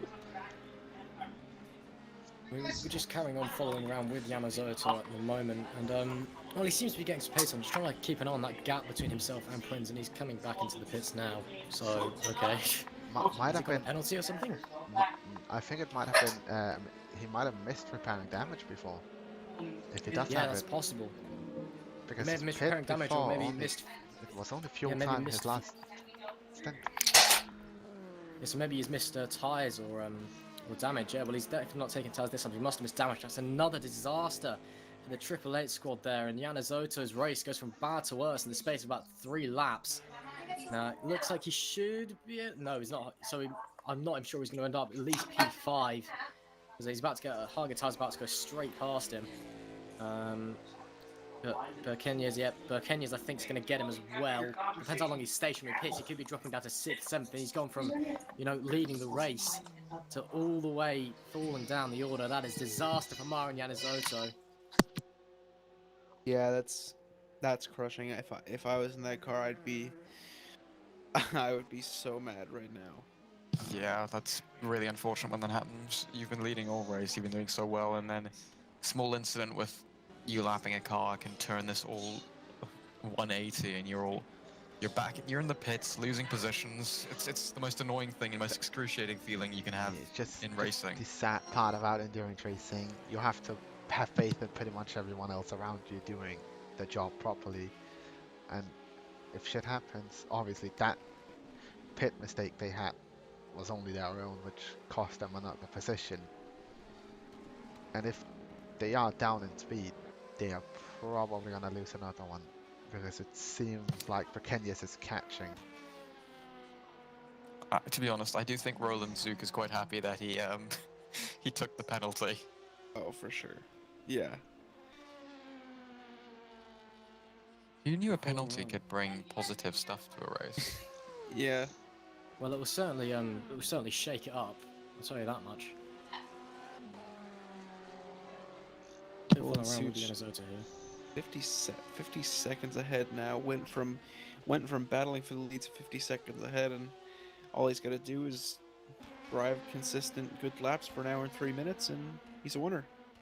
Yeah, well, the key word there was an hour and 3 minutes. That's a long time to... I mean, Silverstone's a tricky circuit, and I know he's just come off a big race as well. A lot of these drivers late in this race have just come off of the race I was commentating over in another series. And yeah, to drive for an hour consistently around Silverstone, which is a tricky circuit to get right every single time. There's such fine margins at play, and you know, the LMP2 cars are very, very tricky to drive as well. You know, because you know they've got a lot of power and they're very light, but in comparison to, you know, stuff like the DPR, they've got barely any grip and they're very twitchy. And there's actually a touch in the garage there for, I believe that's Sean Jones that we're just looking at the moment. That was actually a touch in the grass. That could have been disaster heading into Club Corner. And that strikingly purple Orica there. But yeah, it's very tricky to just keep these things going around, well, for an hour, 3 minutes, as you said. Yeah, Tobias, we were going to ask anybody from the Irish team, that scribble on the car, can you explain what that is? Yeah. That is a flower, if I'm not mistaken. No, it isn't. Actually, it's a flower blossom. Okay, because we were debating a lot on what it was. I thought it was the Mind charity logo at first. And I was like, wow, cool, they got a sponsorship. That's nice, you know, good cause. And then I'm like, no, that's definitely not it. Yeah, no. I think the only thing we're sponsored by is Abruzzi. Well, there you go. Now you've got to plug your sponsor on stream. Abruzzi sponsor basically everybody nowadays. So Yeah. True. I mean, sim racing sponsorships kind of quite hard to come around if you're not you're not competing at the very top anyway. So I mean, fair games for getting that sponsorship. Yeah, funnily enough, I was actually going to be driving the 77 LMP2 car, but final minute I got moved to the DPI as there's a Porsche spun in the Maggots and Beckett's. Yeah, Porsche just... Sorry, carry on. If you look on the P2 car, there's my name on the with the German flag. So yeah, probably. Still following around Jones and Kirsten at the moment. Looks like Kirsten's just got a slight pace advantage. Jones can't quite make the gap appear either. So they're just kind of to and froing. Still an hour and 58 seconds to go here at Silverstone in the Ace Racing League. 8 hours of Silverstone as the sun begins to set and the dusk begins. I'm sure the many virtual fans have had a great showing here today, and so have we. Worth the price of admission, I would say. The virtual camera takers will soon be taking the pictures because Contact there. Turned in a bit too sharp there, the Porsche. But no, as I was going to say, soon we're going to have all the virtual picture takers all take a bunch of pictures of the cars because they look best at night in this game. That's your job, Nick, isn't it? No, it's not. That's actually not my job, Ross. Oh, that's a shame. I do that for Assetto Corsa, but not rFactor 2.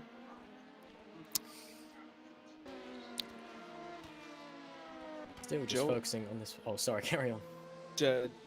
Joey Rawley has commented on the stream. Who is this Gans Guile commentator? I don't know what that means. Joey, my only message to you is just to go and play 44. Let me get the stream up.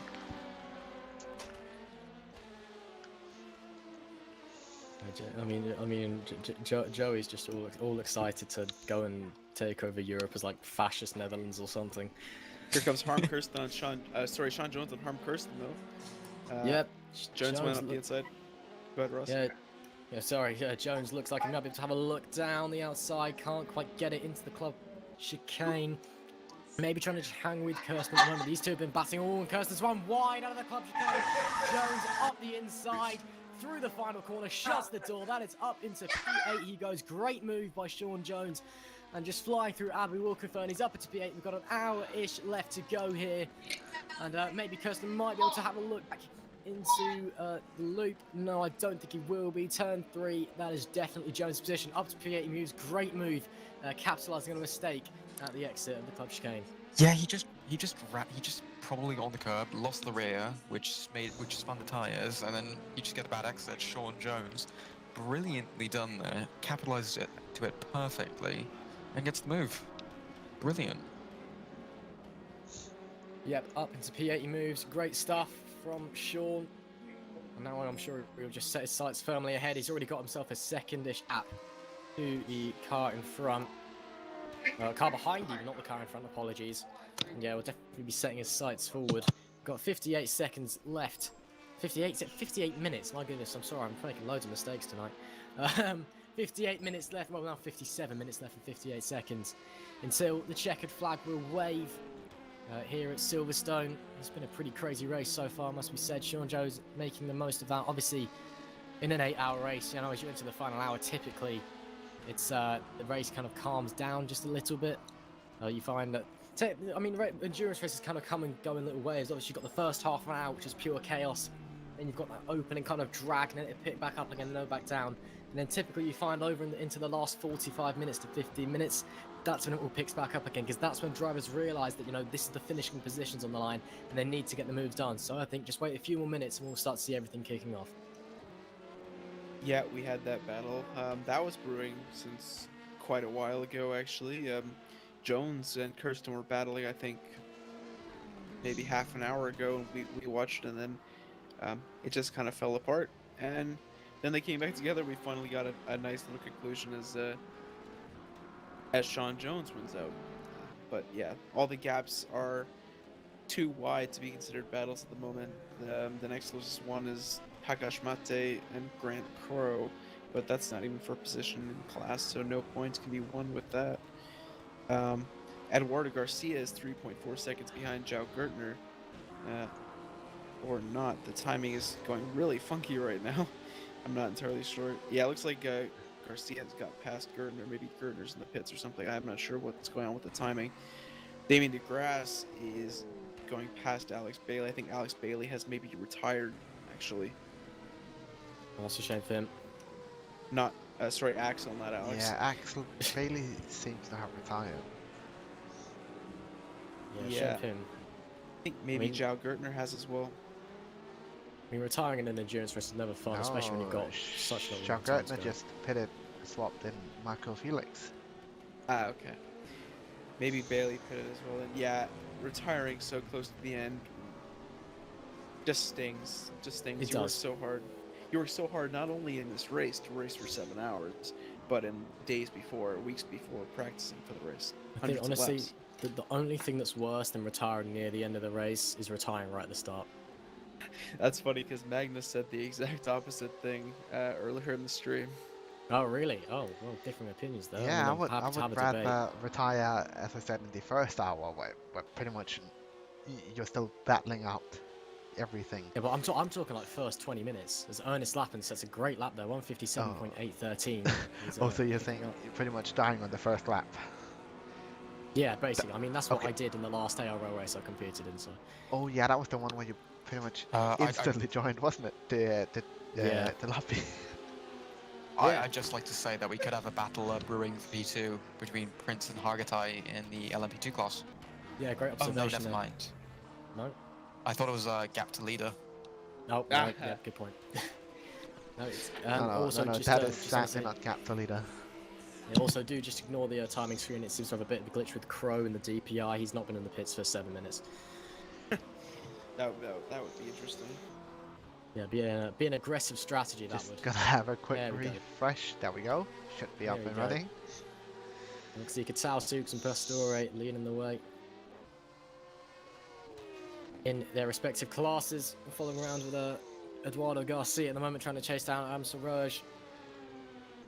That Porsche's it's a bit of a funny car around Silverstone. The weight, it's really, really good through this first section here. You know, the rear engine car, you know, the kind of, although I know all the GTs are the same weight.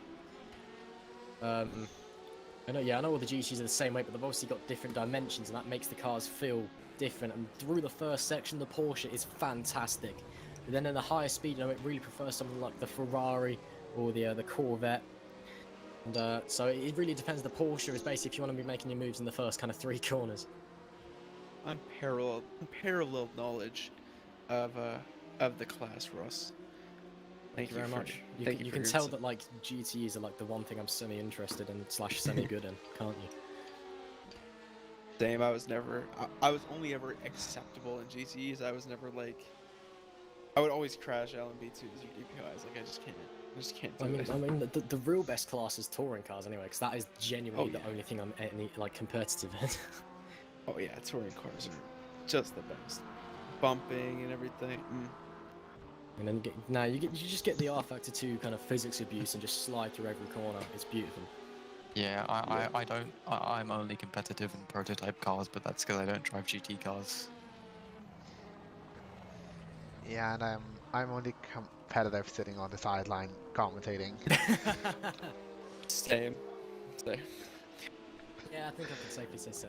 If you want somebody to drift your car or blow the engine after a couple of hours, that's probably me you should call. But if you actually want to finish the race, you should have somebody else. Well, sim racing's about having fun anyway. Yeah, drifting. Mhm. Nothing's Fair more fun enough. than drifting every I mean, corner in a I'm gonna be 24-hour honest. race. I'm gonna be honest, I don't think you're gonna be taking any GT Pro Div 1 wins by drifting, but you know. Mate, I am Div 1. You are Div, like there is no Div 1, it's just you. Yeah, it's me. I'm Div 0. I am out of the ranks. That's how good I am. There you Wait, are, I ladies thought I and was gentlemen. Div 0. Wait on a second. No, I'm Spartacus. So there you are, ladies and gents. Turns out that the entire rFactor 2 Pro GT Pro Challenge, whatever you want to call it, division system is just based off the IRL commentary team. Oh yeah. Always has been. Anyways, Magnus Rosaitis just came out of the pit lane. Still a lap down on Linus Lindvall, who's still running away with the hypercar class. It's been pretty dominant from him after about the 4-hour mark. I want to inform everyone that it is currently measuring the gap till next car, so every DPI car in the top 5 has lapped the one behind it. Okay, well that's pretty interesting. So probably the DPI class is gonna finish about as you see it on screen. Can't really see anything happening to disrupt that unless you know, a disconnect or something that should not be named. I have to ask you specifically, Ross, but Tobias, you're obviously free to answer as well.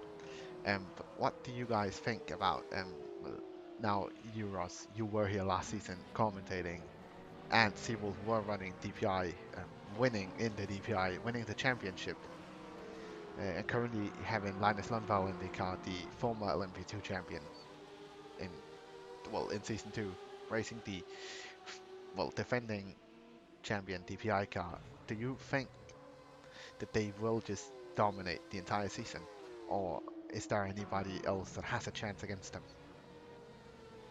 Well, I mean, obviously Seawolf were the force to be reckoned with last year. They just completely, you know, blew everybody away. I mean, you're kind of looking through the grid. I mean, there's a few teams here and there that could definitely mount a challenge, I think. But like I said, Seawolf just, you know, the best of the best. And honestly, yeah, I'm just gonna have to say, as it stands, I think we're looking at another dominant season from Seawolf again. I actually just oh, you go. Sorry, do you mind if I have a say something to this? You just say something. Yeah, I mean, I don't know much. I wasn't part of the last 2 seasons of ARL, so I'm a bit new to this, but as much as I know, as little as I know from the RF2 sim racing thing, anything can happen. You can have an accident which ruins your season. Anything can happen, so you never know. But yeah, That is true. they I do mean, look like the favourites right now. Yeah, and anything can happen. And I mean, obviously there's 5 rounds in this championship. And there's no like big events to kind of rescue. All the big events this season are one-off events. So, you know, there's no double points races which you can kind of come back from, because it's such a short championship. It's just, you know, you really have to finish super consistent. And, you know, the Seawolf guys, yeah, they might have the pace to, you know, absolutely dominate the field. So that's a Musion car running really heavily onto the grass into Cops there, as we but yeah, you know, if they conk out, if they blow an engine, if they just make a mistake, get caught up in a first lap incident, you know, that can, you know, blow the championship wide open. And it really just is a case of more consistency over speed, I think, in such a short championship this year, because just the pure amount of one-off events we've got. And, you know, Garcia is just trying to watch what's going on the screen, just not trying to get on too much of a tangent. Garcia is really just getting absolutely mauled by everybody around him. It's actually quite interesting to see how many cars are just in this one location on track. Yeah, poor guy. To be fair, Go ahead. the one-off races are going to probably be quite fun to watch though, because they're extra long, which means we'll have more drivers and hopefully a few more teams, maybe for like 12 hour Le Mans at the end of the year. It's always a great event. I drove it in last year and I loved it. So yeah. I think the one to look forward to is 24 Hours Daytona. I mean, obviously we had, I think it was 8 hours last year was Daytona. Correct me if I'm wrong. I'm pretty sure it was, and that was part of the season. And it was part of the season, so obviously cancelled it. I believe my team, we were retired after about 2 hours anyway. But I didn't make that race anyway. It was just my team. But yeah, I mean that's the one I'm looking forward to, because you know most rFactor 2 endurance events, you know, the tracks you'd expect, you know, to be on an rFactor endurance event stuff. You know, like for example Nürburgring, you know, Sebring, Silverstone, where we are now. We're at Kyle Army a while back for the 90-minute one-off race, which was good fun to commentate over. And you don't really get a lot of RF2Es going to Daytona, and especially the fact that it's a 24-hour race at Daytona as well. That's really unique, and I think that's really gonna be a difference, because every RF2 that goes to every single one, and it's important that we've got something unique about Ace Racing League, because that's what brings people in. And I think that the 24 hours of Daytona not only being the crown jewel of the calendar, but also that uniqueness that other leagues won't have. I'm really excited. I'm really excited for I'm really excited for Aero to have its first ever 24-hour race. The staff discussed it before, but they said they kind of decided that it wasn't possible at the time. But I think now, with 2 seasons under their belts, and it'll be even more by the time we're at Le Mans. By the time we're at Daytona, I think they're ready for it. I think they decided also that they're ready for it, and I'm excited to see how it goes. I'm sure it'll be great. I mean, the guys running this league, it's a great bunch of guys. I've got all confidence for them. Obviously, Sansu and Robert, kind of obviously Magnus and Aiden as well to a degree. Everyone's it's well run, but it's also the sense of community that's about this league. It's really good. It's, it's a real kind of family atmosphere about how it's run, and I think that's really appreciated by all the drivers and everybody involved with Ace Racing League, whether it be the Endurance Series here or over in the the single seater leagues that usually run on Assetto Corsa, which we're still trying to sort out what we're doing with that. But yeah, I think that it's the right decision to go for the 24 hours race now. If they make a mistake, if it goes horribly wrong, it's a one-off race. Fair enough. Don't do it next season. But honestly, I think it's going to be fantastic. I agree. Well, boys, sorry, go ahead. Oh, I just want to say that I am definitely looking forward to it, and I expect you guys to be in the commentary booth with me for at least some of the race. Go on if you insist. I'm gonna be there all races. I hope I enjoy it. Commentary a lot. It's fun. 10th of July. I should be there. Yeah, of course you'll be there. I'll on. find you and I'll get you in there. I don't think there's anything better I can do right now. I'm stuck at home. See, that is the right mentality to have, Ross. You should have that mentality. I mean, I've got that mentality, but I've also got the mentality of it's a 24-hour race, and am I booked that weekend? The answer is no, I don't think I am, so I think I should be around. You are booked for ARL. Exactly. Well, boys, it's been fun, but I unfortunately have an internship, and I have to go and cover some horse racing.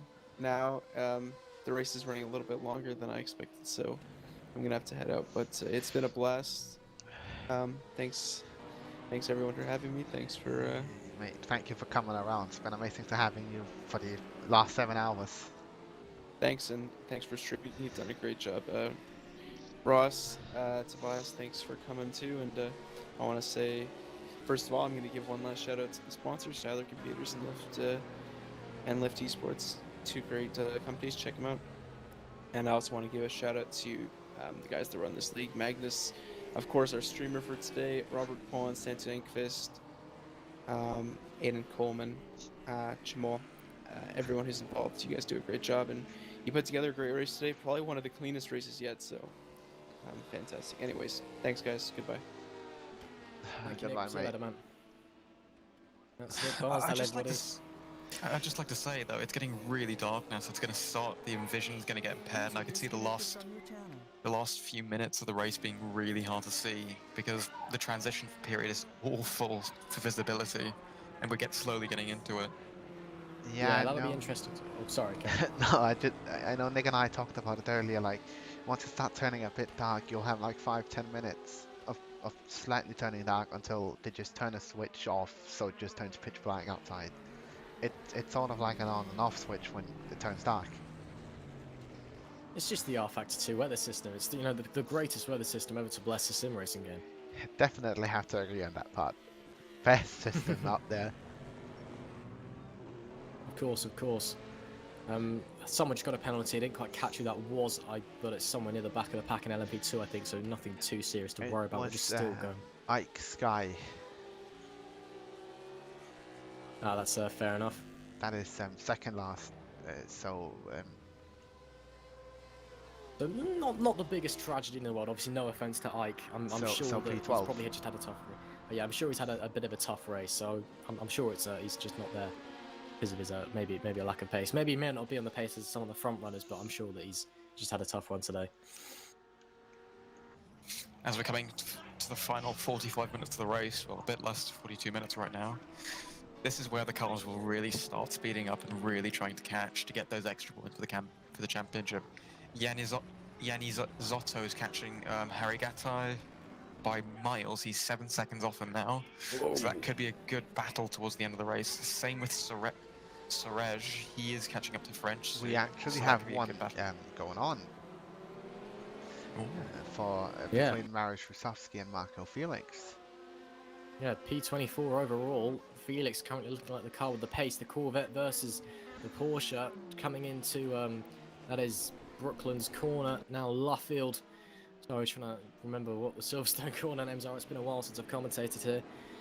And on the run out of Luffield, the Porsche should probably have better traction. The rear engine will help those rear wheels push into the ground, but I think the Corvette's going to be slightly nicer to drive through Magnus and Beckett, so we'll just have to see what it can do up here. Coming through Cops now. Let's see what they can do. Coming through Magnus and Beckett's blue flags waving behind them. There's a prototype passing through. Hope nobody spins out. Oh, and that is a very, very close LMP2 bot. In the Corvette, excuse me. And looks like actually the Marco Felix fell back through Magnus and Beckett, so my proclamation was wrong. Either the Corvette is not as good through the Porsche there, or Marco Felix just really needs to learn how to drive Magnus and Beckett properly. I can teach you. It's like the one corner on this track I can drive. Yeah, I mean, I only know how to do it in a prototype car, which is lift into the second maggots and then try to get a wider entry into Beckett's, and you should get a good exit, and then you're gonna get a good one down the hangar straight. Nah, it's flat the whole way through. If you don't even turn, just straight line across the grass. Yeah, if a car spins ahead of you, that's what you have to do. It's an effective exactly. line. Okay, I mean, it will gain That's you like the 10 seconds mentality a lap. someone needs. Yeah, it will gain you like 10 seconds a lap anyway. It might also gain you a disqualification, but... Small price to pay. Honestly, I think if you did it consistently every lap, it would turn out to be hilarious in the end. Somebody just, unironically, just going straight through Magnus and Beckett's. Could you imagine the backlash if Silverstone got rid of Magnus and Beckett's to make a longer straight? No, it wouldn't happen. I know it wouldn't happen, but the backlash would be huge. Well, yeah, but I mean, to be fair, Magnus and Beckett's actually quite new corners. They only really kind of got added in the late 80s. Yeah, they did. It was Magnus and originally Beckett's yeah, Maggotts was originally kind of a long flowing left-hander, and then Beckett's was this really sharp right. So obviously a late addition to the track, and it's very much a popular addition. Many drivers state, kind of the run from Luffield through Copse and up through Magnus and Beckett's is the best piece of racetrack in the world. I'm slightly inclined to agree with them, to be honest. It is absolutely fantastic when you're in a high downforce car. You have to say it is. The Porsche curves. Well, I mean, the Porsche curves are good, but they're not Magnus as and fast, Beckett's- I feel. I have to Magnus and say though, Beckett's- that is a very, very good thing to say, because they are so much fun if you get it right.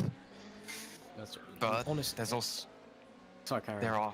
there's also some other very good sections of track. As you just said, the Porsche curbs are very, very fun. Something that springs to mind, God, Spa. I love the run from No Name down to Stavolo. That's brilliant. Because I mean, it's not as exhilarating as this, and I probably prefer this, but that's also another very good run. You've got so many to choose from. The S's at Suzuka, a bit slower, but just as exciting and just as popular, probably. There's a lot. I mean, there's a lot of good racetracks in the world, to be fair, and everyone's going to have their favourite thing. That's part of the beauty of motorsport. Everyone has different driving styles, presenting tracks. While we've been talking, Marco Felix has actually got past Rovsky.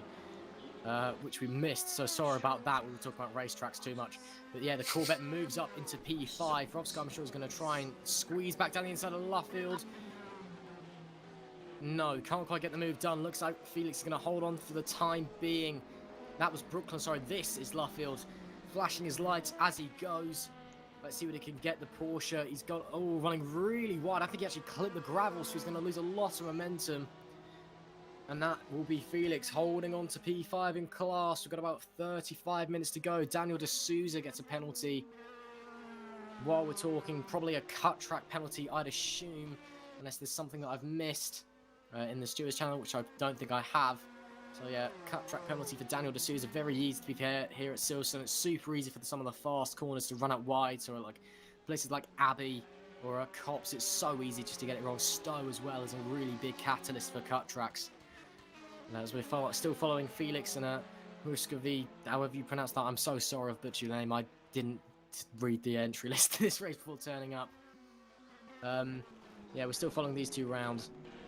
Yeah, and as you see here through Stowe, you know, you can't really see where you're going anyway at the best of times because it's a blind corner, and in the night, you've really got to guess where you're going. Yeah, I definitely think as of the current moment, we should probably expect some more inexperienced teams to start maybe racking up some more cut track warnings. Because night is tough to race in if it's your first or second time doing it.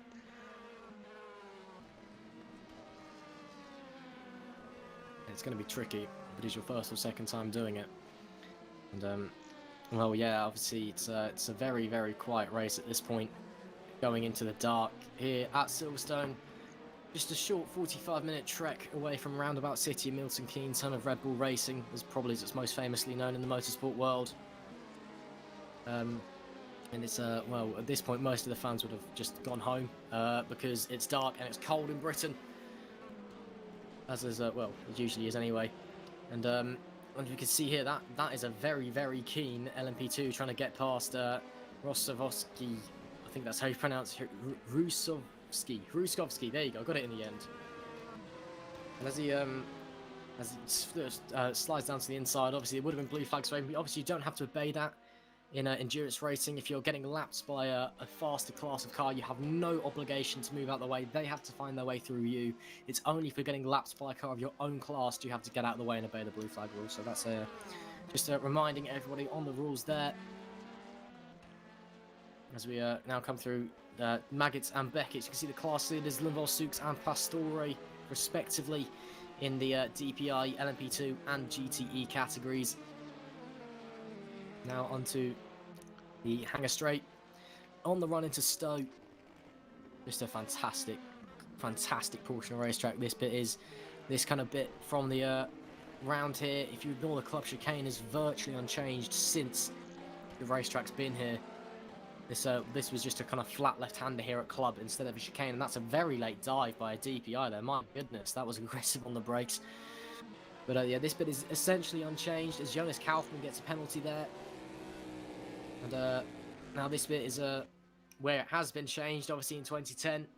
Got rid of the old section, got rid of the old bridge section, which was beloved by many. Replaced it with the infield loop. Abbey now a right-hander into the left. Why not go on a lap of Silverstone? Let's do it now into turn 3. Hard on the brakes. Try not to look up front. Ooh, there's going to be contact here, I think. Oh, my goodness me. I don't think Hurasovsky saw the hoisting belt DPI there at all. Now coming through grandstand on the outside is Silverstone 6. That's the only aim of the grandstand that I know because it's the one I always sit at when I go to Silverstone. Now on the run into Brooklands, fantastic left-hander since this new kind of section got put in. It used to be a tight hairpin similar to Luffield, which is what we head into now. Not a great line from Hurasovsky, if I'm brutally honest. Didn't too much slip angle on the rear and too much curb on the entry, but is not stopping him. Nowhere near enough curb through this right-hander onto the old start finisher. You should be almost cutting that, mate. Come on, sort yourself out. Braking at about 50 metres, 75 metres into Cops. Run as much of the inside curb as you can. I'm going to be brutal honest, this is not a particularly good lap, but we're going to carry on going around anyway. You don't quite want to clip the curb on the outside, we want to be a lot wider than that. Don't brake through the first right-hander at Maggots. Now you brake in a GTE for Beckett into Chapel, lift off. You want a really early apex. earlier than that, frankly, and then use all of the runoff. That curb is really extended on this version of rFactor, which is much akin what it's like in real life nowadays. You want to use all of that to your advantage and then use the curb on the exit as well. Into Stowe now, braking at about 50. Hard on the brakes, don't quite run the curb on the outside. Late apex, keep the car hooked in, power down as early as you can. And that was really nice on the exit of Stowe there. Now club chicane, run on the curb, run on the curb. He didn't run on the curb. This is a dreadful, and he's missed the club chicane as well completely. He'll bounce over those, just avoiding the sausage curbs, hard on the throttle into the final corner, clip the curb, don't run off, and that's an onboard lap of Silverstone. Wasn't a particularly good onboard lap of Silverstone, bar you. Sorry, Maros, but still an onboard lap of Silverstone.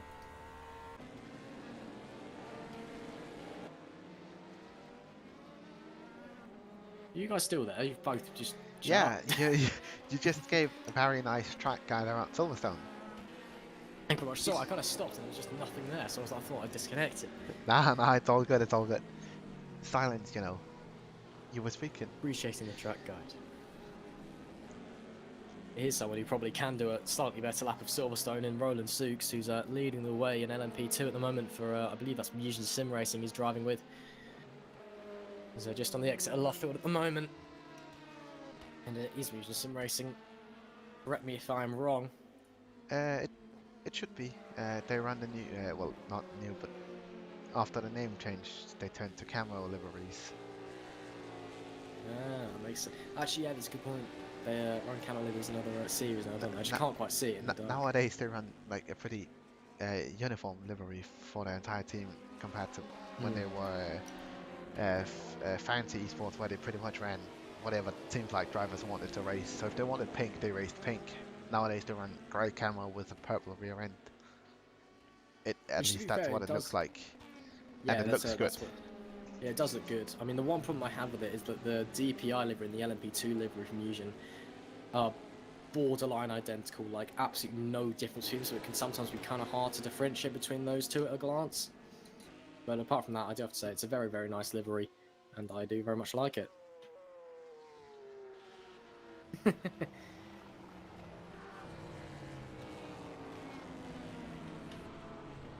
We're just carrying on, following around now. Here's Nicola Pastore leading the way in the GTE category in the BMW.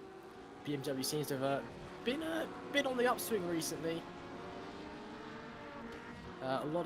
Seems to have had some decent pace on its hands. You know, typically from in the past, you know, usually it was either Ferrari or Porsche. That was it in GT. No one would run anything else because there was no point. That was how you take Abbey properly. All four wheels, cutting the corner, fantastic line. That's probably not the line, but it was beautiful anyway. Yeah, the BMW in kind of recent months had a big resurgence among the community. It still struggles down the straights a bit, but a lot of people have realised its potential in the corners, and I think that's it's now become quite popular as a result. Well, we can see here Nicola Pastore is doing a fantastic job in the BMW out the front, 60-second lead. That's the 888 car going up the inside line, and the hoisting. Thank you, Alex, for pointing that out. Apparently, the hoisting belt DPI is the 888 DPI. I did not notice that. Ah, okay. We've been well, we've just called them the hoisting belt DPI for the entire race.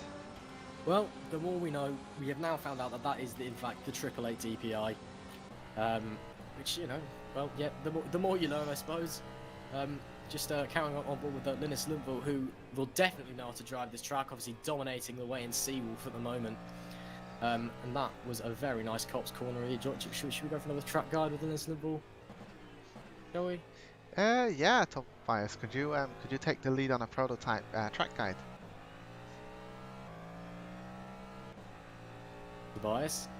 I take it, Ross, you do it. Go on then, right, here we are on board with our we have Tobias here. If you would... I'm going already, it's too late. Wow, fantastic Durabi, just clipping the curb on the apex, keep it in the middle of the track, hard on the brakes into turn 3. Late apex, later than you suspect, because the corner comes around and tightens very suddenly now. Hard on the brakes again, downshift, actually a very neutral apex. You don't want to come in too late or you'll lose a lot of speed down the straight. Past the Silverstone sticks, Grandad absolutely flat out. Down here, don't actually run that much of the curb, it scrubs off too much speed down the straight. Hopefully this GTE isn't going to get in the way. It is going to get in the way. That's rather annoying. Oh well. So not quite as fast through Brooklyn as we'd hope. Just clip the inside curb. Bring it round. We're going to have to go around the outside of Luffield, I think. Not quite. Maybe yes, maybe. I'm not too sure. Linus himself isn't too sure. Very nice line using the second of the two referable lines there. One being the double apex, one being the late apex. Use the late apex there. Again, not running that much of the curb on the inside. It's very interesting to see the drivers not really doing that.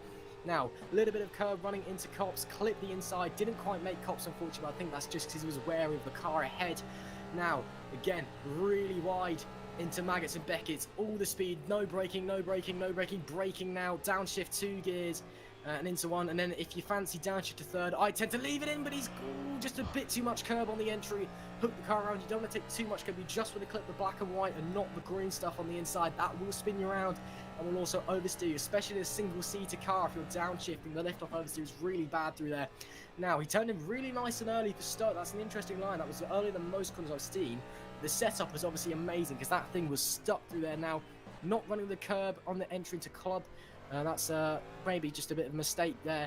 Now, running on a through Club, using all the curbs, not using the curb on the exit. Hard, just missed the curb, unfortunately, on the final corner. There's your onboard. That was Linus Lundberg. That was a good lap from Silverstone. There you are. I've done my track. I've done my bit. That was an amazing track guide again. Well, the other one was better because you didn't really have to rush what you were saying. You want me to do one? Yeah, go on. sure. Let's do an LMP2 one. Okay. Get the LMP2 track. You're gonna have to start from wherever this is on track. This is coming into Stowe. Let me wait. Who am I doing now? You're doing LMP2. Okay. Okay, let me find Roland quickly. My I can't see the actual driver, so give me a second. You can join on the Discord stream. Oh yeah, I can. I'll just watch you there then. He's coming through the final chicane. Yeah, coming into the final corner now. Okay, 5 seconds. Welcome to Track Guide City.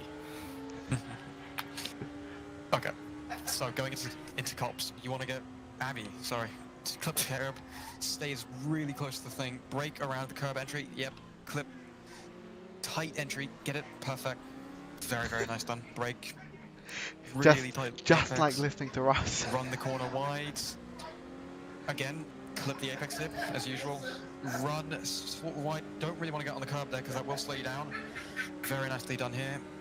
Suggestion would be to brake at the 50, yep, he does. I take a tighter line through there, but he's taking the wide one, which can also be better for exit. Luffield, tight line. Sometimes you, yep, run wide a bit. Hit entry, it's a bit of a double apex sometimes. Hit the exit now. Now, full power down, going into Cops corner. Getting about 270, I think. Again, brake at the 50 here, and brake. Get in, hit the apex, you're about 4th gear now. Exits, perfectly done. Maggots and Beckett's, first section's flat. Down a gear, lift for the down a gear, quick brake, lift in, again down 2 gears, down to 3rd. I take that in 2nd, very well done. Back on the power now. We go through there. Yeah, beautiful. Now down the hanger straight, going into Stowe corner. Again, you'll want to brake it. You want to go as wide as possible. Take a quick entry. Bit of a late apex here, I'd say, or more of an wait, no, long apex. Yep, perfectly done. You wanted to brake at the 50 there. Hit apex now. Now again, brake at the beginning of the curbs here. Now, tight line, don't go onto the red ones.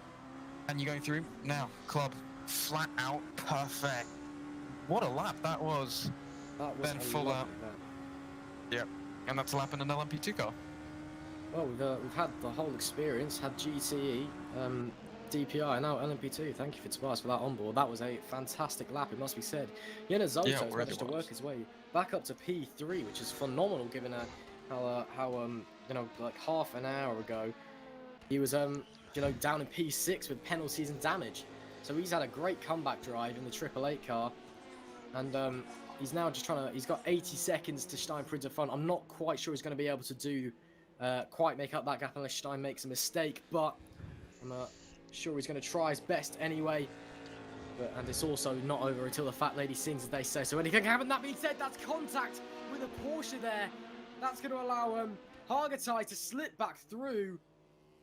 And that could have been absolutely disastrous, and he's flashing his lights. He's not happy with that at all as the Porsche. And that could have been absolutely disastrous for Ian Assetto. Luckily, he got away with that one. But yeah, that could have been a very, very dangerous incident indeed. The Porsche as well got incredibly lucky. Oh, and he's almost looking up the brakes. Oh, and he's spinning into the gravel. Ian Assetto manages to keep it out of the wall. Down into 4th he falls. Could be falling to 5th if he's unlucky. Oh, disaster for Ian Assetto. He really did go all or nothing there. It's a bit annoying that that Porsche just clipped him. Couldn't do anything there. Just a bit stupid from the GT cars there, but this is what happens in multi-class fields. You get these incidents. You've seen them at Le Mans a lot of times, as a lot with the Ferrari 458 and the Audi R18 sometimes.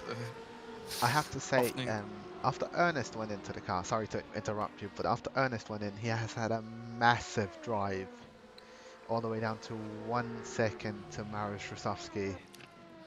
Yeah, Ernest Lappin's obviously a rapid driver, really Hello pushing. everyone, it's 20 minutes remaining in the race. Let's be careful and have a fun race, and let's end it like that. And no crashes anymore, please, guys.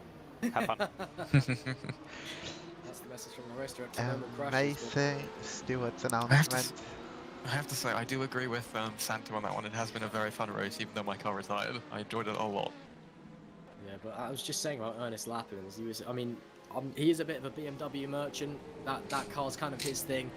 But, you know, he's setting fastest laps of the race since he's been in the car. He is absolutely rapid. He just put in a fantastic performance at the race I was previously commenting on. He's come in here.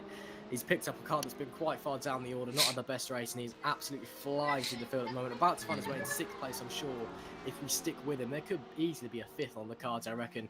Rosowski is, through Magnus and Beckett's, that BMW is going to be very, very quick. It's already going up through Cops. What a move by Ernest Lappins. My, oh my, that was fantastic. Wow. He's really not waiting, is he? Well, I mean, there is 20 minutes left, but wow, what a move from Ernest Lappins. Absolutely brilliant. And then again, coming through Magnus Beckers, he's leaving absolutely nothing on the table. Diving up the inside through Cops, late on the brakes. Fantastic stuff from the AFP driver. Now, as he heads down, he's got, well, he should have, I'm not quite sure how far in front of him Felix is. But I don't think it's that far. There's Only 20 around minutes 9 left to go. seconds. Well, it's 9 seconds, and at the rate that he's going, he's already put 2 seconds to Rosowski. Well, there's 20 minutes left. If he's been in 2 seconds with about 3 corners, well, that position could appear very, very quickly. I have to say though, Ross, I disagree. He is a GT merchant. The guy can drive any GT car and That's true. go That is true. blitz the field. I've seen him in Corvettes. He's rapid. I mean, Yeah, what's AFP have a really, carry really on. special driver there. No, I've driven against him, and it's. I mean, obviously, I've been in a quicker class, but he's been quick every time I've seen him. I mean, what's so amazing about Ernest is just how young he is, and you know he's only like 15 years old, and he's so quick. And I was just saying earlier, and he actually dropped me a message saying thanks for saying this because he just appreciate the shout. But I was saying earlier in the race, he actively, you know, goes against the norm and barely puts any practice in, because a lot of people in the top level of sim racing, you know, thinking GT Pro, VEC, Div 1, they spend all their free time practicing because they want to be the best. Ernest puts barely anything in and gets so much out of it. It's so amazing just to watch how quick this kid is. He's been doing this for a long time, though, hasn't he? Yeah, he has. He's been around for a long while, but I mean, he's still 15. Yeah. Doesn't take away from it. I'm 15. I'm not as good as him, and I probably never will be. I mean, I'm 16 and I'm absolutely dreadful. So you know. You get a commentary though. Oh, well, I mean, thanks, I guess. Well, that's nothing. I'm 19 and I crash every race. Can't crash if you're on the commentary team. My teammates joke about me, my accidents. I've had a few. But yeah, as we're really at the end stage now, aren't we? Of an 8-hour race. All these teams should be really proud of themselves for finishing. An 8-hour race to finish is quite a feat of its own. Yeah, I mean, a lot of the time in endurance racing, many teams kind of come forward with the aim of just finishing. And yeah, an 8-hour race is no exception to that. Fantastic performance from all the guys out there. You know, no matter where you're on the field, if you've managed to finish this race, it's a fantastic result. Yeah. Obviously, this event has been very, very well choreographed, perfectly done, extremely clean, good battles and everything. Thank you to Sadler and Lift for sponsoring this series. Brilliant sponsorship. Yep, Sailor and Lift. Shout out to the boys. Good lads. Yeah. No, it's really been a very good race to watch. Been good to drive in as a driver. But yeah, I think there's a lot of things to take away for the whole season out of this race now. I mean, for round one, it's been brilliant. Good battles. I mean, the LMP2 field, there could still be a battle. Prince is only 11 seconds off Zook. Yeah, I mean, depends how quickly Stein Prince can get that thing going. He's having a better race here at Silverstone than he was at Interlagos earlier when I was commentating over that. And, well, yeah, he's definitely gaining on Roland. It's just really a case of how quickly he does gain. Maybe Zooks is having some problems with his tyres as well, starting to reach the end of the stint. Actually, that is one thing to think of about how these LMP2 guys are going to do on fuel, because a few of them might have to come in for a quick splash and dash. That's something to consider as well. Stein might just be trying to burn through as much fuel as possible, so he can use that attack mode, close up the gap, and then with the splash and dash, he's right on the back of Roland.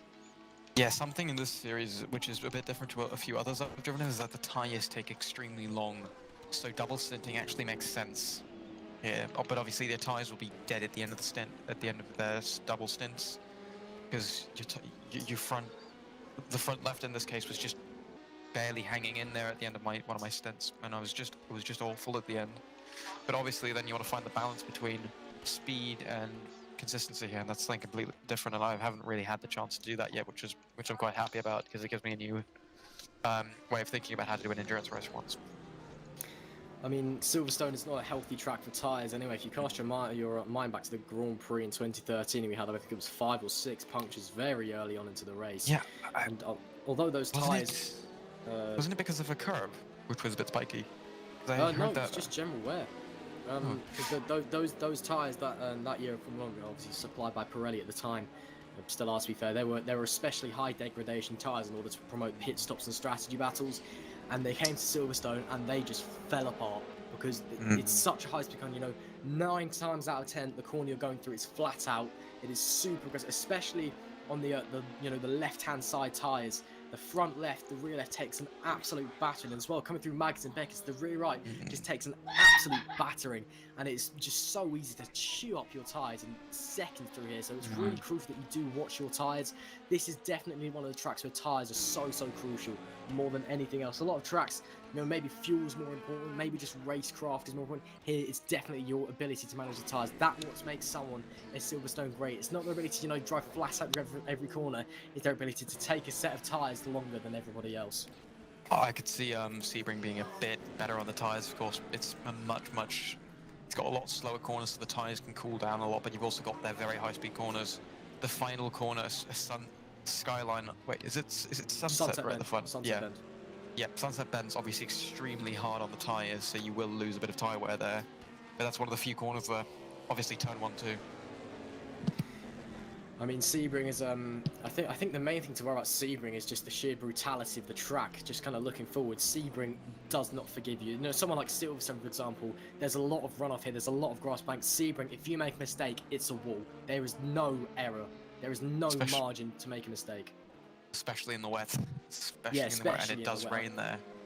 Yeah, it does rain. I mean, it's Florida, of course it's going to rain. But it is a brutal... I mean, when you factor in the bumps and the high-speed naked searcher, and then when you get to the middle, like the twisty sector in the middle as well, which is so much fun if you get it right. Yeah, I love Sebring. It's a great track, but my word, if you make even the smallest mistake, it bites back and it costs you. And I think that's going to be the important thing. Each kind of race looking forward will have something that defines it. For example, here at Silverstone, it's the tyres. Sebring, it will be about, trying to keep out the wall. Spa, I mean, it's Spa. It's just going to be, keeping on fuel and keeping out the accidents. Someone at the Nürburgring, I think, will mainly actually be about strategy, because that is somewhere the strategy is really going to come in. And then Portimao, again, just about keeping it on the road. Because and then finally, sorry, carry on. We're missing Daytona. Daytona's going to be... Daytona will be brutal as well. I think that Daytona on the tyres, especially on those right-hand side tyres through the oval sections through the kind of NASCAR 1, 2, 3, and 4. That's not gonna be involved. NASCAR 3 and 4 because I don't do 1, 2. But yeah, it's gonna be. And then obviously Le Mans is its own animal in itself. So it really is a case of each race having its own defining feature. And I think the best drivers are going to be the ones who are the best around, and that's why people like for like the Seawolf guys are so good everywhere, because they've really got a squad that's kind of good. Overall, maybe they'll have excel in one thing over another, but overall they're consistently good at everything, and they've got car setups that work at each track, and that's another thing that's vital as well, is having a car setup that is quick but kind to the track and kind to the car, because you can have something that's 2 seconds faster. For example, it could be 2 seconds faster a lap here, but if it chews through your tyres in about 3 laps, there's no point in doing it, is there? Mm. Yeah, that's the thing. Setup work is a bit of an art form, as Lewis Sace goes slightly off into That's Brooklands. Bridge Bend. Yeah, going to Love Hill. Also, a bit ago, I should have said this a bit earlier, but the valet car went off in Farm. I was just Did it? on the exit there. Yeah, the LMP2 valet car from Boton Burkenyes. Oh, that's interesting. Hopefully they've not got too much damage there. I'm not quite sure what happened. Obviously, late in the race, must have probably just a little mistake. Very easily done. There's just over 10 minutes to go here at Silverstone. Here's Ernest Lappins, who has worked his way up as a P6. I'm not sure how far back he is from Felix, but I don't think it's very far. 2.5 seconds. Captain Axis, 2.5 seconds. That could be a good battle. There is Felix there, coming through the loop. Well, I think we might have a fight. Yeah, I think we might have a battle. Well, I'd say maybe not a battle. I think maybe we're just going to have an overtake, because Ernest has been just carving his way through the field in his usual fashion. And I don't see why he wouldn't do the same here. Yeah, I have to agree with you, Ross. Probably going to have to be a relatively, maybe not the quickest overtake, but an overtake. The question is, can Ernest catch Eduardo Garcia afterwards, who is 11 seconds ahead? No. I think that's a bit steep in the time has got. I mean, if Garcia makes a mistake, possibly, but if he doesn't, I think that's steep. Even for a driver of Ernest caliber, I think that's too steep. I think that's too big of a gap to make up in 10 seconds. If Ernest gets past him extremely quickly and extremely efficiently ahead of Felix, sorry, there could be a chance. But Ernest needs to basically lose no time and catch like a madman. He needs to basically put 200% of his focus down and go. So yeah, it's going to be a bit of an interesting thing. If he does, that'll be probably one of the best drives and one of the most impressive things I've seen in sim racing. Because, yep. Yeah, so just regarding my sorry guys, just regarding my question, Ernest has just been reported for flashing, making another driver blind during the race. Don't know if it's anything your experienced night drivers can talk about. Does it actually blind you that much if you get flashed during night? No, it doesn't really. I've done nights. I don't get blinded. I think some people just, get annoyed by it, but then at the same time, that is the entire point of flashing your lights, is to annoy the driver in front. So, I understand there's regulation on how many flashes you're allowed to do. If it's excessive, then yeah, you need to chill out. But someone I don't see why it should be especially problematic, because it's there to throw you off. It's there to make you make mistakes they can get through. Yeah, I mean, flashing does get a bit frustrating sometimes. I mean, I remember at the beginning of the race, I think I had the DPI head who annoyed me a little bit with the flashing, but hey, it's racing. Yep, it is indeed. Because we were just battling in the LMP2 field, and I think he was just trying to get past, and the DPI, obviously the DPI car has a bit better straight line speed than the LMP2s, but it's a bit worse in the corners. But yeah, that was a bit of an interesting thing. So, that got a bit annoying after a while, but what can you do? People have their own tactics. It's a way of taunting them. You could say that they're quote-unquote mental games.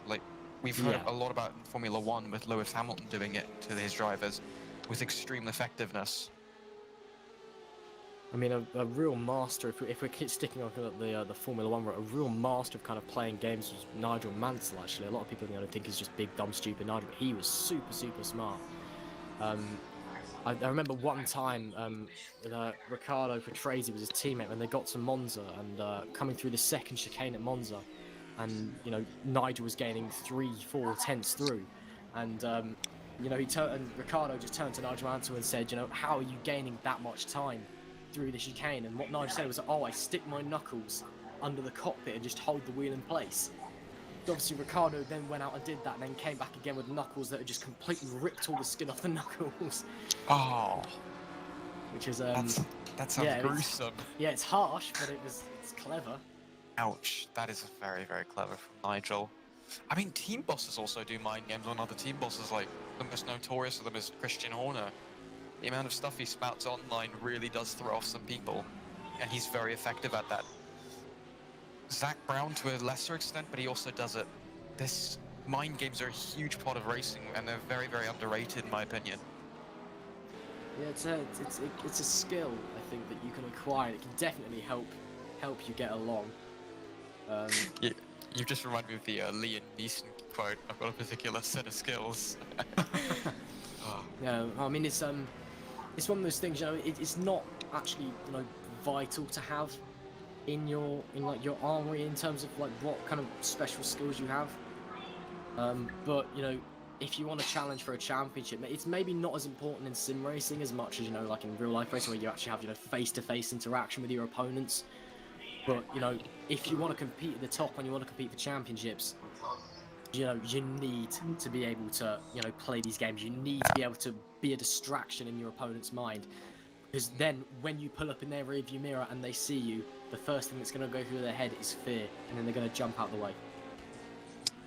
Half of the mind games in interviews is mainly mind games, in my opinion. Like, you've got people like Verstappen and Hamilton constantly doing mind games, especially Mercedes with the sandbagging and saying our car isn't the best and stuff. That might be mind games. I'm we don't sorry, know. but I have to stop there for one talk quickly. I think you two should have a look in the Stewards Report channel and look at the report Anthony Nippon sent as a counter report to Ernest being reported. Wasting Stewart's time. Well, Anthony Nippon over at AFP, Anthony, being the legend he is, has announced that anyone who's complaining about Ernest slashing his lights is wasting the steward's time. There you are. It's not my position to comment on that, despite the fact I am a commentator, but I will say that was very funny. Good banter from Anthony Nippon, obviously owner of AFP. So. And I think one thing we need to keep an eye on now is how close Ernest Lappins is to the back of Marco Felix, 0.8 of a second coming through the loop. The BMW is not going to be particularly strong down the Wellington Straight, but we'll have to see how he does. He might have some slipstream, so we'll see if he might be able to have a very late dive into Luffield. The BMW's brakes are a lot better than the Corvette, so we'll see what he can do. He's way too far for a move there, and now he's got the LMP2 goal, which is going to hinder him a little bit, but he has to hope that the LMP2 gets Marco Felix in a really bad position, and he's getting really close fight, less than 5/10 now. He's got a really good run going into cops. 3/10 You could be seeing closing. a very similar move. That was great through Luffield by Ernest Lappins. Let's see. He's going to go for another dive bomb into cops. I don't think he will this time. He's going to set himself up into Maggots and Beckett's by the looks of things. Running a lot more exit curb. All four wheels over the white line. Here he goes, very close to the back. He's going to go for the dive into Maggots. No, I don't think he will. But he's definitely there. Really running all over the curbs. He is right on the back of Felix now. The move is going to come very, very quickly, I can tell you that. And he's going to be right on the back down the hanger straight, using all that slipstream. Here we go. Will it happen into Stowe? I'd say probably either here or into Club Corner. And he's going to have a look into Stowe. No, can't get it done. Just a bit too far. Good defending from Marco Felix.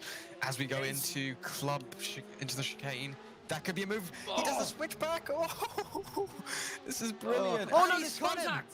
There's contact between the pair of them. Felix goes half round.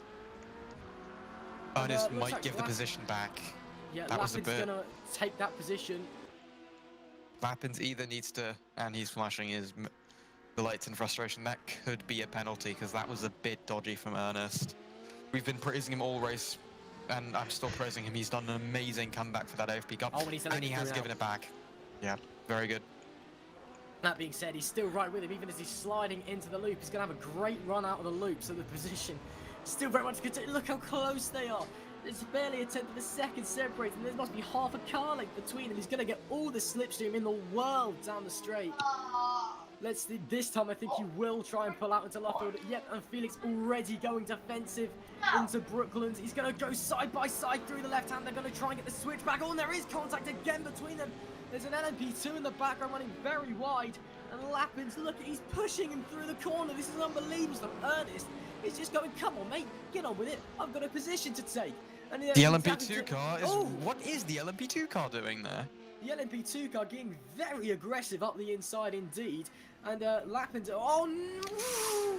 That was incredibly close. I didn't think the LMP2 car was going to make that corner, if I'm brutally honest. And the DPI is going to fly through as well. Oh, this is going to be messy. This is going to Maggots hinder. and Beckett. Oh, This is dear. going to hinder, sorry. Lost my Yep. train of thought. That's fine. And behind us are the Triple Eight cars looking to get involved. Look how quick Lappins is through Yeah, Maggots. Lappin's had a really tight line. He's got a good exit there.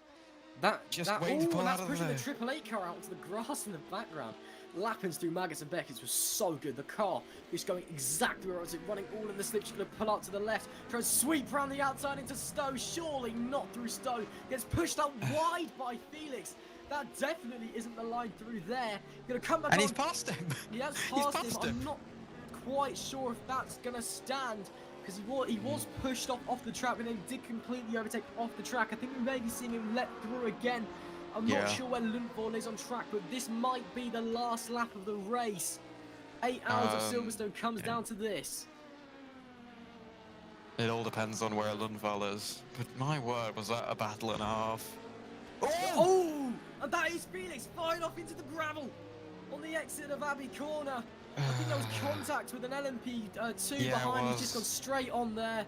Oh, and that's a big accident. That is a big accident. That's so unfortunate for for Marco Felix. He's done so well all race to have that happen to him. I have a feeling the LMP car just washed into the GT car, sends them off flying into the gravel in farm.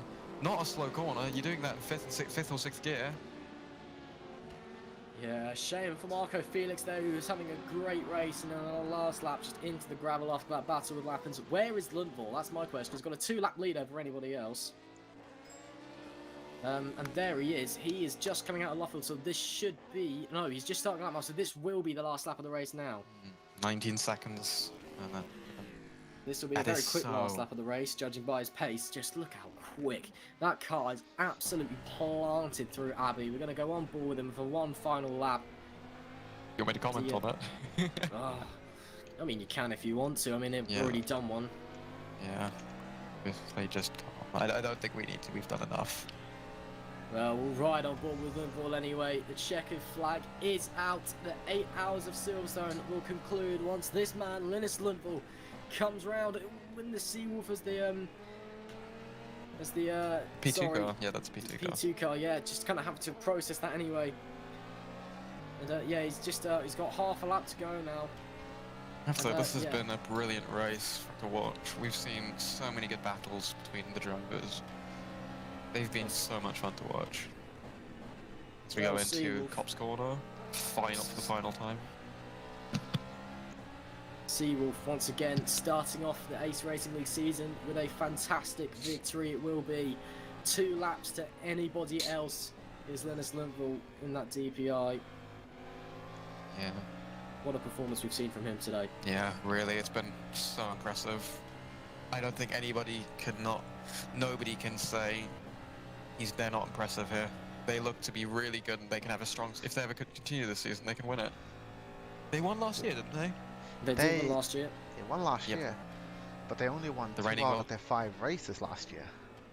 Well, That this reminds could me be of the- this could be that the reminds- halfway point. Oh, sorry. No, it's fine. As Well, we it see, doesn't matter anyway. Linus Lundvall's going to come to the line. He's going to win the 8 hours of Silverstone. There it is. What a performance from the Seawolf team. and this time he's flashing the lights in happiness and not in frustration. Yeah, that's a celebratory flash of the lights. Roland Zooks.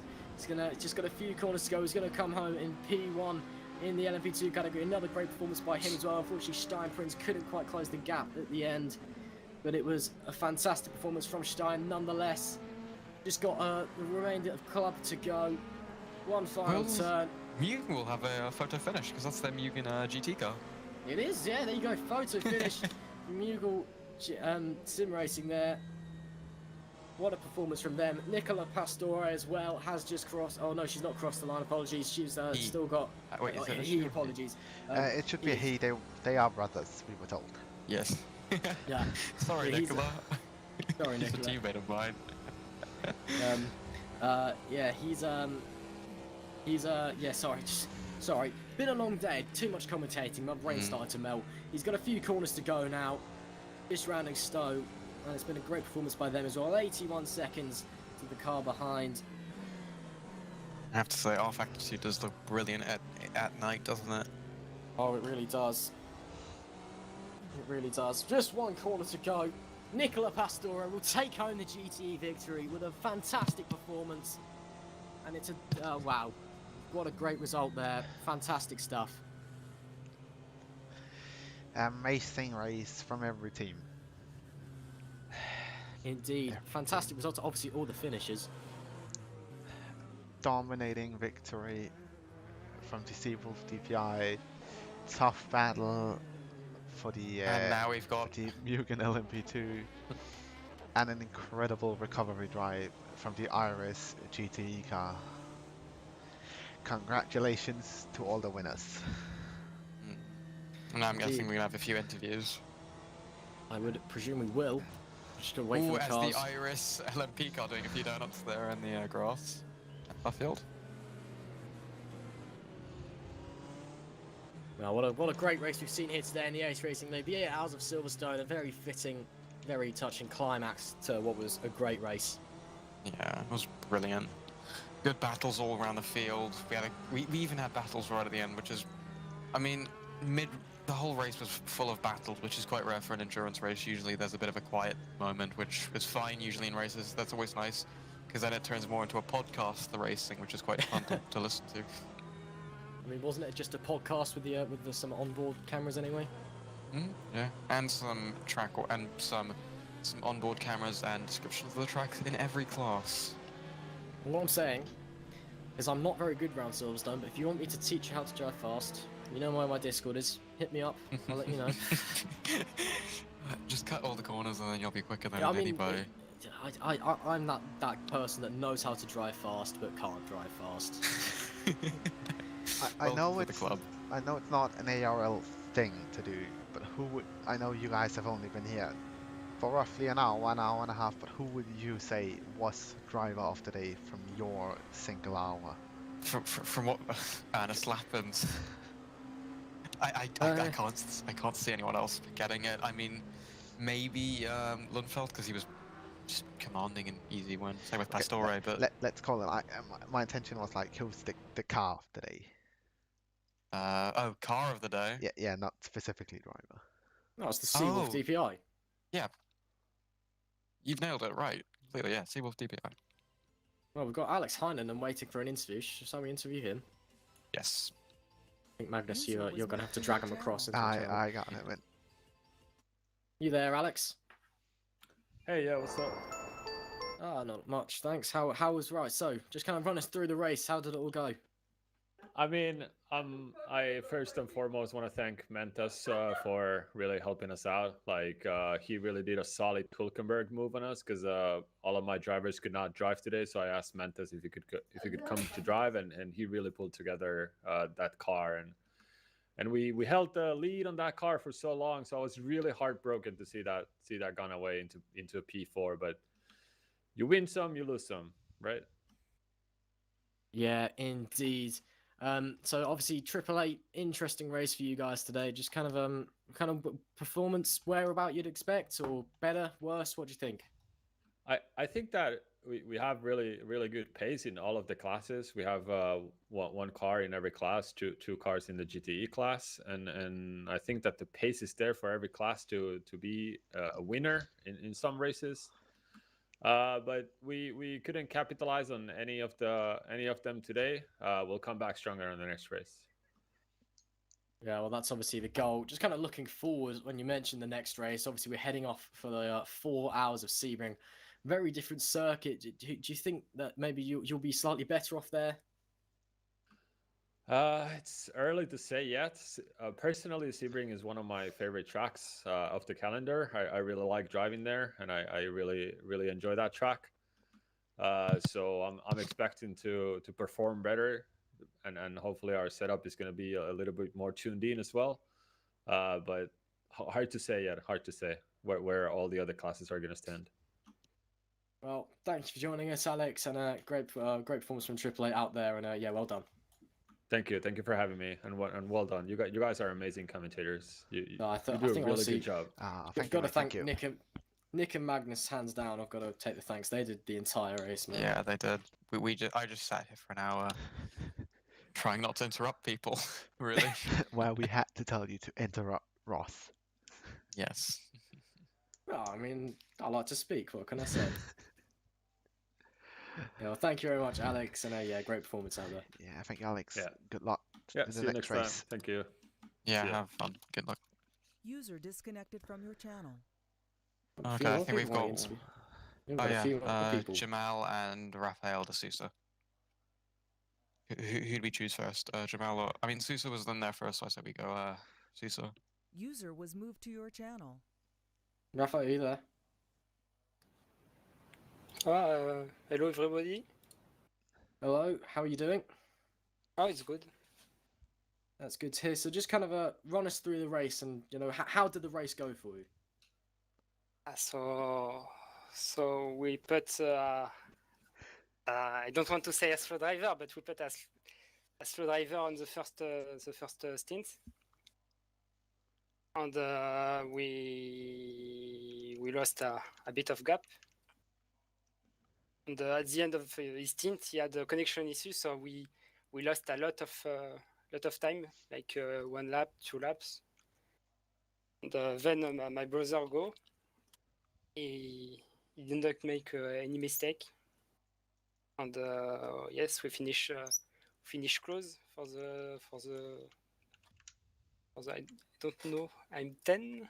Yes, I'm 10 for the 10th place. So no, it was very fun to follow the race. So that's good to hear. So kind of ultimately, how do you think the finish? Did you think the finish position reflected your performance? Do you think you could have done slightly better? I think we can do a lot better.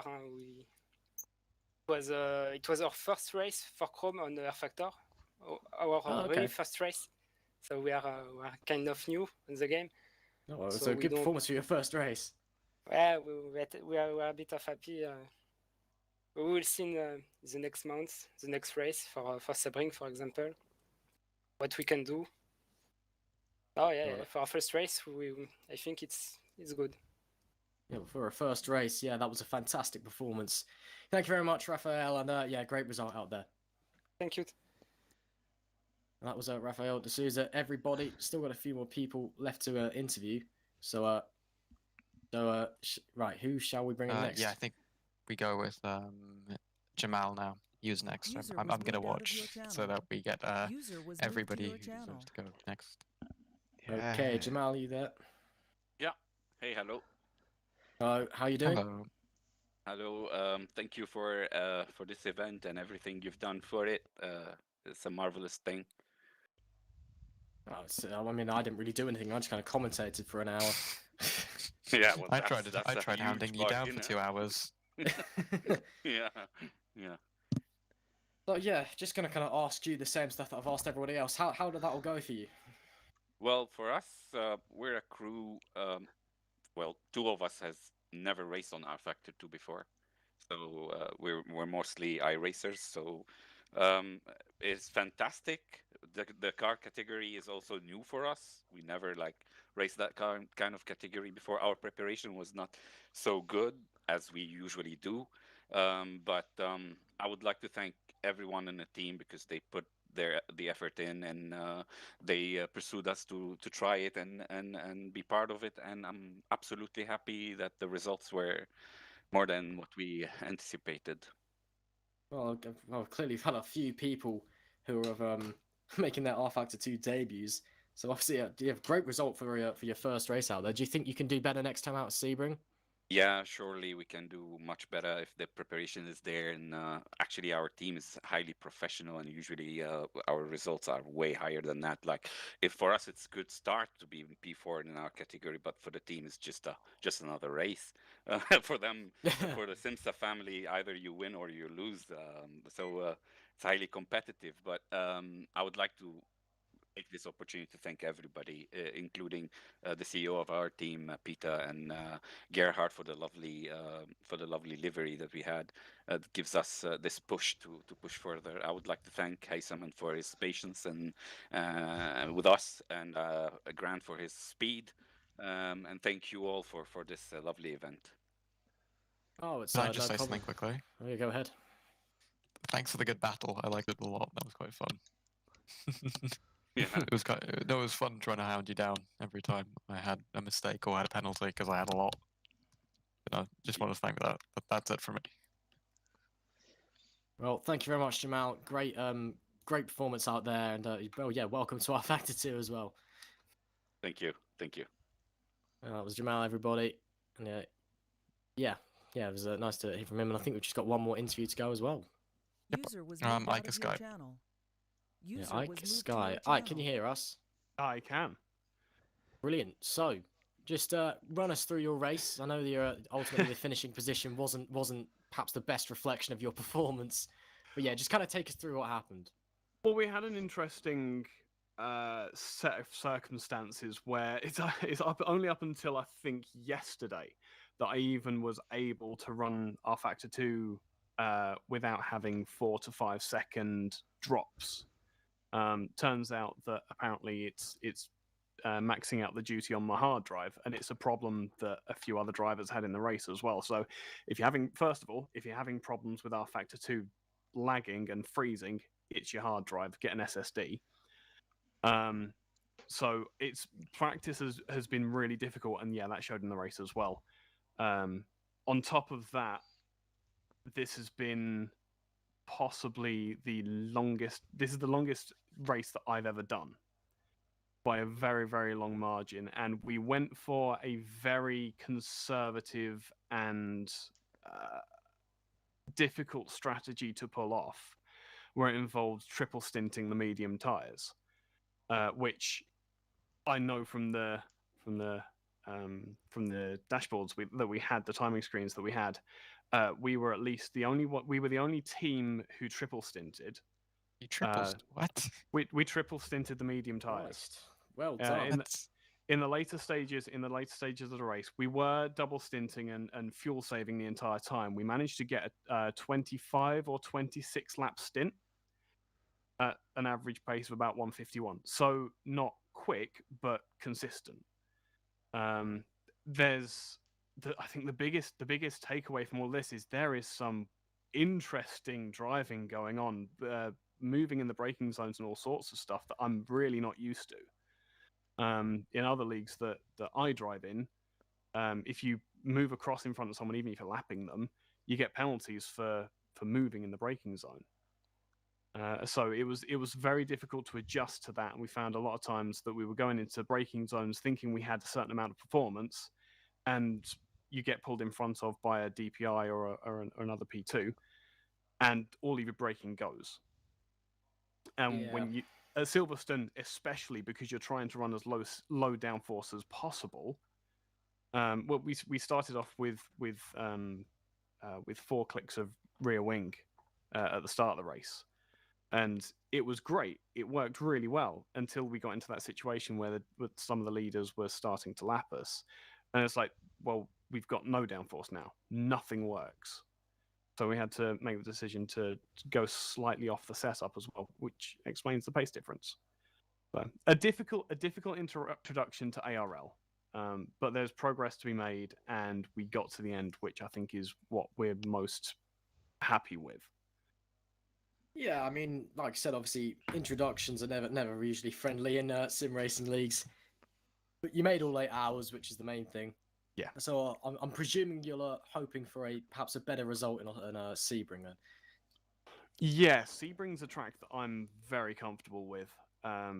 Done done it in the DPIs, both the first party and the third party mods, and done it in the S397 GT3 cars. It's a great track. I love it a lot.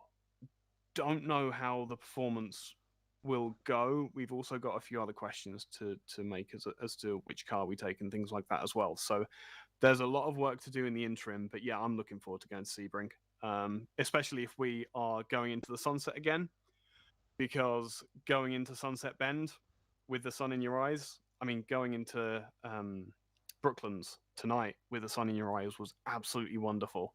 I love sunset and I love night racing, so I'm more than looking forward to that. Awesome. Well, thank you for coming in for the interview, Ike. And again, well, I know it wasn't perhaps the best finishing result for you and the guys, but you know, it was a strong performance nonetheless. And well, the only way's up. Yeah, it gives us stuff to work on at least. And I don't think we were last in class, so I'll take that as the win for now. We came last in class. Ah, there you go. There we go. So no, I'm taking that as a win for sure. But yeah, we've got some work to do, obviously. Well, thank you very much for joining us, Ike, and again, well done. Cheers, mate. Catch you in a bit. See you later. Yep. Good luck. User left your channel. Well, that looks to be it. Yep. Yeah, should we let Magnus do the a great first outro race of the Aero Endurance season, at least from the commentator standpoint, and from the interviews, it seems like it wasn't too bad from the driver standpoint. Maybe if you were new here, stuff you had to get used to. If you, the oldies but goldies, you could call them, seems like they knew how they are overrun.